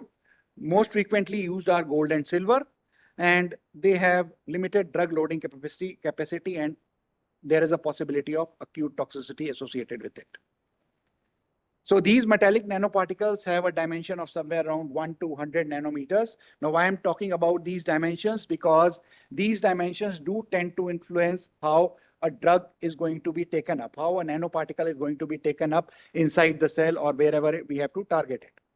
And we have already talked about the metals that are constituent of it. They have a magnetic property. They could have supramagnetic property that could help in targeting. And there are certain metallic compounds that on exposure of this particular magnetic field could generate heat, and which could lead to magnetic hyperthermia. Again, an advantage for cancer chemotherapy. Gold nanoparticles, various nanoparticles that are used are nanosphere, nanocage, nanostar, nanocube, and so on. They are inert and biocompatible. Considerable surface to volume ratio facilitates functional and augmenting adaptability. Size and surface charges are determinant of absorption and biodistribution, and mainly for chronic diseases. Iron oxide, magnetic feature, and maybe supramagnetic properties. You could try to have an organic polymer of maybe PEG or chitosan so that loading performance is increased. Another group is the carbon nanotubules that are either single-walled or multi-walled. Single-walled is SWCNT and multi-walled is MWCNT. These are a fullerene family. They have a high specific area. They have excellent electrical conductivity, mechanical strength, biocompatibility, and they also have an optical property which tends to enhance phototherapy. Now, this could be with MWCNT, as I've already told you, it is multi-walled or single-walled, and they are to be introduced by the IVL. Quantum dots have two shells, the inner shell and the outer shell, and then they have a surfactant coating. Now, what do these inner shell and outer shell conduct? Now, the inner shells, the two inner shells are basically semiconductor shells, and they have the this property of taking up fluorescent imaging. And this is surrounded by the outer shell, which is organic. And the utility or purpose of this is visualization of the tumor, drug loading, and release. These are some of the overview of what we have been talking about. We have been talking about these polymeric micelles. We have been talking about inorganic, their basic pharmacokinetic properties, the biodistribution, the toxicity study, and maybe the type of studies they have their various features. Like if I talk about liposomes, they have a pharmacokinetic property of drug selective delivery. And if we talk about the toxicity studies, they do not cause any significant toxicity. In vivo, in vitro type of studies have been done, and they accumulate in various organs and are clearly efficiently removed from the organs of the body. Now, these are some of the particles that are there, nanoparticles that are used for drug delivery system. Now, obviously, when we talk about nanoparticles, they have to have a significant advantage, then only they would be of any utility in the medical field. So the advantages of nanoparticles are that these particular group of compounds or these particular group of molecules, they tend to improve the pharmaceutical stability, solubility, and retention for the drug at a specific site. Now, that is what I told you, targeted, or I'm talking about lesser side effects. And that is what most of these nanoparticles, most of the articles I came across, they try to target these 2 points only. That because the drug therapy that we are giving is non-specific, these particular nanoparticles can be specifically targeted, so the other cells, the host cells, are spared, leading to fewer side effects. So these particular group of compounds we have been talking about, either organic or inorganic metallic, they are stable. They have solubility and the retention duration of this particular, they could modify the retention duration of drug at a particular site. They are highly selective, and drug delivery could be enhanced through this one particular term that I came across. I'll be talking about this in a few slides coming from now. That is EPR. That is the enhanced permeability and retention effect. Now, this is for passive drug delivery. They cause targeted drug delivery, and this is mainly seen wherever we have increased vascular permeability. And this is specifically seen in cancer therapy. Then there is encapsulated free drug, which reduces toxicity. Moving beyond, we can bind ligands to it, like peptides, antibiotics, so that could be more targeted. You could have precise targeting, better efficiency. You could overcome opsonization, non-specific distribution, and blood flow limitations. And there could be increased solubility and improved pharmacokinetics. Obviously, if we have advantages, then disadvantages are bound to occur. Pros and cons dono saath saath chalte hain, alag alag nahi chalte. So the cons out here are that human and animal models are different. So obviously there would be a difference out here. And then even in human models, patients, each individual is different. That is why we are talking about, Madam highlighted something about precision medicine or personalized medicine. That is what we are talking about. So each person has his own spatial or temporal heterogeneity, and that we can go with. Then the problem out here is inadequate absorption, limited tissue penetration, high elimination rate, and low solubility. Obviously, we have modifications that could overcome this. Limited drug diffusion, biological barriers, crossing various biological barriers, specifically blood-brain barrier, is at this moment a big problem. They could be sequestered by the macrophagic phagocytic system. So, and any nanoparticle between the less than 50 nanometers or more than 250 nanometers could be excluded out. They could have excessive accumulation for a specific tissue, causing tissue-specific toxicity. Now, there is always a possible of production of reactive oxygen species. Now, this would depend, obviously, this I've just cited an example of iron. This would depend upon the size of the nanoparticle. So iron, a nanoparticle of iron of a size of 6 nanometer would practically be non-toxic. If you go beyond 6 to 9, it could lead to mitochondrial dysfunction. Moving to increasing it further, 14 nanometer, there is always chance of membrane damage. Gold has a size, any size of less than 9 nanometers, it could accumulate in the spleen.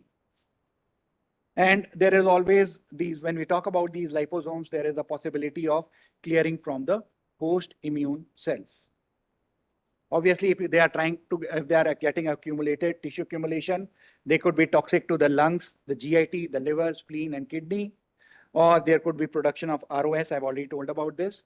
And there is always a possibility, we were talking about an inner hydrophilic cell and an outer hydrophobic core that had a corona. Now, if there is all possibility that there could be a further a protein formation, a surface formation around this corona, which could lead to, which could change the pharmacokinetic properties of this particular drug. So the various different routes by which we can administer are, they could be administered intravascular or extravascular. Intravascular, targeting the endovascular tissues, or beyond that, you could even give these drugs by the oral route, the inhalational route, and the topical route. Now, there are two main basic phenomena that are there for targeted drug delivery. One is the passive phenomena, the other one is the active targeting. Passive phenomena is enhanced permeability retention effect that we were talking about, where there is increased vascular supply. This increased vascular supply could obviously lead to specifically drug being targeted on that particular area. Pegylated molecules could have, they could prevent phagocytic clearance, so modification by the RPS. You could have neutrophilic carrying liposomes, we can cross the blood-brain barrier. We could have spherical nucleic acid. They could target oncogenes. Specifically, we are talking about small interfering RNA, that is siRNA, and protein corona, which we have just talked about. A cytosine coating, or maybe natural or a synthetic, where we talked about PVL. Size, ideally, it should be 100 to 1000 nanometer. Most of this is taken up by endocytosis, or agar 50 nanometer is, so they have high cellular intake. You could add albumin. It could enhance stability. You could attach it with CD markers, markers such as CD47. Now, there are certain terms that is used, that is nanospy, which could evade the MPS. So reducing the side effects and drug wastage. I believe that we had a session on eco-pharmacovigilance just before this. So we could target this. And then you have these gold nanoparticles which can cross the blood-brain barrier, and you have cellular uptake pathways such as, which could be clarithin mediated, caveolate dependent micropinocytosis, or phagocytosis. There are two basic broad terms, active and passive. Passive is where we have excessive blood supply, depends upon the enhanced permeability retention ratio or effect. The size is between somewhere around 10 to 200 nanometers. Active targeting means we are building upon passive accumulation, and we are adding up something specific to this particular molecule so that it reaches the target cell. This could be receptor mediated, it could be pH responsive, or it could be vascular targeted delivery approaches. These are some nanoparticles that could be given by the active approach or passive approach. So passively, we have liposomes, polymer, dendrimer, and myceles, which could be given by passive targeting. और अगर आप इसको pegylated कर देते हैं, peptides के साथ जोड़ देते हैं, monoclonal antibodies के साथ जोड़ देते हैं, you bind it with ligands, it would lead to active targeting. Where do we use it? The most promising use at this particular moment is only and only cancer clinical. And there are various, I have come across literature which says now that it was used in COVID time also. It was used for treatment of COVID, for prevention, diagnosis, and it is also said this particular compound is also used for chronic disorders such as the cardiovascular condition, neurodegenerative disorders, or the GIT disorders. Now, this is the trickiest part, and this is where we have to have a word of caution. At this moment, the literature that I read about nanoparticle, it says that these nanoparticles, they fall under the jurisdiction of chemical legislation. How much time do I have, ma'am? 2 minutes. It will be done. No, it will. And these particular compounds, they are nanoscales and they are like chemicals. So at this moment, there is no particular legal framework that could enhance their utility in human beings. But still, there are countries that are having some policies like the US, which has a national nanotechnology program, but it is for administrative aspect only. US mainly relies on Toxic Substances Control Act. Although I read about in a few articles, it was written that FDA controls the polymers. The organic polymers, they come under the jurisdiction of FDA. But I could not get any data beyond this. In the UK, it's the UK Health and Safety at Work Act. In the Australia, there are again multiple agencies, but no regulatory framework. Asian countries like ours, China and Japan, we don't have any mandatory guidelines. And now few countries have started implementing the voluntary labeling services. The present status of this particular drug, I told you this is not a new field. So the first one, that is doxorubicin. Doxil was available or is available from 1994 for the treatment of ovarian cancer and also for breast cancer or metastatic breast cancer. Similarly, you can see paclitaxel, daunorubicin, cytarabine and vincristine that are available. Presently, they are available. And these are few molecules that are currently under clinical preview. Cisplatin, paclitaxel, daunorubicin, ironactin, cisplatin and vincristine. Cisplatin, obviously, one is liposomes of variable sizes being manufactured by two different companies for two different indications. Each set of these drug delivery systems, they have their own advantages and disadvantages. This is just the summary that I'm talking about. And like if we talk about metallic nanoparticles, they have unique optical and electronic properties. They can be designed for specific targeting and they have enhanced imaging capability. But they have a potential of toxicity, a limited biodistribution, and they have complex regulatory and safety assessment.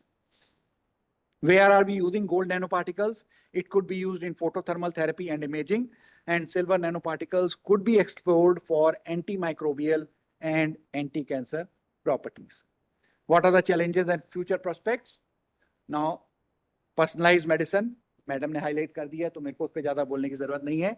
But the primary concern is biological safety, and because there is a possibility that these nuclear particles can damage the DNA directly or indirectly. Various factors of nanoparticles that come into picture as particle size, their charge, their solubility and stability, they can influence the pharmacokinetics. And obviously there is physical and chemical adjustment. In long run, what will happen, we do not know at this moment. And obviously we have the ethical, social and legal challenges. So at the end, I would just like to say that nanoparticles do hold promise, but it's always to have a cautious approach. We take baby steps at this moment on this particular aspect because we are dealing with particular organ toxicity that is quite high with whatever is available at this particular moment. These are my references, the various articles that I've been taking up. Thank you so much for your patience here. Thank you, Dr. Pritpal, for your informative and lucid lecture on this difficult topic, actually. And this is the need of the time, actually, in case of the cancer chemotherapy, particularly to avoid the adverse drug reactions and to get most targeted drug delivery in this system. Yes. Thank you so much. If any questions are there from the audience? Basically, this is a biotechnology. It's Most of it biotechnology. is biotechnology. It's quite, because out here, when we talk about nanotechnology, I believe we are still at an infant stage. And abhi hum pharmacology ki scope badhane ki baat kar rahe hain. So what you will find is if you tend to interact with the people on the pharmacy background, they are better equipped with nanotechnology as compared to us. So we need to incorporate this. So because that is where we have an edge over them. And because of the concern of production of these nanoparticles, cost concern is also there. Cost concern would definitely be there. But still, if the nanoparticles like doxorubicin is being used from 94. So I think targeted where we don't have any other option and patient can afford it. Pharmacology people understanding how these nanoparticles are produced. So maybe nanoparticles are produced. That is I believe That is a different also a set concern. of exercise. It would require a different set of workshop for that. How they are produced in that particular context. Okay, well presented. Thank you.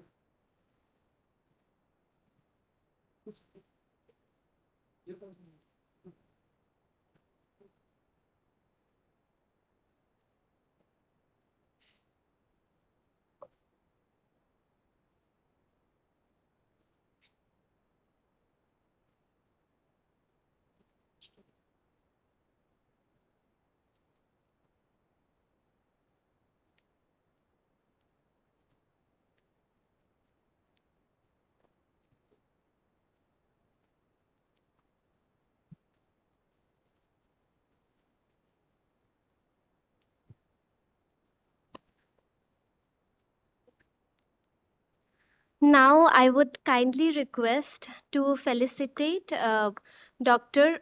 Prithipal Singh Matreja with MPS Most Promising Award for Young Pharmacologist, Senior Pharmacologist.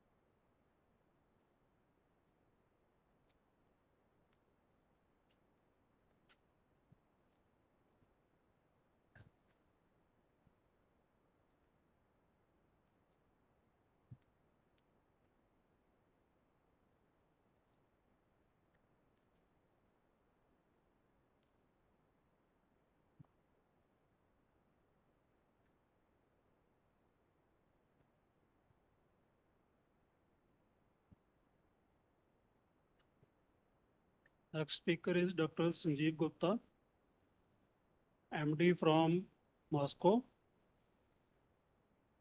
MD MBBS from Moscow, MD Pharmacology from India, Diabetes, AGC University of Copenhagen, Associate Professor, Department of Pharmacology, GMC, Kathua, J&K, Editorial Board and Member,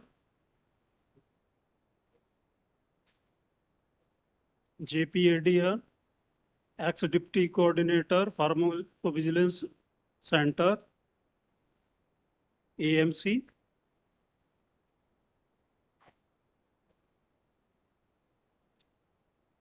Follow publications in index journals, presented papers in national and international conferences, chairperson in many conferences, has worked as curriculum committee member at GMC and associated hospitals, Rajouri, J&K. Dr. Sanjeev Gupta, please.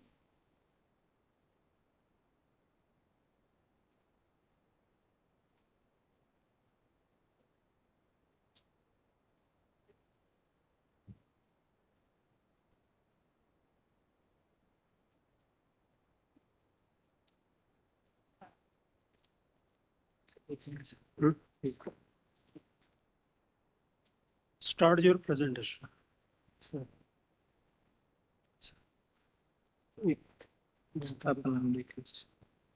Share किसको नहीं check नहीं उस पर display पे share करना इसको नीचे कौन सा करना है?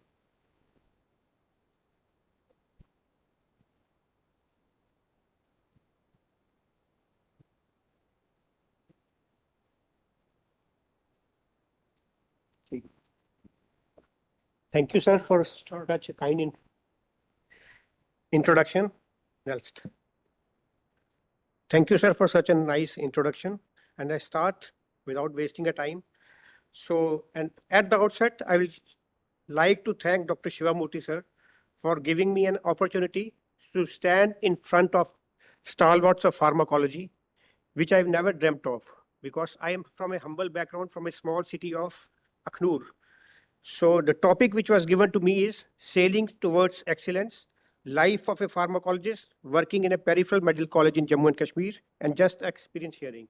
So I have not delved into the science and nuances of science and publications and all.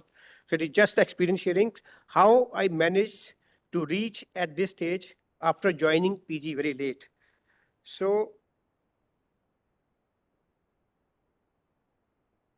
can you help me out? So I am from basically Jammu, city of temples. So this is a picture of Vaishno Devi, which we like. Kamakhya Devi is there. So I welcome you all to the city of temples.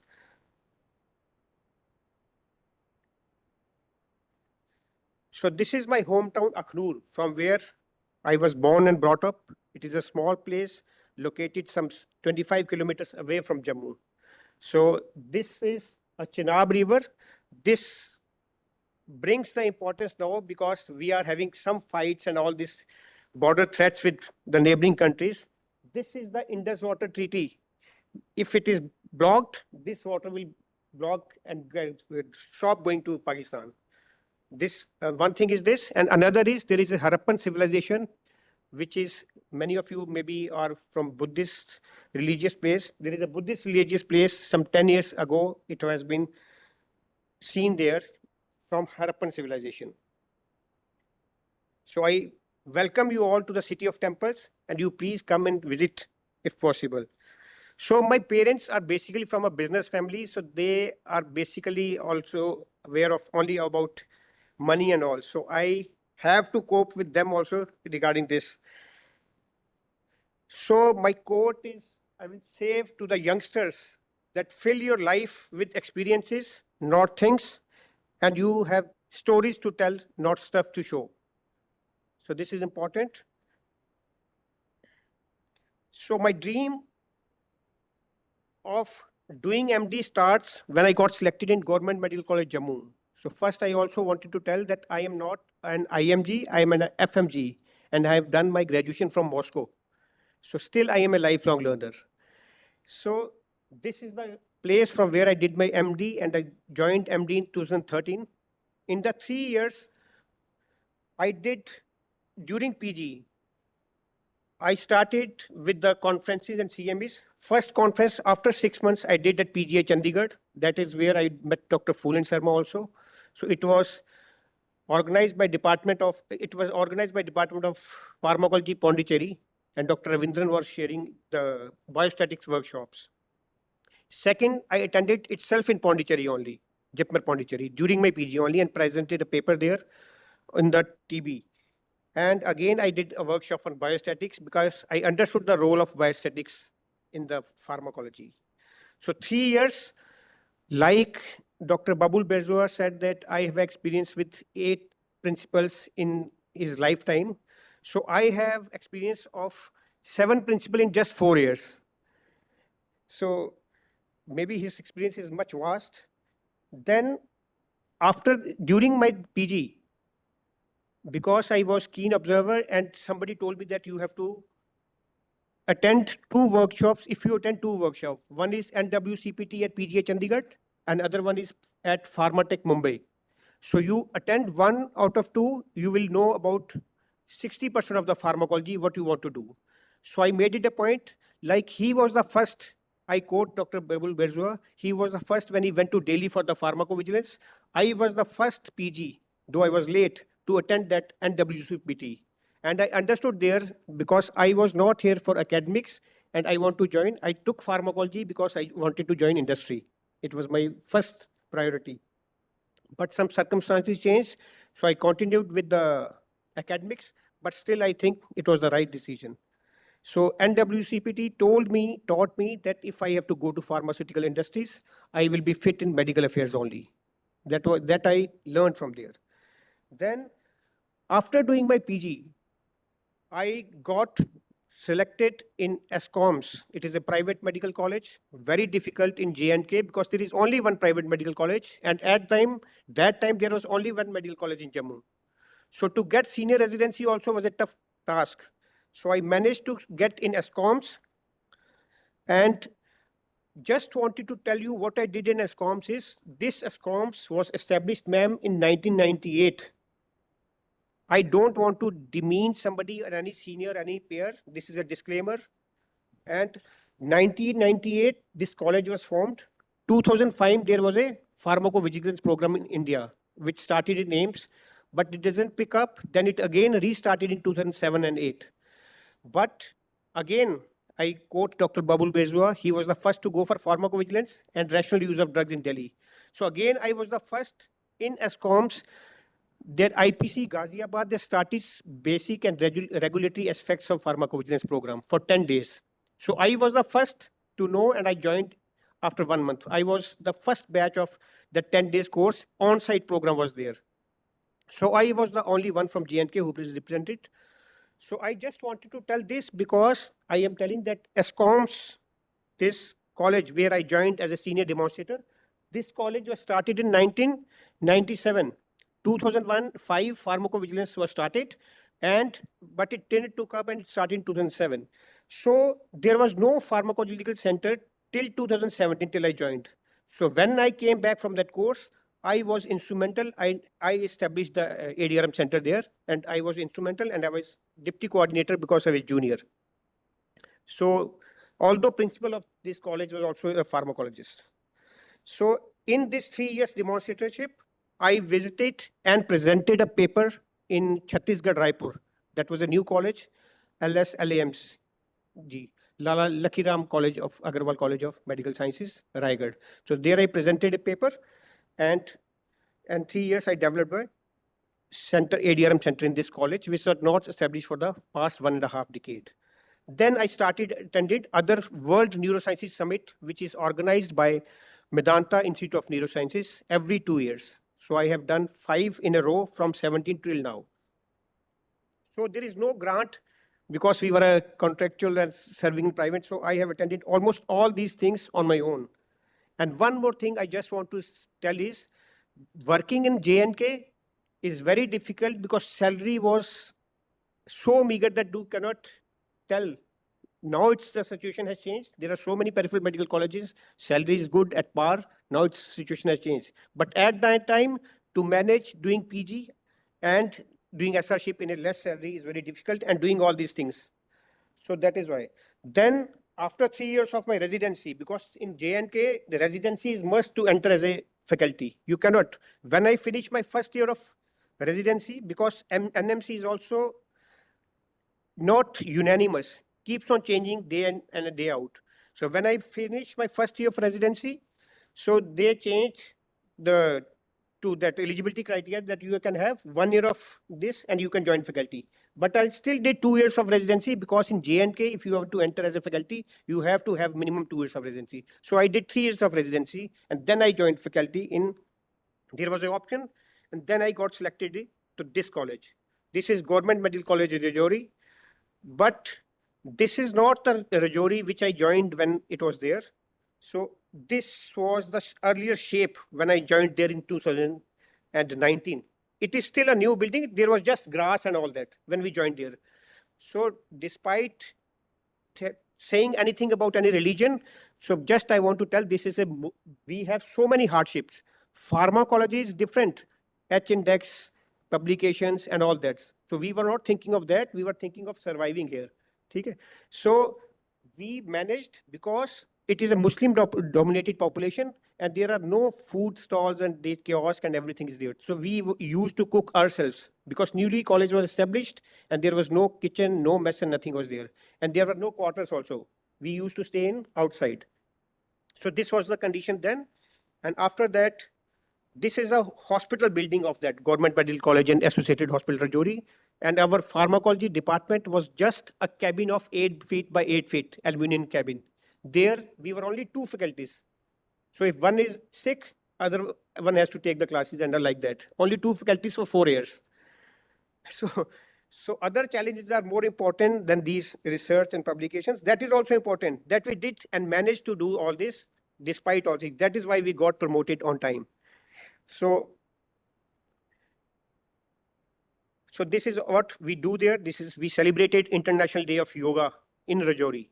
So I just met a ma'am from Bangalore Medical College. She was there after that 370 was broke down in August 2003. So 5th August and to this 370 was Article 370 was broken.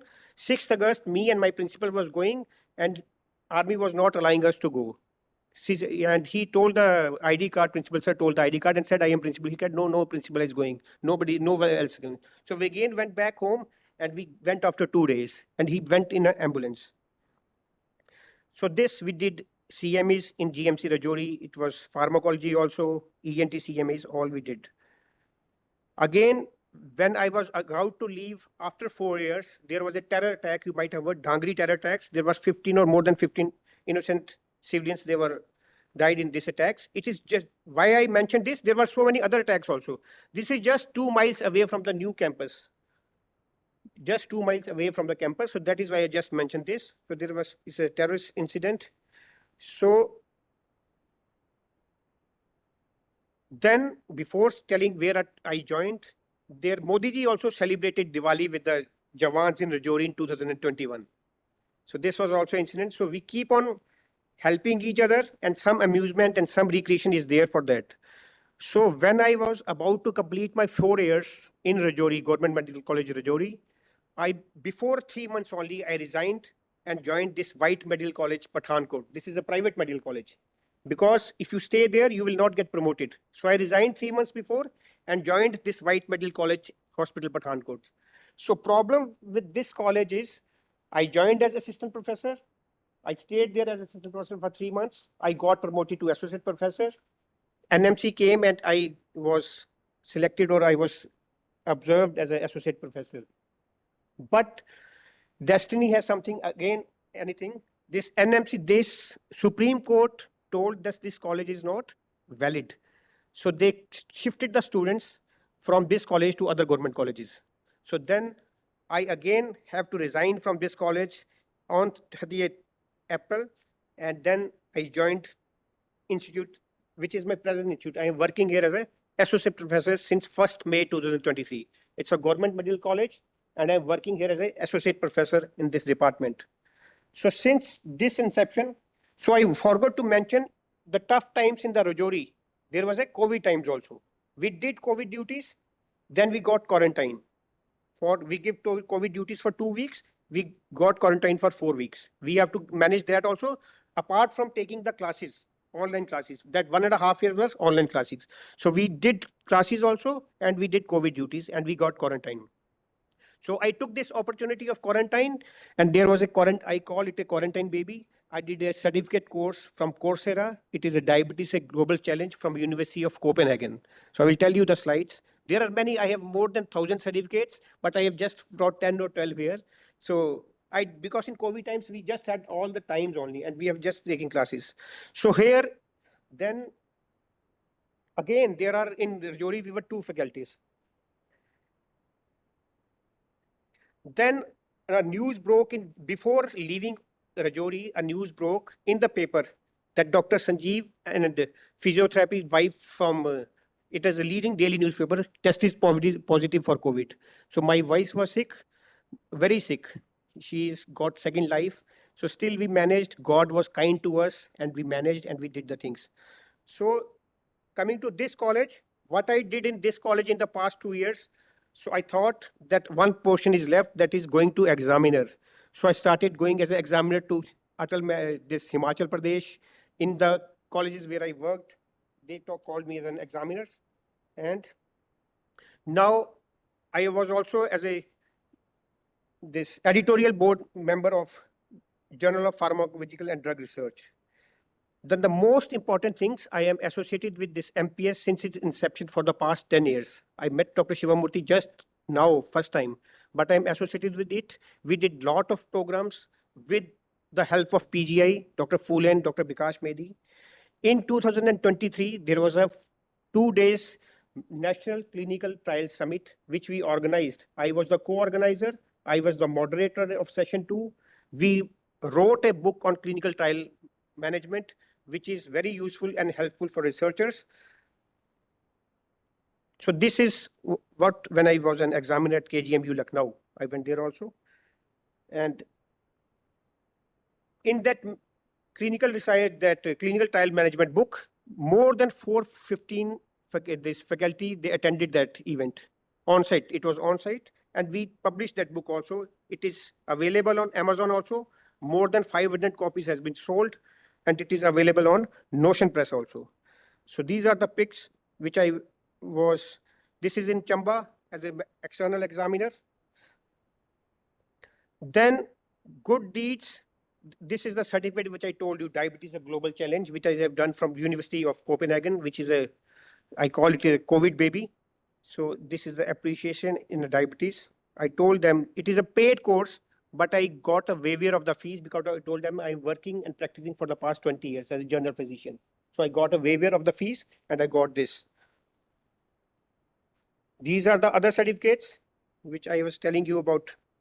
So we all know we are doing the webinars, just keep the phone side, and after that we are getting the certificates. But these certificates, you cannot get these certificates. You have to write an exam after that questionnaire is there, then only you can get certificates. This is again the same. This is from Ministry of Health and Saudi Arabia, Iraq College of Medical Sciences. Again, this was in COVID times. There are many certificates, but I've just given the few. This is again PharmacologyCon, which was in Shillong. It was held. This is what we did with MPS, Medical Pharmacology Society. This drug designing on SARS-CoV-2 and ICMR certificates. This is again from Royal College of Physicians. It has 14 category 1 external CBD credit points. It is International Diabetes and Endocrine Conference. So this is what we did in this book of clinical trial management. I wrote a chapter. I was moderator of the day 2. We organized this summit for 2 days, and 5th and 6th of August, and it was well taken by everybody. So these are the certificates of that. I was also co-editor and editorial board member of this National Clinical Trial Summit. So I thank again Dr. Shivamurthy for helping me out and acting as a mentor, and thanks MPS Society for taking care. So this is the book, Clinical Trial Management book, which is available on Amazon, which is co-edited by me also, and it has more than 500 copies sold. So there was a KPS MCON, Karnataka State Medical Pharmacologists Society 2023 this conference. We distributed these books free of cost to all the attendees. So this is what about clinical trial evaluations and management methods. So this good deeds never go waste.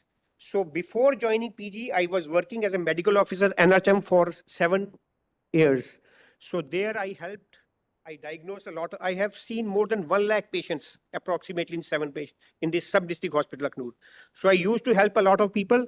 So when I joined PG, the local, I don't know what you call herein, but panchis and sarpanchis, local heads of the villages, they went and met Dr. Jitendra Singh that this doctor is promising and he's helping us a lot. When I joined PG, so I was honored because this book was also this laid down by Dr. Jitendra Singh. So he felicitated me in recognition of my activities as a teacher also and during this book launch. So in the end, I want to say you should be brave, take risks. Nothing can substitute your experience.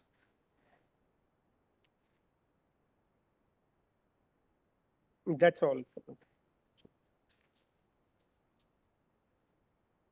So, because you have told your whole life story, I think... Not whole life story, just 10 years. There are different think stories there is before 2030.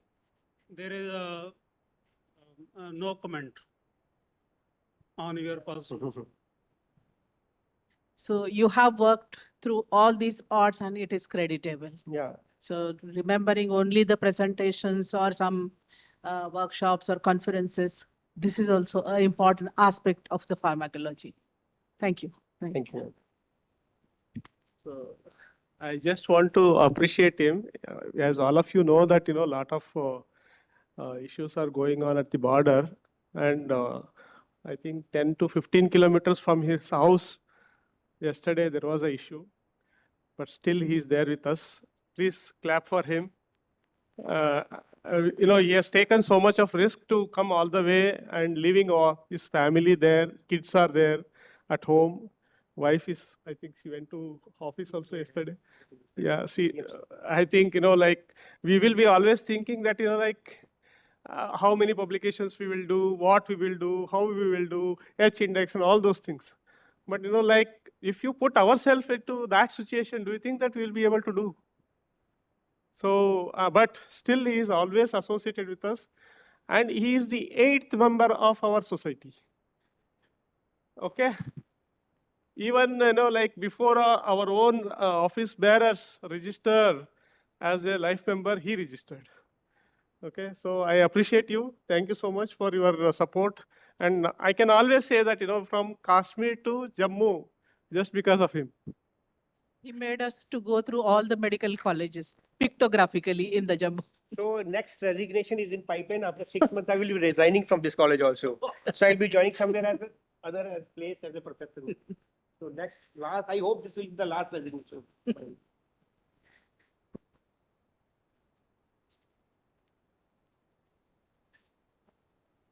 Yeah, keep it. Please.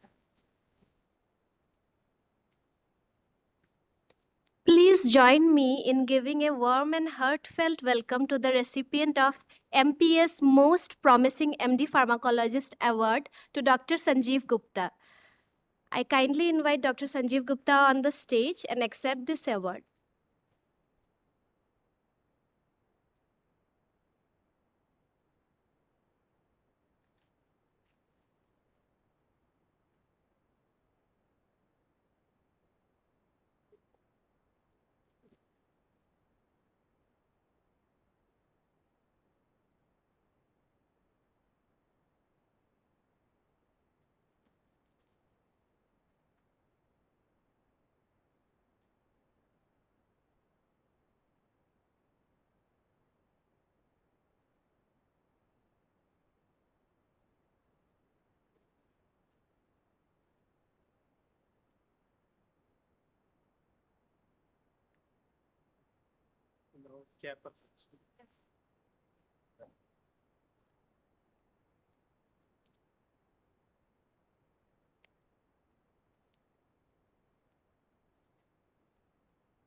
Now I request Dr. Sachin Manhotra to felicitate the chairperson for today's session. He is the professor and head of Amrit Group of Institute, Faridabad.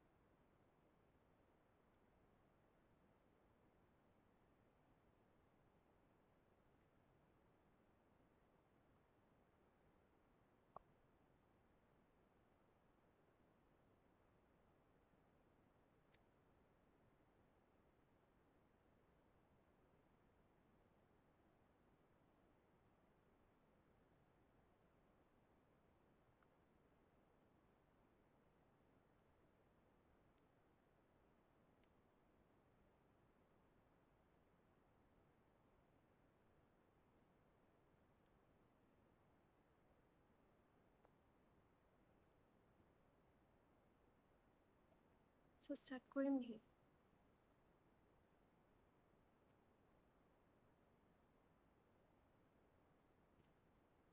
হ্যাঁ?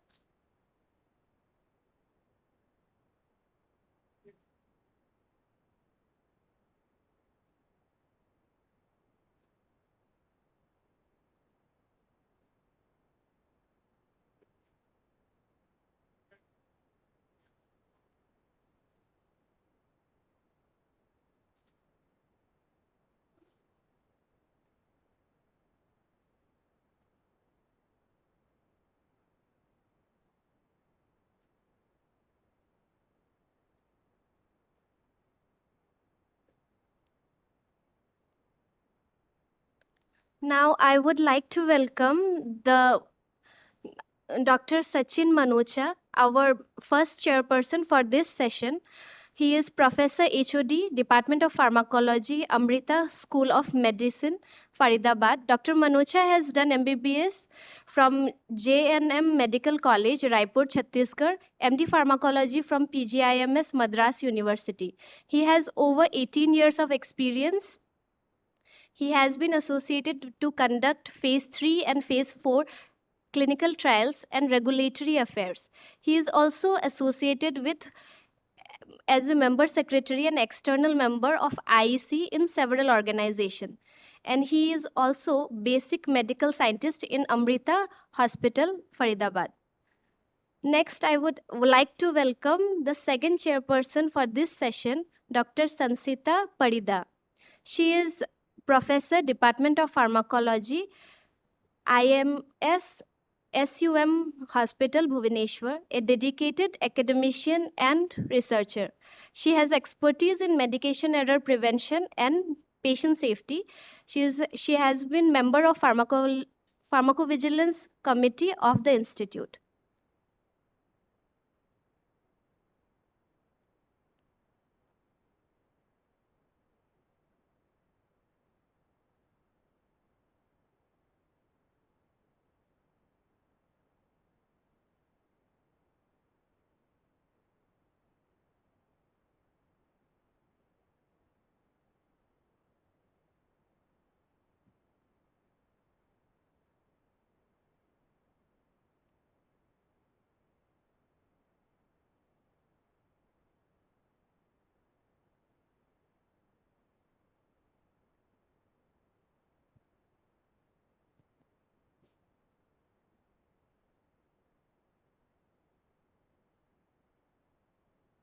Okay, it's my proud privilege to introduce the next speaker, Professor Dr. Ashok Dubey.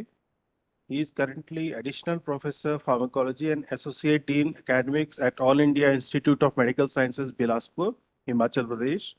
He has earlier worked as Dean Academics and Professor and Head of Pharmacology at AIIMS, Port Blair, and Professor and Head of Pharmacology at SMSR, Sharda University. He has authored a book on ocular therapeutics, written chapters in several books, and published many papers in peer-reviewed indexed articles. He has been editor-in-chief of Journal of Indian Society of Rational Pharmacotherapeutics. He was awarded R.N. Sabharwal Gold Medal for 3 consecutive years and Certificate of Appreciation for 4 consecutive years. He has been awarded as Professor of Excellence based on students' feedback, has been awarded as Delhi Doctors Forum Honorary Professorship by Health Minister of Delhi. He has been member of National Executive Committee of Society of Pharmacovigilance of India and Executive Committee for Indian Society of Atherosclerosis Research. He is member secretary of IEC at AIIMS Bilaspur, has been part of Human and Animal Ethics Committee as member secretary and chairperson during different tenures. So I'd like to welcome him and start. Thank you for the kind words, sir. And the previous session was very interesting because it dealt with life. And again, unfortunately, this will be a very dry pharmacology, core pharmacology session. But I hope, as Shiva sir said, that online members, students are also linked. So we will try to summarize in maybe 15 minutes. Sir was saying that we are running late. So the disclaimer is that I'm not an expert on neurodegenerative disorders, but sir said that this is a very burning topic. And I I'll try to do justice in 15 minutes in summarizing whatever is happening in neurodegenerative disorder arena. All of us know that the elderly age group population is increasing very fast. The WHO report says that the speed of population aging is far faster than the past.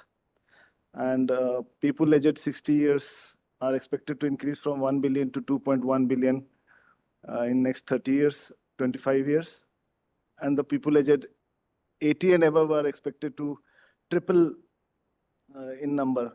And all that because of the biomedicine and the health care that we have around us. But unfortunately, the lifespan and the health span both are not matching and are not congruous. So the lifespan has definitely increased. That's a big achievement that the life expectancy has increased. But the age-related diseases, unfortunately, the topic of today's topic, and many other such diseases we have yet to conquer.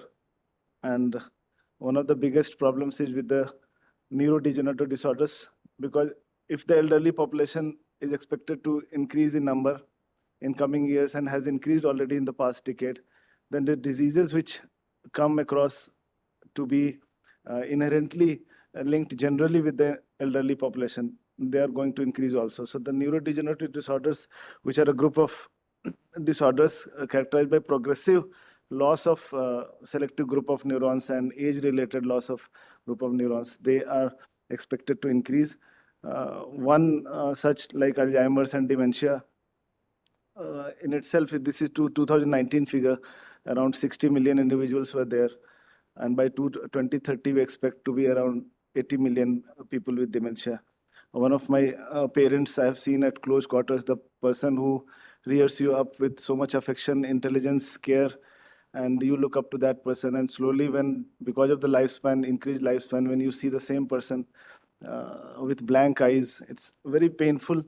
And unfortunately, till now, we don't have cure. We are just trying to halt the progress. So is there something new in the offing in last 2, 3, 4, 5 years, or can we expect something to change?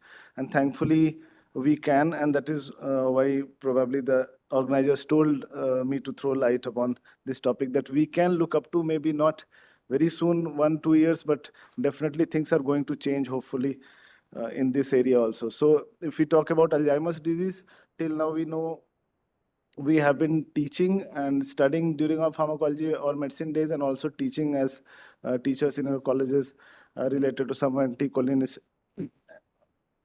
The drugs were donepezil, galantamine, and all that drugs, and some memantine also was there. But same drugs for last 5, 7, 10 years, 20 years. But last year, one drug was approved for early stage of Alzheimer's disease. And that was because the earlier drugs were only targeting the symptoms. This is the first time that pathology of Alzheimer's disease has been targeted, because in Alzheimer's disease, the amyloid-like protein that aggregates and the amyloid beta plaques are present in Alzheimer's disease. So first time some drug is targeting the formation of insoluble amyloid beta, so that the plaques are not there in Alzheimer's. And it actually, since it targeted the pathology, so there was significant kind of improvement seen in 35% of the people who were suffering from early dementia or early Alzheimer's disease. It also, in one of the arms of the study, also claimed to decline the progress of the disease by 60%. It is an IV infusion once a month, and as it's a monoclonal antibody, the name itself suggests it's a monoclonal antibody, and the antibody-related usual effects, the infusion-like reactions, and then there is one peculiar amyloid kind of reaction which has been seen with this class of drugs. It is not the first drug to be in the class. Just in the next slide, I'll mention 2, 3 drugs which came before this. But one amyloid-related imaging abnormalities, they call, when they do MRI for such monoclonal antibodies which are used in Alzheimer's disease, they have seen that there are some edema or hemorrhage. So ARIA-E or ARIA-H are some significant adverse effects which are to be watched for. But before this, the first one was aducanumab with a similar mechanism. It was the first breakthrough. It also received accelerated FDA approval, but safety issues were there and all that. So it was withdrawn in 2024. One more drug which has been approved similar was lecanemab. So these 2-3 drugs are different from what we have been discussing since early years. And we hope that something new and real cure kind of things will emerge for Alzheimer's disease.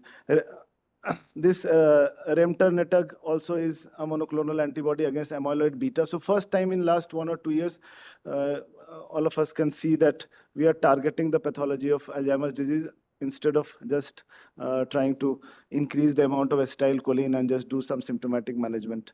Simufilam came with a lot of hope because tau protein also is one of the protein implicated in Alzheimer's disease. The hyperphosphorylation of tau is abnormal. So tau proteins or amyloid plaques are seen in Alzheimer's. So it targeted the tau protein hyperphosphorylation, but unfortunately, some discouraging results were there and it has been withdrawn. But only this much we can say about Alzheimer's. Not much, but whatever is there has created much hope that now we can have some disease-modifying drugs. Coming to Parkinson's, I'll talk about 1 or 2 drugs which were recently approved and what is there on the anvil. So strategopylin is approved in 2019. I think the latest undergrad books should now include it other than the levodopa, carbidopa, and dopaminergic agonists and anticholinergics, which we have been teaching and reading since last many, many years. This is one approved drug which probably will be included or has been included already in the newer books. And the mechanism is slightly different. It again targets the symptomatic improvement only.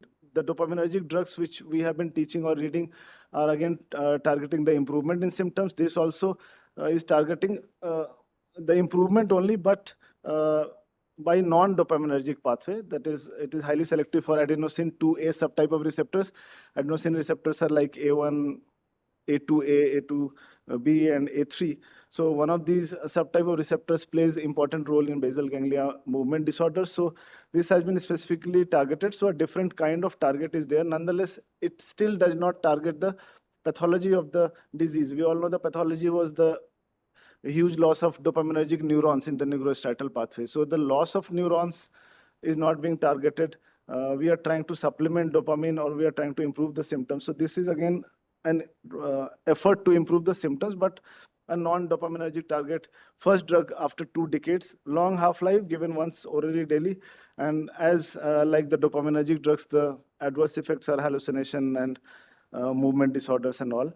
But the next 1 or 2, 3 drugs are probably going to be game changer, and we should just pray that everything becomes successful and we would be able to manage at least this. Parkinson's is the second most common neurodegenerative disorder. Alzheimer's was the commonest. So I'll deal with only 2, 3 common diseases. I have hidden the other slides because it was becoming too long. So prasinezumab, this is one interesting drug which is targeting now, again, like Alzheimer's, the amyloid drugs, amyloid plaque and the tau. In Parkinson's, we have Lewy body, which are basically a clumping of the alpha-synuclein. So abnormal bodies, Lewy body, alpha-synuclein, these are being targeted for the first time in the therapeutic. So prasinezumab binds to the pathologically clumped synuclein and it appears promising as disease-modifying therapy. For rapidly progressing disease, and in 2024 June it was supposed to have favorable results. Later on they have the statistically significant difference was not found, unfortunately, but still numerically it has given hope. Numerically the positive effect was there, so they have tried to continue it for some other formulation. This buntanetap again also under investigation. So the last drug was under investigation. This is also under investigation. This also targets the pathological synuclein clumping and other proteins which are implicated in neurodegeneration. Favorable results have been seen in July 2024. It does reduce cognitive decline. Oral formulation as prasinezumab has questionable efficacy related results, so this might get approved earlier. This also targets the amyloid beta and tau, so has been simultaneously being seen to see for efficacy in Alzheimer's also. So other neurodegenerative disorders also it is being tried.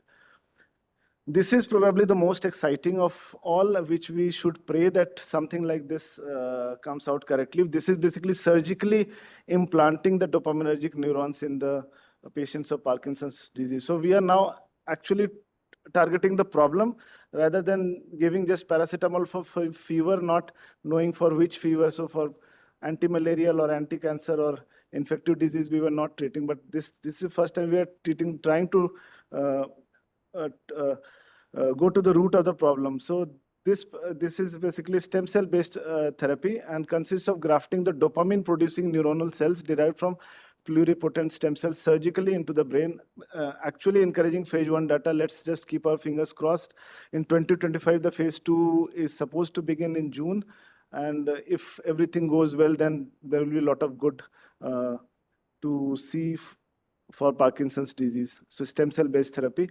Some other molecules which are with promising potential in Parkinson's disease are tavapadon. It is D1, D5 dopamine agonist, but this is again an effort to symptomatically improve only.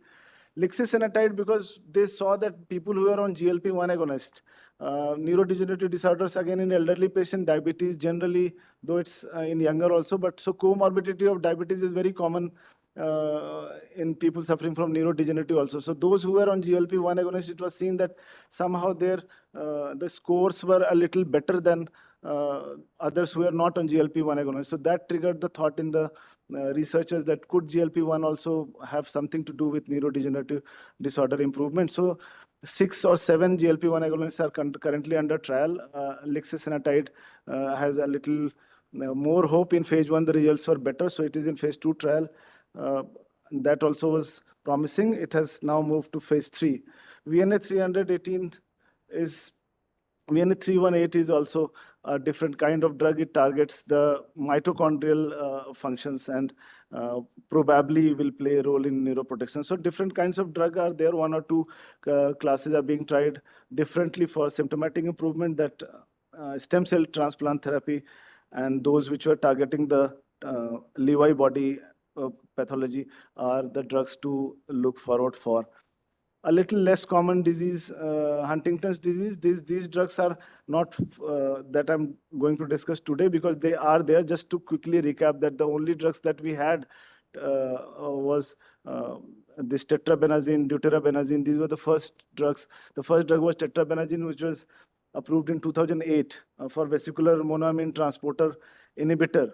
So basically inhibiting the monoamine transporter, we were trying to increase the amount of the neurotransmitters in the synaptic vesicle, pre-synaptic vesicle. And tetrabenazine was approved, then came deuterabenazine, which had a little prolonged action. For the same extended release version came in 2023, so all of the similar family. Valbenazine came in April 2023. In April 2024, they brought out a newer formulation of valbenazine, of sprinkle formulation. That made a lot of headlines because the caregivers found it very easy to sprinkle the drug on the food of the people who were moderate or severely ill with Huntington's disease. You know the chorea, so it's a movement disorder.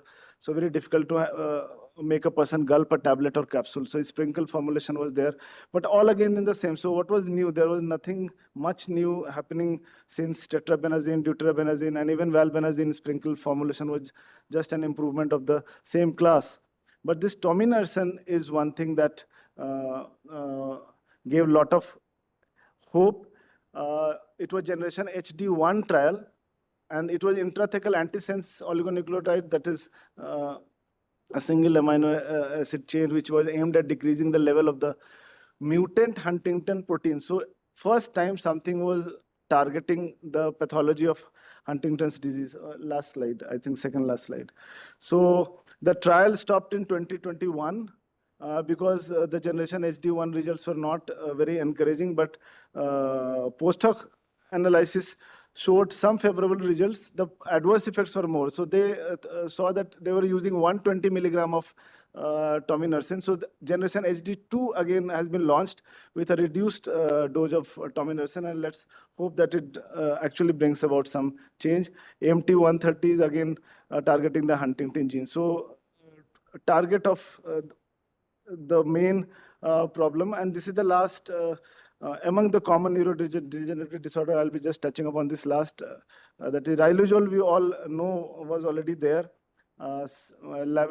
since 1995, and it just adds 1 to 3 months of improvement in the patient. So it was kind of hopeless situation. Edaravone, which has recently been launched 2022 and last 2017, it is also just mechanism is not clear. It is said to be neuroprotective due to antioxidant potential. So again, symptomatic improvement. But this one, tofersen, is one drug which has been helpful to one segment of amyotrophic lateral sclerosis, people who have toxic superoxide dismutase proteins. And there it is targeting the mRNA. So that is typical targeting one problem, but those patients are very rare. They constitute a very small percentage of the amyotrophic lateral sclerosis patients.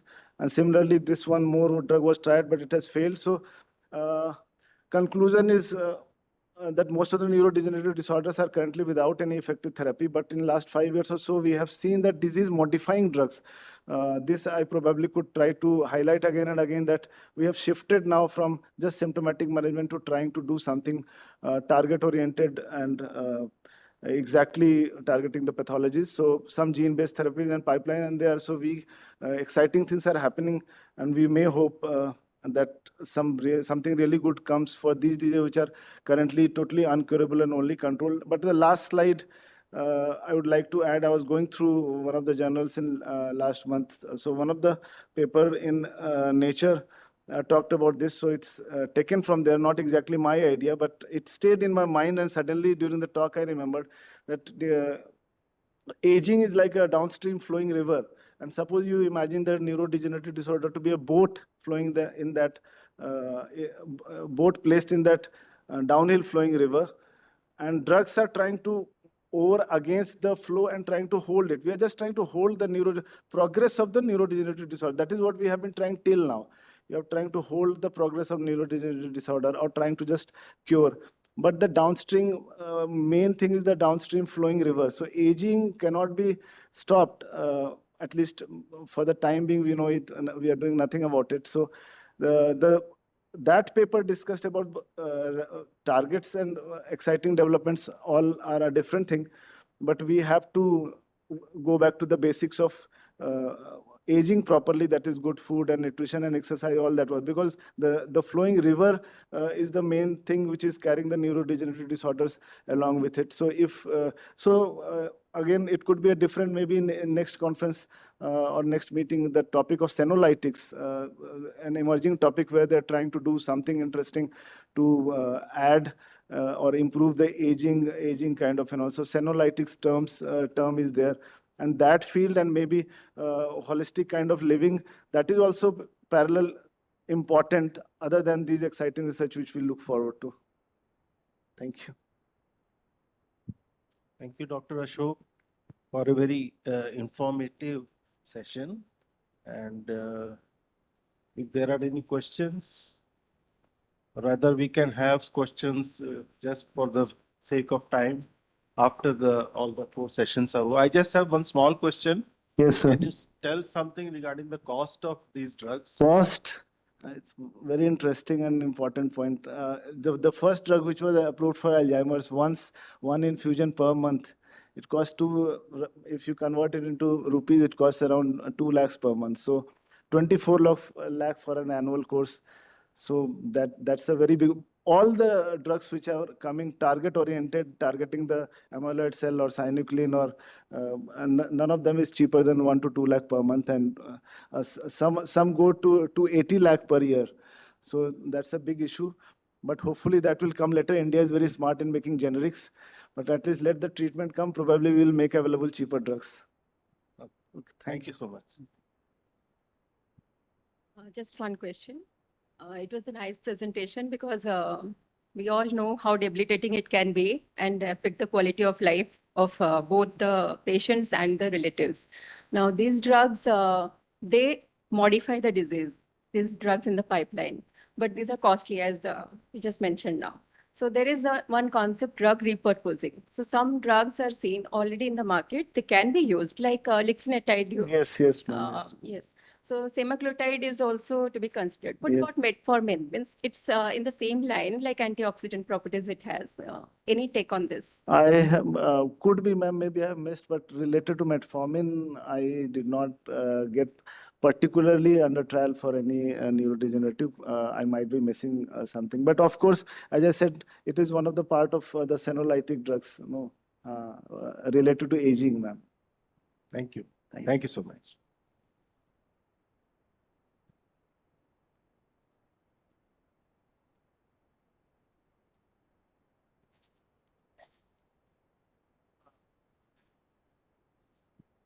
So now to introduce our next speaker for the session, Dr. Shravan V.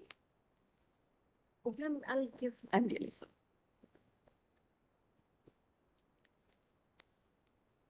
It is my honor to welcome Dr. Ashok K. Dubey, recipient of the MPS Most Promising MD Pharmacologist Award. Please join me in congratulating Dr. Ashok K. Dubey as we invite him on the stage to receive this award.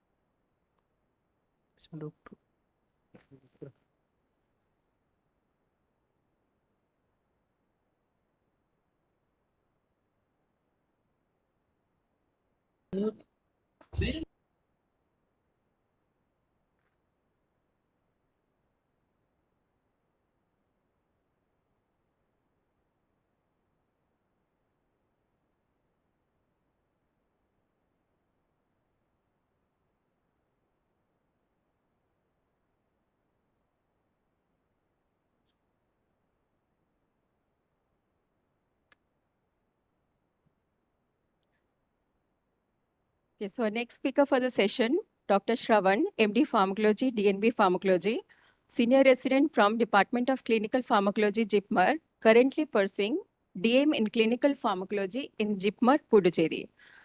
He has around 17 research papers in peer-reviewed journals and has professional memberships in MPS, ACP, and NAPT. Awards and achievements, he has National Award for Research Scholar and Research Excellence in 2nd APTICON 2023 in Lucknow. First prize in quiz in 53rd IPSCON 2023 in SRM, Chennai.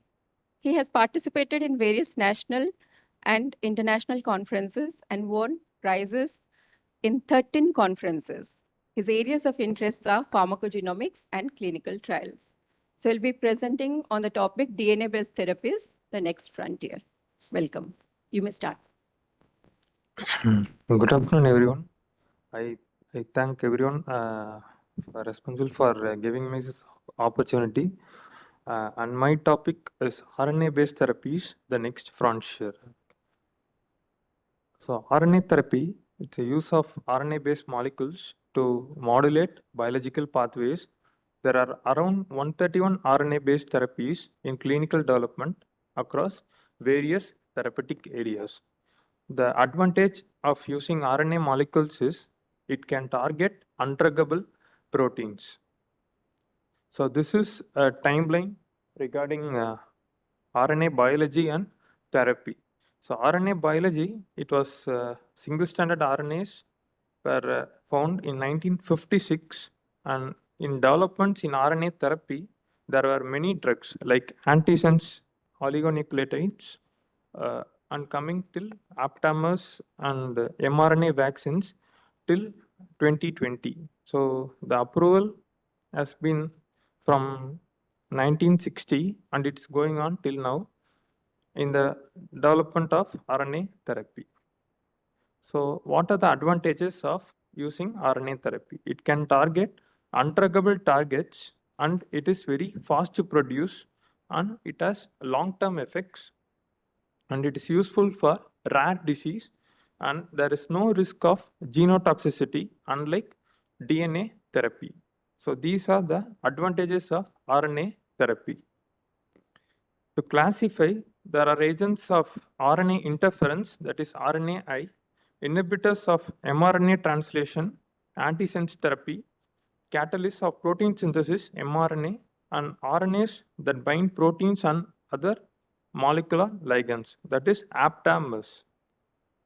So agents of RNA interference, they target complementary mRNA for destruction, leading to block production of proteins. siRNA is nothing but small interfering RNA. It is produced exogenously from cleavage of dsRNA precursors by enzyme dicer. MicroRNAs, they are derived from endogenous non-coding RNA. The difference between siRNA and microRNA is siRNA, they modulate only one RNA molecule, whereas microRNA, they target multiple RNA molecules. So that is the difference between siRNA and miRNA. So most common reactions include infusion site reactions, headache, and nausea. So this is how it acts. From dsRNA by means of enzyme, it is converted to siRNA. They bind with a complex. The complex is nothing but the silencing complex, and they target mRNA, leading to block production of the proteins. So patisiran is the first marketed drug. It acts through RNA interference and induces degradation of mRNA encoding transthyretin, useful in condition of amyloidosis where there is deposition of this transthyretin. And it is given by intravenous infusion. Givosiran, it targets aminolevinolate synthase 1 mRNA in liver, and it also reduces the levels of intermediates like porphobilinogen and aminolevulinic acid. So because of this, it is used in condition called porphyria, and it is given through subcutaneous route. Inclisiran, it suppresses the translation of PCSK9 mRNA in liver, and it decreases the LDL cholesterol level. Hence, it is used in hypercholesterolemia. It is single dose effective for more than 6 months, and it is given through subcutaneous route. Lumasiran, it is also given through subcutaneous route, and it reduces oxalate production. Hence, it is used in oxaluria, primary oxaluria type 1, and it is given through subcutaneous route. So vutrisiran, it is conjugated to ligand containing N-acetyl galactosamine residues. So what is the use of this residue is it facilitates the delivery, and the target site is of action is enhanced. So it binds to the receptors which are expressed on the liver cells, and it is administered subcutaneously every 3 months. So it is approved for amyloidosis, which is transthyretin mediated amyloidosis. It is given through subcutaneous route. Nedosiran, it binds the receptors present in the liver, and it reduces the levels of lactate dehydrogenase by degradation of LDHA messenger RNA in hepatocytes, and this reduces the production of oxalate, hence used in oxaluria. Okay. So it is given through subcutaneous route. So this is the latest one to get approval, that is fitusiran, which was approved in March 2025. It is given through subcutaneous route for hemophilia A or B. So it is used to prevent or reduce the frequency of bleeding episodes in adult and pediatric patients who are having hemophilia A or B. So next to come is antisense therapy. It attaches to mRNA, and it stops a particular gene from producing a protein and reducing its production levels. So there are two methods, occupancy mediated and occupancy only mechanism.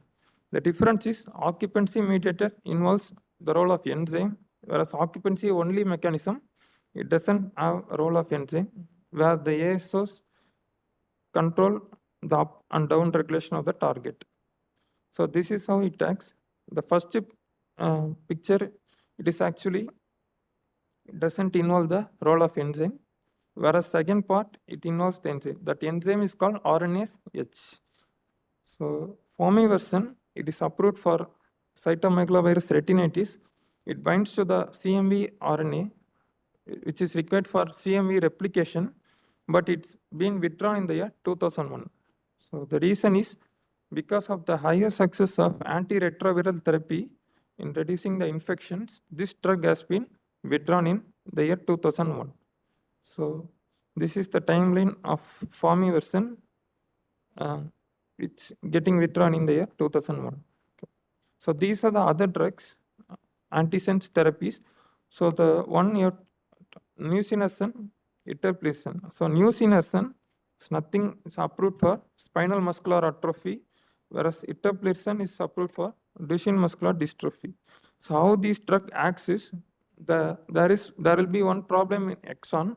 So that exon will not be produced in the final proteins. So the reading frame will be without that affected exon. For example, etoplison, exon 51 is skipped from the final production of protein, so that the protein produced is truncated, but it is functional. Okay. So this is etoplison role in Duchenne muscular dystrophy. So casimersen, similarly, the exon 45 is skipped and it is approved for the Duchenne muscular dystrophy. It slows down the progression of the muscular disease. So adverse reactions in trials noted are upper respiratory tract infection, cough, headache, and arthralgia. So it is given through intravenous infusion. Viltolarsen, here the exon 53 is skipped and it's also approved for Duchenne muscular dystrophy. So the drug binds to the exon 53, which is skipped from the mature mRNA, and the truncated but functional protein is produced. So adverse reactions include respiratory tract infection and injection site reactions. So it is given through intravenous infusion. So olezarsen, so it is binds to the ApoC3 mRNA, leading to mRNA degradation by means of the conjugate. So ASO, GAL, NAC. So that is mainly a conjugate which helps in targeted delivery of the drug. So it is used in chylomicronemia syndrome as it decreases the levels of triglycerides and VLDL. So adverse reactions include injection site reactions. So inotesten, it is approved for amyloidosis, which is mediated by the accumulation of transthyretin. So adverse reactions also include injection site reactions, and it is given through subcutaneous route. So volanesersen, it is used for chylomicronemia syndrome as it promotes the clearance of triglycerides. It's given through subcutaneous route. So golodisen, so it is approved for Duchenne muscular dystrophy. Here the exon is number 53, which is skipped from the final production of the protein. Okay. So catalyst of protein synthesis. So mRNA has a role in catalyst of protein synthesis, and they carry the information from DNA template leading to the translation and production of the proteins. So this is the structure of mRNA, 5' cap followed by 5' untranslated region with the open reading frame and 3' untranslated region and poly A tail. So the role of this RNA is helps in translation of proteins and it affects the efficacy of the mRNA drug. So what is the purpose? So to replace the endogenous proteins in metabolic disorder, and also helps in acts as a vaccine by production of proteins that may be recognized by the immune system as antigens. So this mRNA vaccine was used in COVID conditions. So what are the advantages of RNA-based vaccine? So it is non-infectious in nature and it has great control of the degradation of RNA with a high production rate, and also intrinsic immunogenicity can be reduced. So it's administered by introducing mRNA into cytoplasm of the host cells. So aptamers, they are nothing but they bind to the protein targets by folding into a 3D conformation. So they can be used as an antagonist, or they can be used as an vehicles to deliver pharmacological substance to tissues or cells. So this is pegaptanib. From the name itself, we can find that it is an aptamer with 28 nucleotide constructs. It acts against VEGF. So currently this drug is not in use because of more efficient VEGF blockers like ranibizumab and bevacizumab, because they act against various, it is actually a pan VEGF blocker. And this is how it acts. Aptamer, it binds to the proteins and it modulates the function of the proteins. So this also comes under aptamer, that is avacin capted pegol. It binds to C5, inhibiting its cleavage to C5a and C5b, and it is approved for geographical atrophy secondary to age-related degeneration. So it is given through intravitreal route, and these adverse reactions include hemorrhage, increased IOP, and blurred vision. So this is a first-in-class of telomerase inhibitor. It inhibits telomerase, and it is used in myelodysplastic syndromes with transfusion-dependent anemia. So adverse reactions include thrombocytopenia, infusion site reactions. So before giving the drug, the platelet count and CBC must be checked before giving this drug. So challenges and limitations. One is stability and degradation of the RNA. It is actually unstable and it can trigger immune response. So the effective carriers with chemical modification is required. So immunogenicity, it may reduce the efficacy and cause side effects. So what is the chemical modification? So I will tell, so modifying the structure or sequence of RNA nucleotides by placing methyl pseudouridine.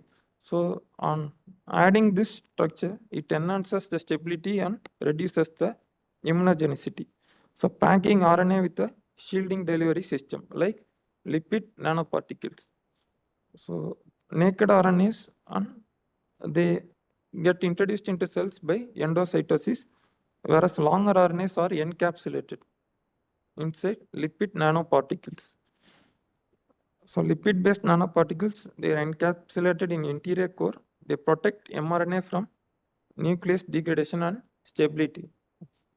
So incorporating polyethylene glycol, so what is the necessity is, it decreases the recognition by mononuclear phagocyte system and clearance by renal filtration. Hence, the activity is enhanced by adding polyethylene glycol. So this is polyethylene glycol lipid nanoparticles where the action is enhanced. So exosomes, they are suitable for hosting soluble drugs and have high capacity to overcome barriers. So what is the advantage is, it has good biocompatibility and fewer off-target effects with lower rate of immunogenicity. So many delivery methods are there. To name few, I have listed lipid-based nanoparticles and exosomes. To conclude, they are used in various diseases with the development of efficient vaccines being used in COVID-19 conditions. Delivery is challenging, but with the development in technology, more RNA-based drugs and also drug delivery methods is expected. So thanks thanks for once again for giving this opportunity. So this is actually mnemonic to remember about the talk of RNA-based drugs. Thank you. So a very nice presentation and upcoming topic. Thank you. Now this mRNA, anybody any queries? Okay, so I just have one question. This mRNA-based therapies, They are targeting the protein synthesis. So are they curative drugs or disease modifying? At what phase of the disease should you administer these drugs? Mostly, usually it's not because of cost reasons. It's usually preferred as a last option because mRNA, RNA-based therapies usually they are produced, but everything is approved in US FDA. And not in, I could not find any drugs used in India because of cost issues. So Are any drugs in market being used? Few drugs? yes, on this like casimersen, so mainly for Duchenne muscular dystrophy, they are being used, and nusinersen for spinal muscular atrophy. So they are being used. Okay. Because everything is in dollars, so it is costly in Indian. So. Thank you so much. It was a nice presentation.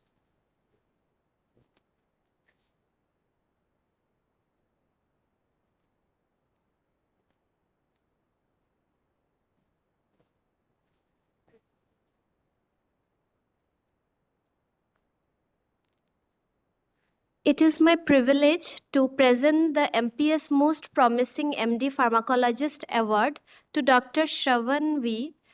Please welcome me in welcoming Dr. Shravan to the stage.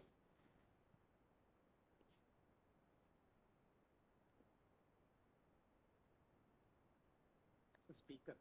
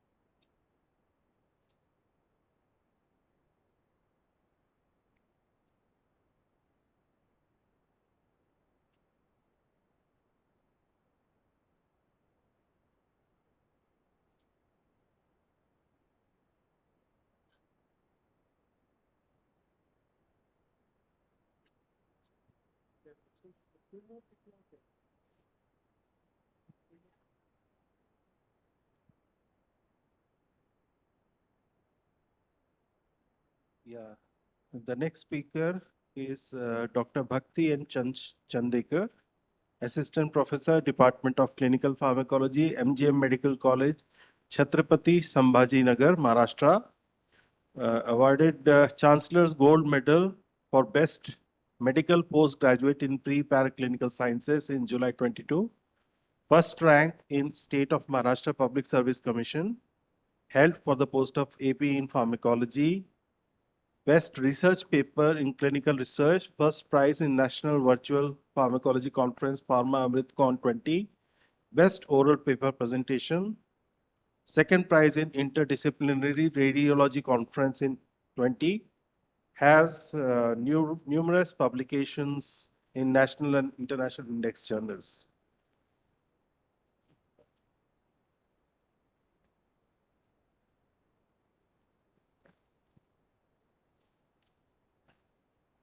You can start.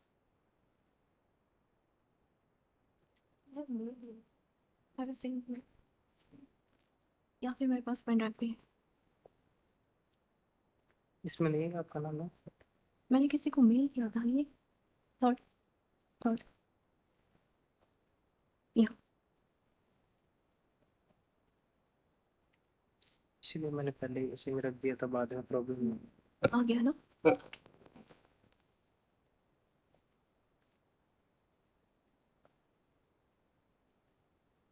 इसको change कर सकते। Thank you. Good afternoon, all. As we are heading to the end of the session, I'll not take much of your time. So within a few minutes, I'll try my level best to have a brief and comprehensive review. So we shall be discussing about new insights in lipid-lowering agents. So what I'm going to cover is the global and Indian perspective about dyslipidemia, the pathophysiology, what drugs we are having in our basket, why there was a need for the newer agents, now, what are the newer emerging therapies, the potential concerns, and future directions. So according to WHO, dyslipidemia is the most prevalent cause of mortality and morbidity, which constitutes about 32% of all deaths.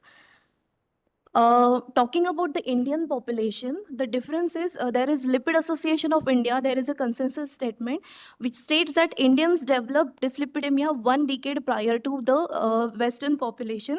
And as we can see, the HDL is decreased and triglycerides are increased, especially in Indian population. There are 6 most important lipid-lowering genes, and to most interest is this ABCG8, because the drug metformin and ezetimibe, they have been found to have increased the expression of these genes for better effect. Now, according to the American Health Association, they define dyslipidemia as abnormal levels of lipids, particularly the raised levels of LDL cholesterol, triglycerides, and decreased levels of HDL.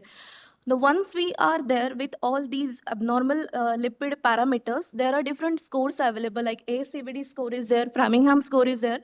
And according to that score, the guidelines have been prepared that the next 10 years, what is the risk of developing cardiovascular disease in the individuals. And all the guidelines, their main focus is on lifestyle modifications, that is the diet and exercise. And if these fails, then we have to consider about the pharmacological management. So let's just see what we have in our basket. So the most efficacious, most commonly used, and the best tolerated are the statins. Highest LDL lowering activity of atorvastatin, longest is rosuva, and the pitava is the newest and the most potent statin. So apart from the hypolipidemic effect, it is famous for its this pleiotropic effects like anti-inflammatory, what we say it is anti-thrombotic. But the most important side effect associated is with the muscle pain, myopathy, as well as raised CPK levels. We'll just briefly see what are the drugs which are included in the guidelines. Ezetimibe is a cholesterol. We all know ezetimibe is a cholesterol inhibitor, absorption inhibitor that is used in combination to reduce the side effects of high intensity statins. Then bempedoic acid is another interesting molecule. It has got a dual mechanism of action, that it inhibits ATP citrate lyase and it stimulates AMPK. And it is the most valuable treatment option for individuals who are statin intolerant. Icosapent ethyl, it has also shown good results in terms of reduction in LDL as well as reduction in oxidative stress. Lomitapide is another agent which inhibits the microsomal triglyceride transfer protein. But the most important side effect associated with is hepatotoxicity. So black box warning is given by FDA. Now, the most important discussed molecule in this era is proprotein converting subtilisin kexin, which negatively regulates the number of LDL receptors on the hepatic cells. So what drugs we are having? So currently, the 2 most approved or 3 most approved of these category are this first human monoclonal antibody alirocumab and evolocumab. And another, in the previous session, we had discussed about siRNAs, that is inclisiran. The advantage of inclisiran is that it can be given biannually, so the frequency of administration is decreased. Now, guidelines for primary prevention when the event has not occurred. So the guidelines they have provided that patients should be started if the risk is not managed with the lifestyle modification with moderate intensity statin. Now, if the event has occurred and we want to prevent the emphasis or impact of that event, then we should start with moderate intensity. Even if the patients are not responding, then high intensity statin. Still, if we are not able to cover the LDL concentration less than 100 milligram, then we have ezetimibe in a basket, bempedoic acid for those who are statin intolerant. And if still there are no possible results, then we can add PCSK inhibitors into the drug therapy. Now, there was getting into an improved understanding of dyslipidemia management study, which stated that the conventional lipid-lowering drugs are not efficient to reduce the LDL target or the goal. Then there was statin intolerance. There was inefficiency also. There were novel molecules. Initially, we were focusing on reducing LDL cholesterol. Now the paradigm has shifted to reduce all the other non-HDL cholesterol as well as to increase HDL cholesterol. And as in the session, we are talking about precision medicine, that is a personalized medicine. So these are older targets with newer drugs. We all know about the PPAR. These are the gene transcription regulating receptors, and the new molecules are pemafiprate, and worth to mention is saroglitazar. So saroglitazar is the first Indian molecule which has a dual PPAR alpha and gamma, and all these PPAR molecules, they are being developed for patients associated with diabetes, like diabetic dyslipidemia. So these are some drugs worth mentioning which are in the budding phase. Now, we are talking about reducing LDL cholesterol, but worth mentioning is we have to increase the levels of HDL cholesterol also. So in our basket in the conventional therapy, we have nicotinic acid, and another molecule that has been studied effectively is obicetrapib, that is the cholesterol ester transfer protein inhibitor. The rest, they failed the trial due to cardiovascular toxicity, but obicetrapib has shown good results. And again, a new innovative mechanism is ApoA1. We all know that ApoA1 is one of the most important constituents of HDL. So ApoA1 mimetic agents, they are also being tried. And to mention is CSL12 in the phase 2 AG study, it is showing very good results. Now some novel mechanisms of action against anti-PSK, all they are through parenteral route. So now we are in the phase of development of oral molecules, and they are by using the SNAC technology, the mimetic peptides are being prepared. And larodalcibep is a third generation novel PCSK9 inhibitor, which is adnectine.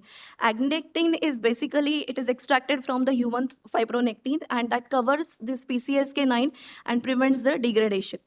Anticalin fusion proteins, they are different from adnectines and they are synthetically prepared.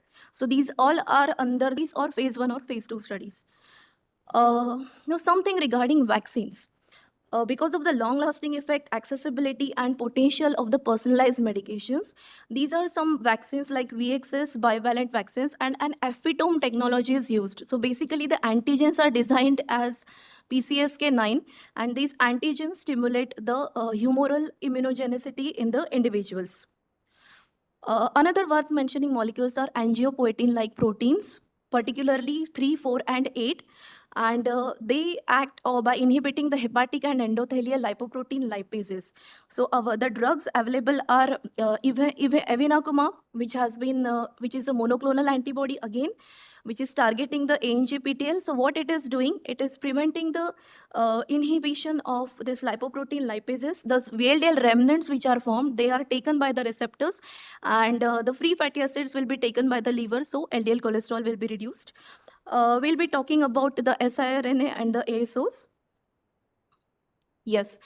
Now, just now we have discussed about the small interfering RNA and the antisense oligonucleotide. All the serans, they are siRNAs, and all the arsens, they are antisense oligonucleotides.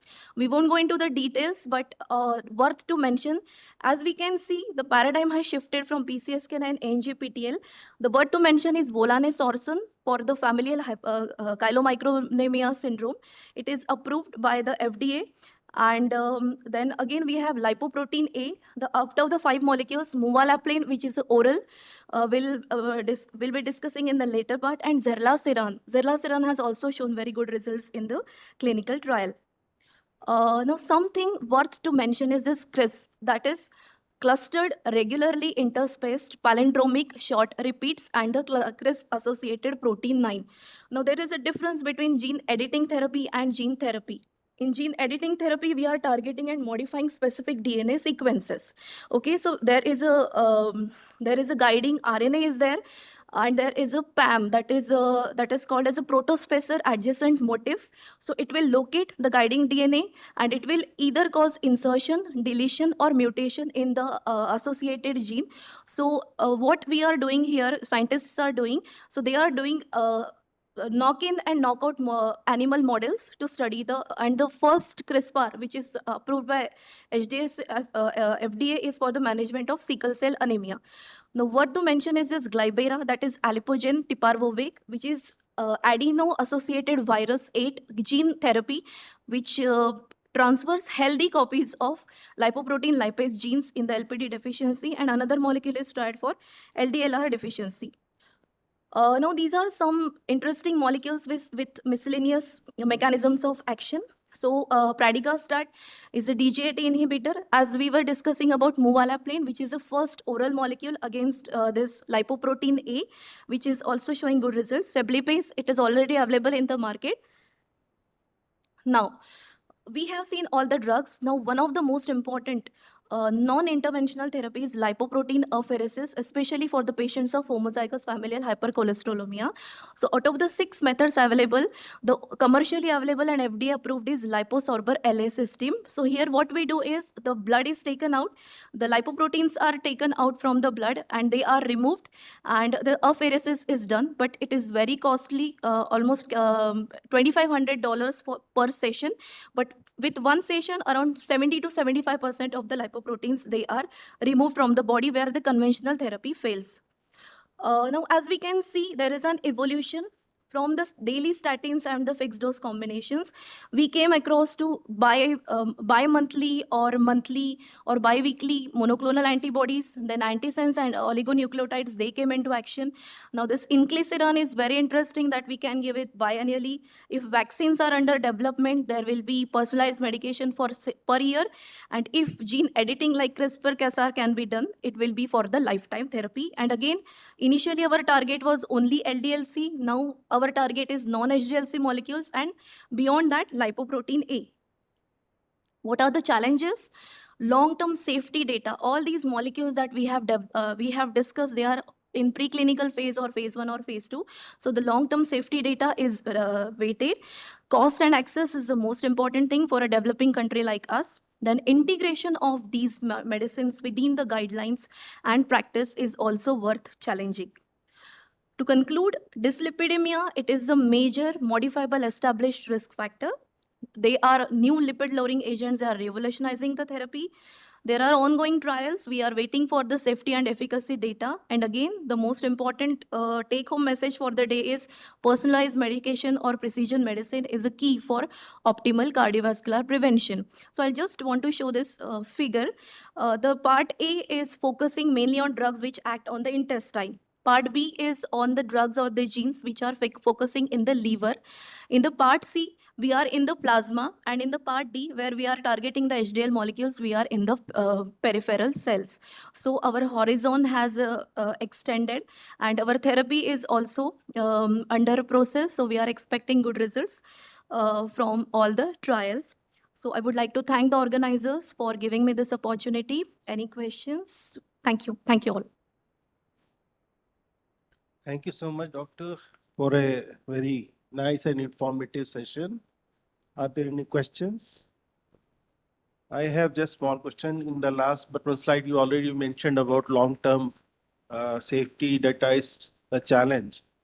Have there been any SAEs or ADRs reported in the previous phases? Sir, talking about the CETP inhibitors, like the previous molecules, they had shown cardiovascular toxicity. Then Mepoversen is drug that is already in the market, but the thing is there is a black box warning regarding hepatotoxicity. So all these are basically in the Western world. Still, we are not used to all these medications. We are having bempedoic acid or icosapent or inclisiran, patients who can afford, but beyond that, it is still in the working process. Okay. Thank you. Thank you. Thank you so much.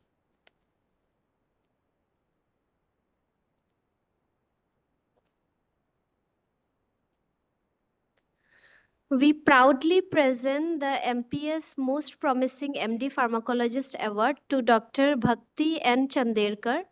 I welcome you, ma'am, on stage.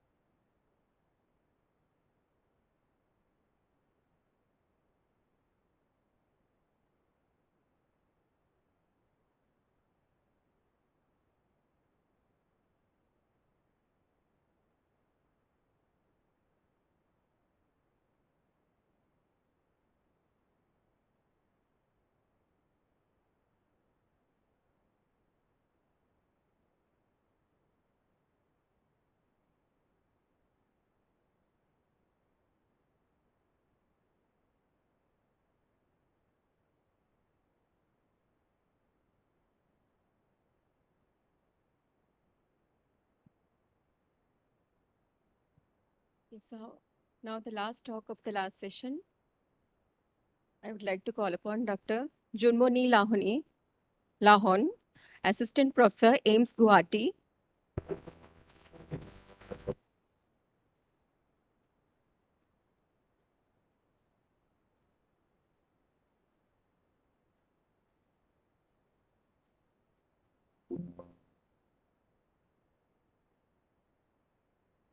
Okay.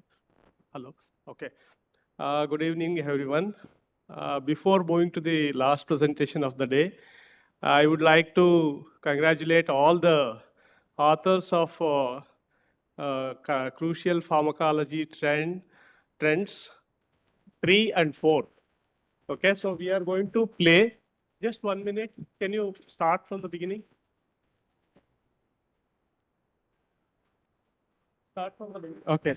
So we are going to play the video of all the authors and the topics. And after this, we will have a group photo and then we'll move to the next process. Thank you.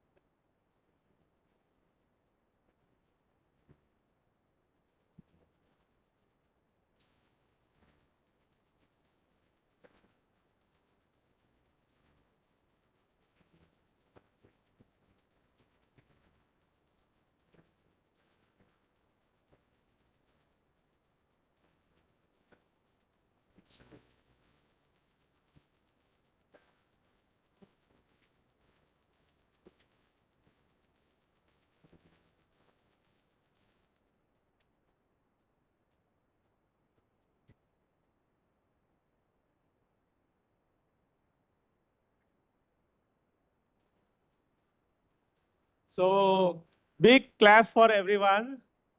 So who are all the young authors who are joining hands with MPS Society for building the new pharmacology. Right now.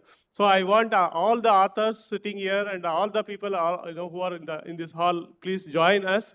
We'll take a group photo and then we'll start the last presentation of the day and then we'll conclude the day.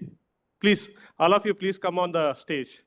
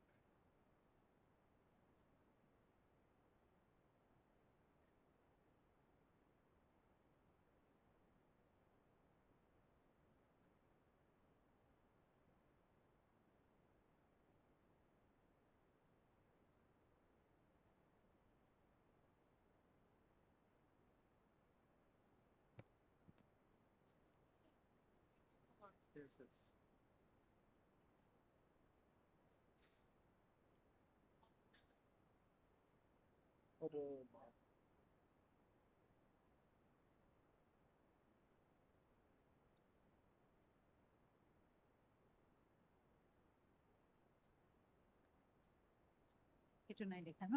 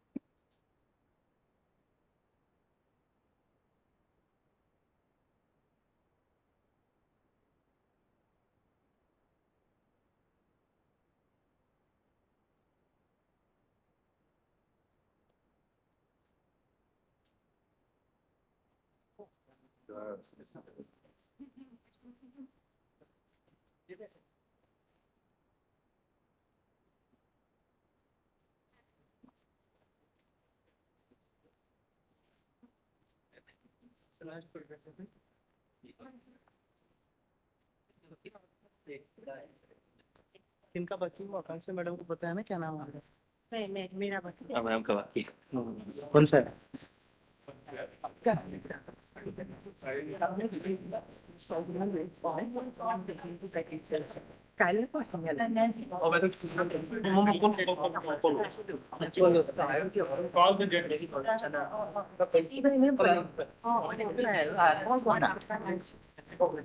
Quickly, we'll call the judges. Judges. I'll add you. I'll add you and re-upload. Okay. Send me by WhatsApp. Madam, please send me by WhatsApp. WhatsApp. WhatsApp your PPT.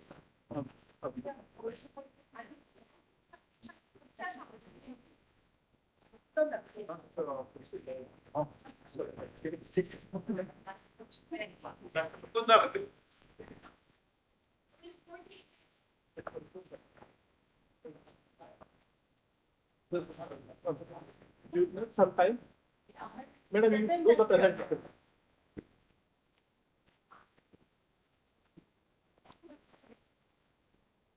अरे चालू कर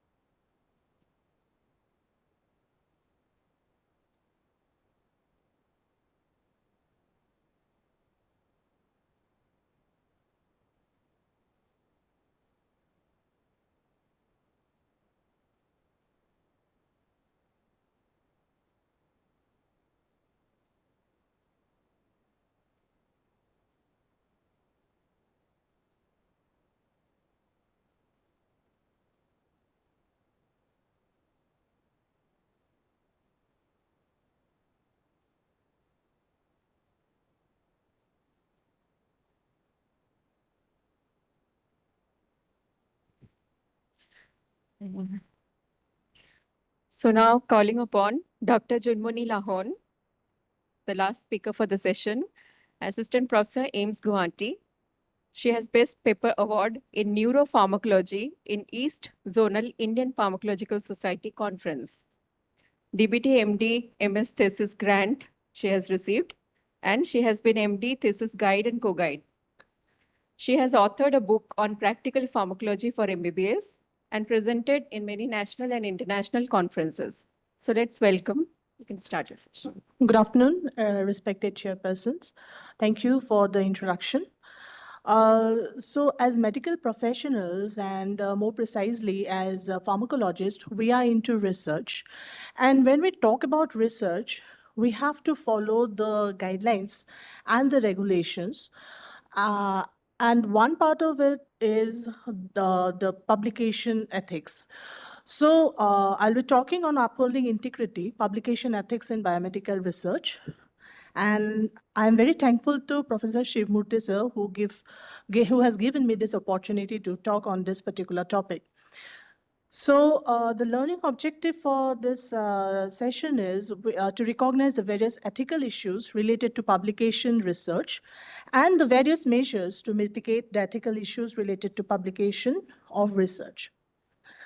So all research must follow the guidelines and the regulations like right from the IEC or Institutional Ethics Committee, then the guidelines laid down by ICMR for biomedical research and GCP guidelines or GLP guidelines, whatever guidelines are there, we have to follow those guidelines. And the quality and credibility of any research is dependent on the integrity of the researchers. So for responsible conduct of research, it includes planning and conducting research, reviewing and reporting research, responsible authorship, and publication of the research work. And while publishing, for any research, we have to follow these 4 basic ethical principles of autonomy, then beneficence, non-maleficence, and justice for protecting the dignity, rights, safety, and well-being of the research participants. Now, why to publish a research finding?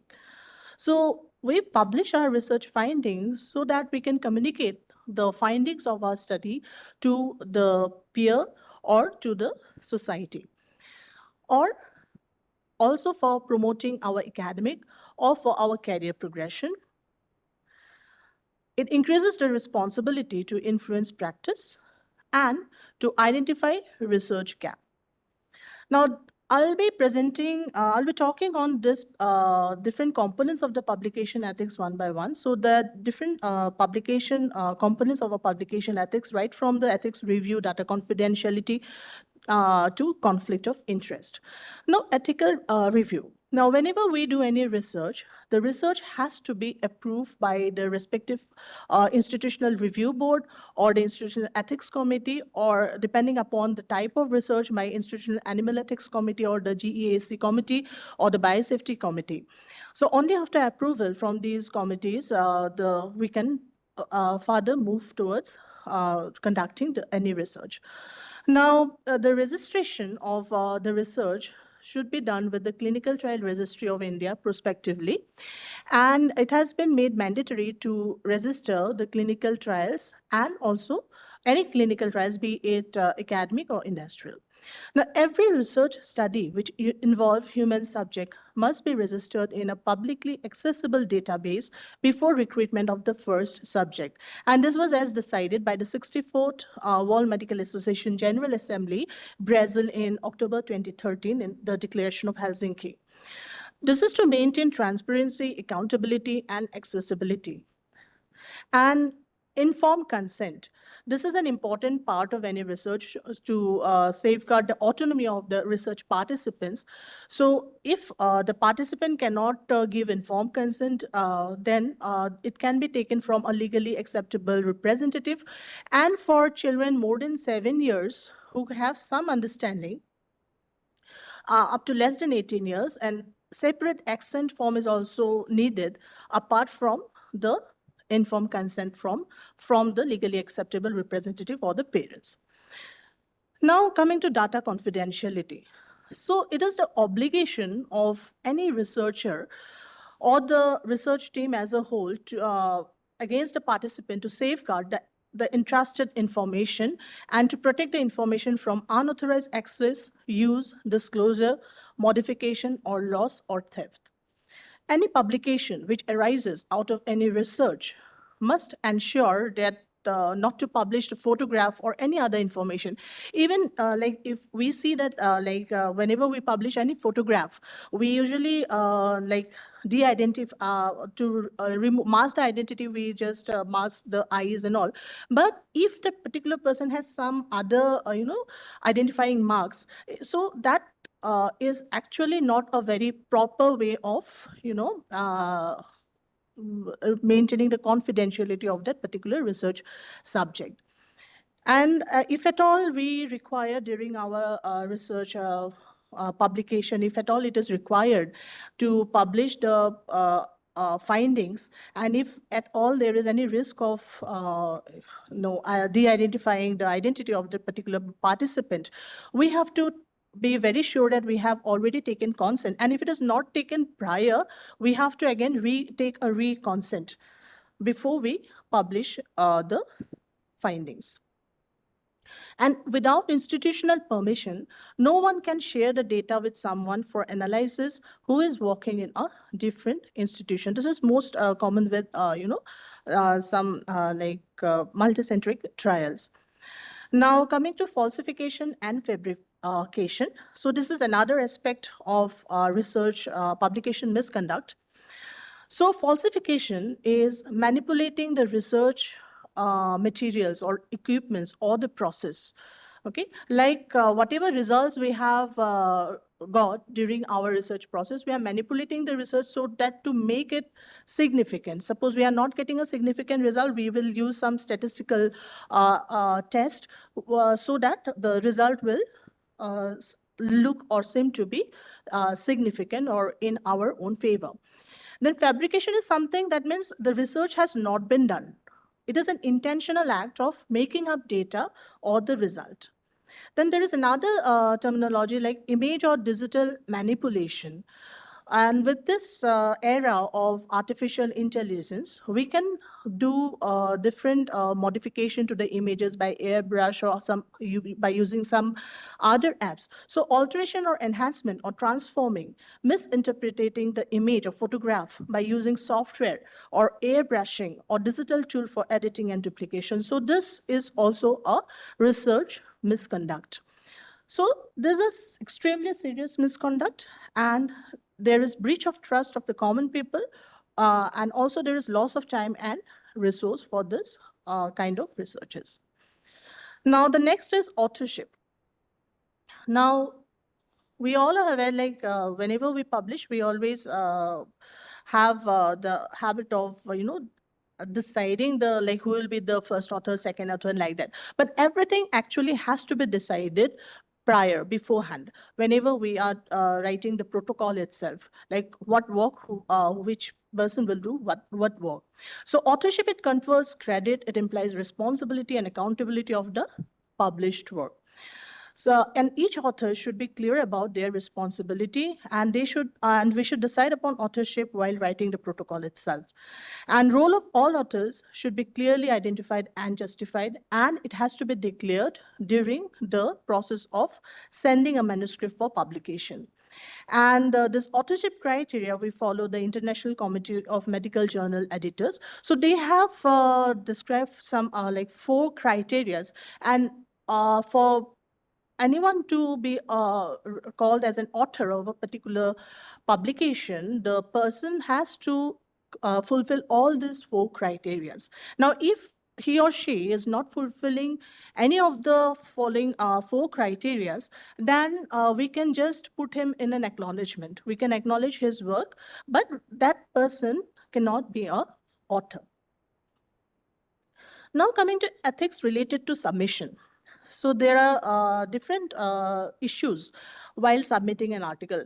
One such as simultaneous submission. So actually, we are in an era where we usually we are either like in a competition whether to publish or perish. So in that competition, somehow like to get a publication done, so we usually have a tendency to submit to 2 or 3 journals simultaneously. So that should not be done. This is a misconduct. And then there is duplicate publication, like submitting a manuscript with the same hypothesis or the same method or the same set of data to a different journal. So this is duplicate publication. Then self-citation. Self-citation, again, citing our own publication out of context. So that is considered as a misconduct. And also, we have to be very careful when we select any journal for our publication, because again, most of the journals, many journals are coming up, which will publish our article without a proper peer review. Like there are some journals which can publish your article within, say, 2 or 3 days. Okay, so we should avoid or restrain from use or publishing in such kind of journals. So these journals are known as predatory journals. Now, another issue is your plagiarism. Okay, so it is the wrongful appropriation or stealing and publication of another paper or another author's language, thought, ideas, or expression, and the representation of them as one's own original work, or duplicating one's own publication. That is also come under plagiarism. And most common form of plagiarism is just copying word, like text to text. And if at all, like there are different plagiarism checking softwares are there, and less than 10% of plagiarism is acceptable. Now, there are different types of plagiarism, like direct plagiarism, like complete or partial copying without acknowledging the original author. Self-plagiarism, where there is duplication of previous works or other sentences.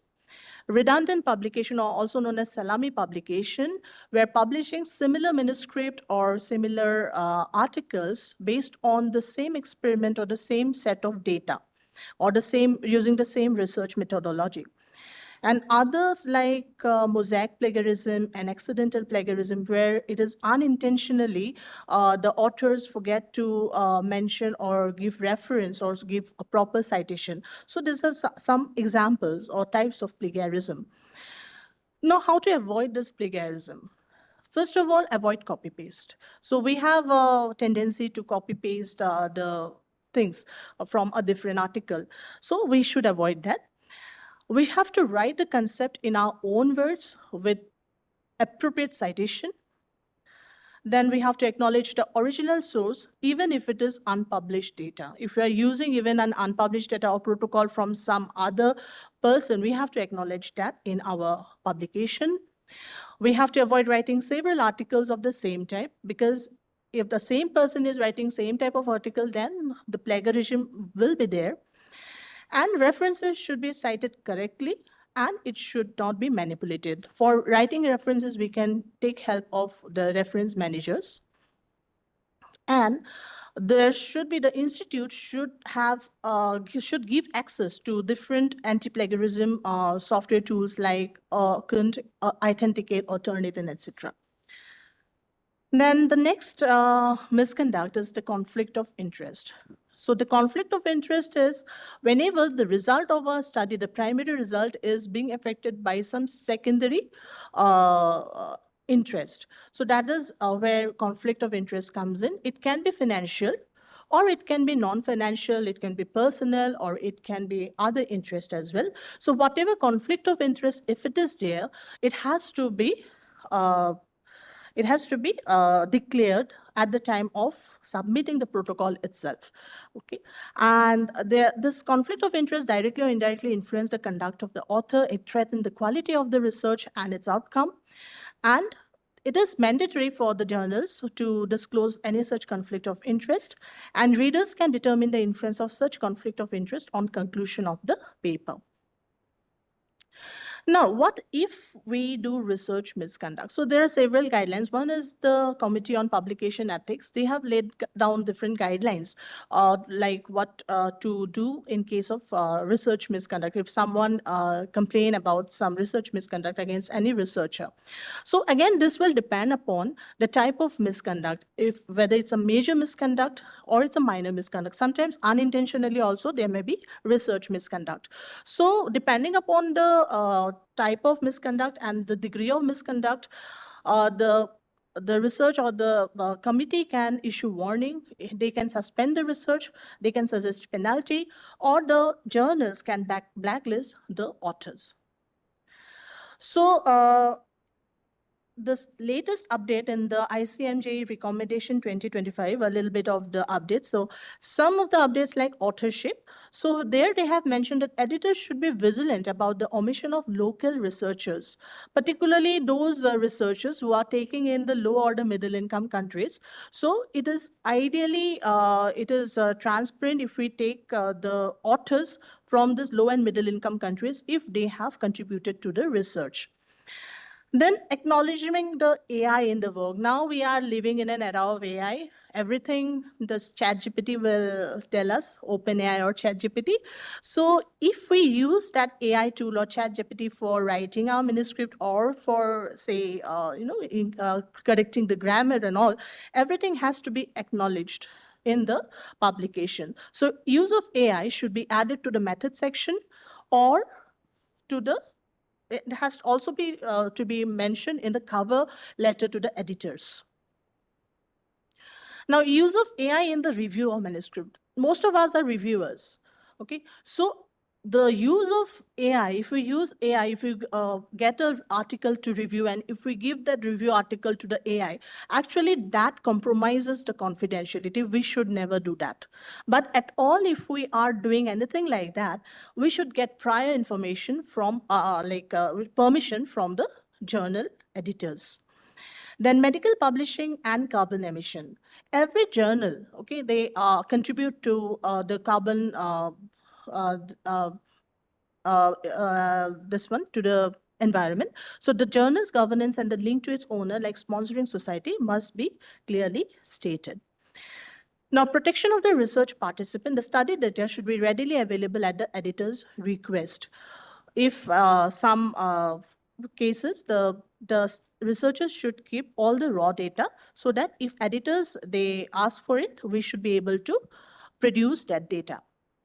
And also, we have to acknowledge the funding support and reference citation from the published articles only, not from the unpublished sources. So these are some of the latest changes or the guidelines which I could just make out. Now, how to reduce this publication-related or research misconduct? So following the guidelines laid down by the ICMJ or the COPE guidelines, and before publication, the researcher or the corresponding author, okay, he should submit the final draft for review among all the authors. And there should be a proper provision of plagiarism check. The conflict of interest, if at all is there, it has to be declared, and every step should be taken to mitigate those conflict of interest. Avoid plagiarism, ghost or gifted authors, it should be avoided. Then publishing in a predatory journals, we have to be very, very careful while selecting the journals where we are going to publish, because they look very, like authentic. So it's very difficult to differentiate the predatory journals, but we will know because the time to publish is very less in the predatory journals because there is no peer review.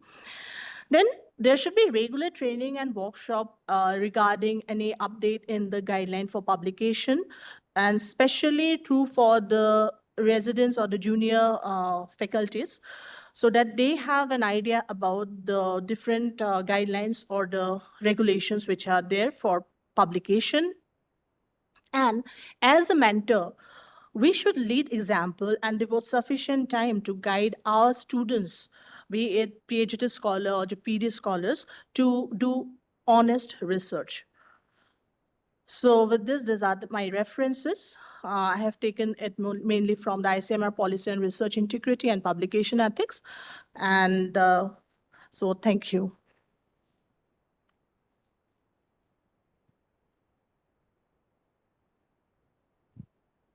A very informative session on the research ethics. And I think most of the young faculty and students have benefited out of it. Thank you, sir. Are there any queries? I just have a small query. You had Yes. mentioned the 4 principles of research in the Yes, sir. beginning. So are they just, what's your take? They should be just restricted to research, or in medical practice also? These principles have to be Yeah, practiced. because in medical practice also, but if we say like in certain situations, especially in research, we have to follow those ethical principles. But when a patient, as a doctor, when a patient come to us, it is already implied that they have given consent to be treated. So that is not very much strict in that situation. Otherwise, yes, whenever as medical professionals, we attend our patients, we always follow the ethical principles. Secondly, what's your take on National Medical Commission implementing the ATCOM module for Pardon, sir? ethics module that Ethics. we are teaching to the undergraduate students? Okay, the So what's your ATCOM take? module. Yeah. Yeah, actually, this is actually the need of the hour. Maybe because everything has changed. The whole scenario, the doctor-patient relationship, everything is changed, and we should train our students to be more empathetic towards the patient, and they have to be more patient while dealing with the patients. So for that, they should have a better understanding of the ethical values. So I think this ATCOM model will help them, and it is helping them. Thank you. A very nice presentation, a topic of interest for all of us. Now, I would like to ask you, you told about use of AI in preparing the manuscript or Yes. in using. Yes. So is it acceptable? Means you are using AI and you need to mention it in the materials and methods. Yes, actually, it is not at all acceptable. But if at all we are using, suppose AI for generating any image or something like that, everything has to be mentioned in the manuscript, either in the method section or in the acknowledgement section. We have to acknowledge the AI. And again, AI cannot be an author, because whatever, for an author, we have to have a full responsibility of the research publication. But we cannot entrust AI for that. So AI, we can just acknowledge that we have used AI tool, but that cannot be the whole material cannot be written by AI. AI cannot be authors. So we can acknowledge them, right? So we can use it. Yes, in, according to the guidelines, the recent guidelines, we can acknowledge if we at all using a chat box or something. So ChatGPT, then we have to acknowledge that. It is not totally banned or something like that, but whatever if we are using, we have to acknowledge that. This is the recent, the 2025 guideline from this ICJME. I have found that. And another question I wanted to ask, that CTRI registrations, Yes, ma'am. they are mandatory for clinical trials, but are they mandatory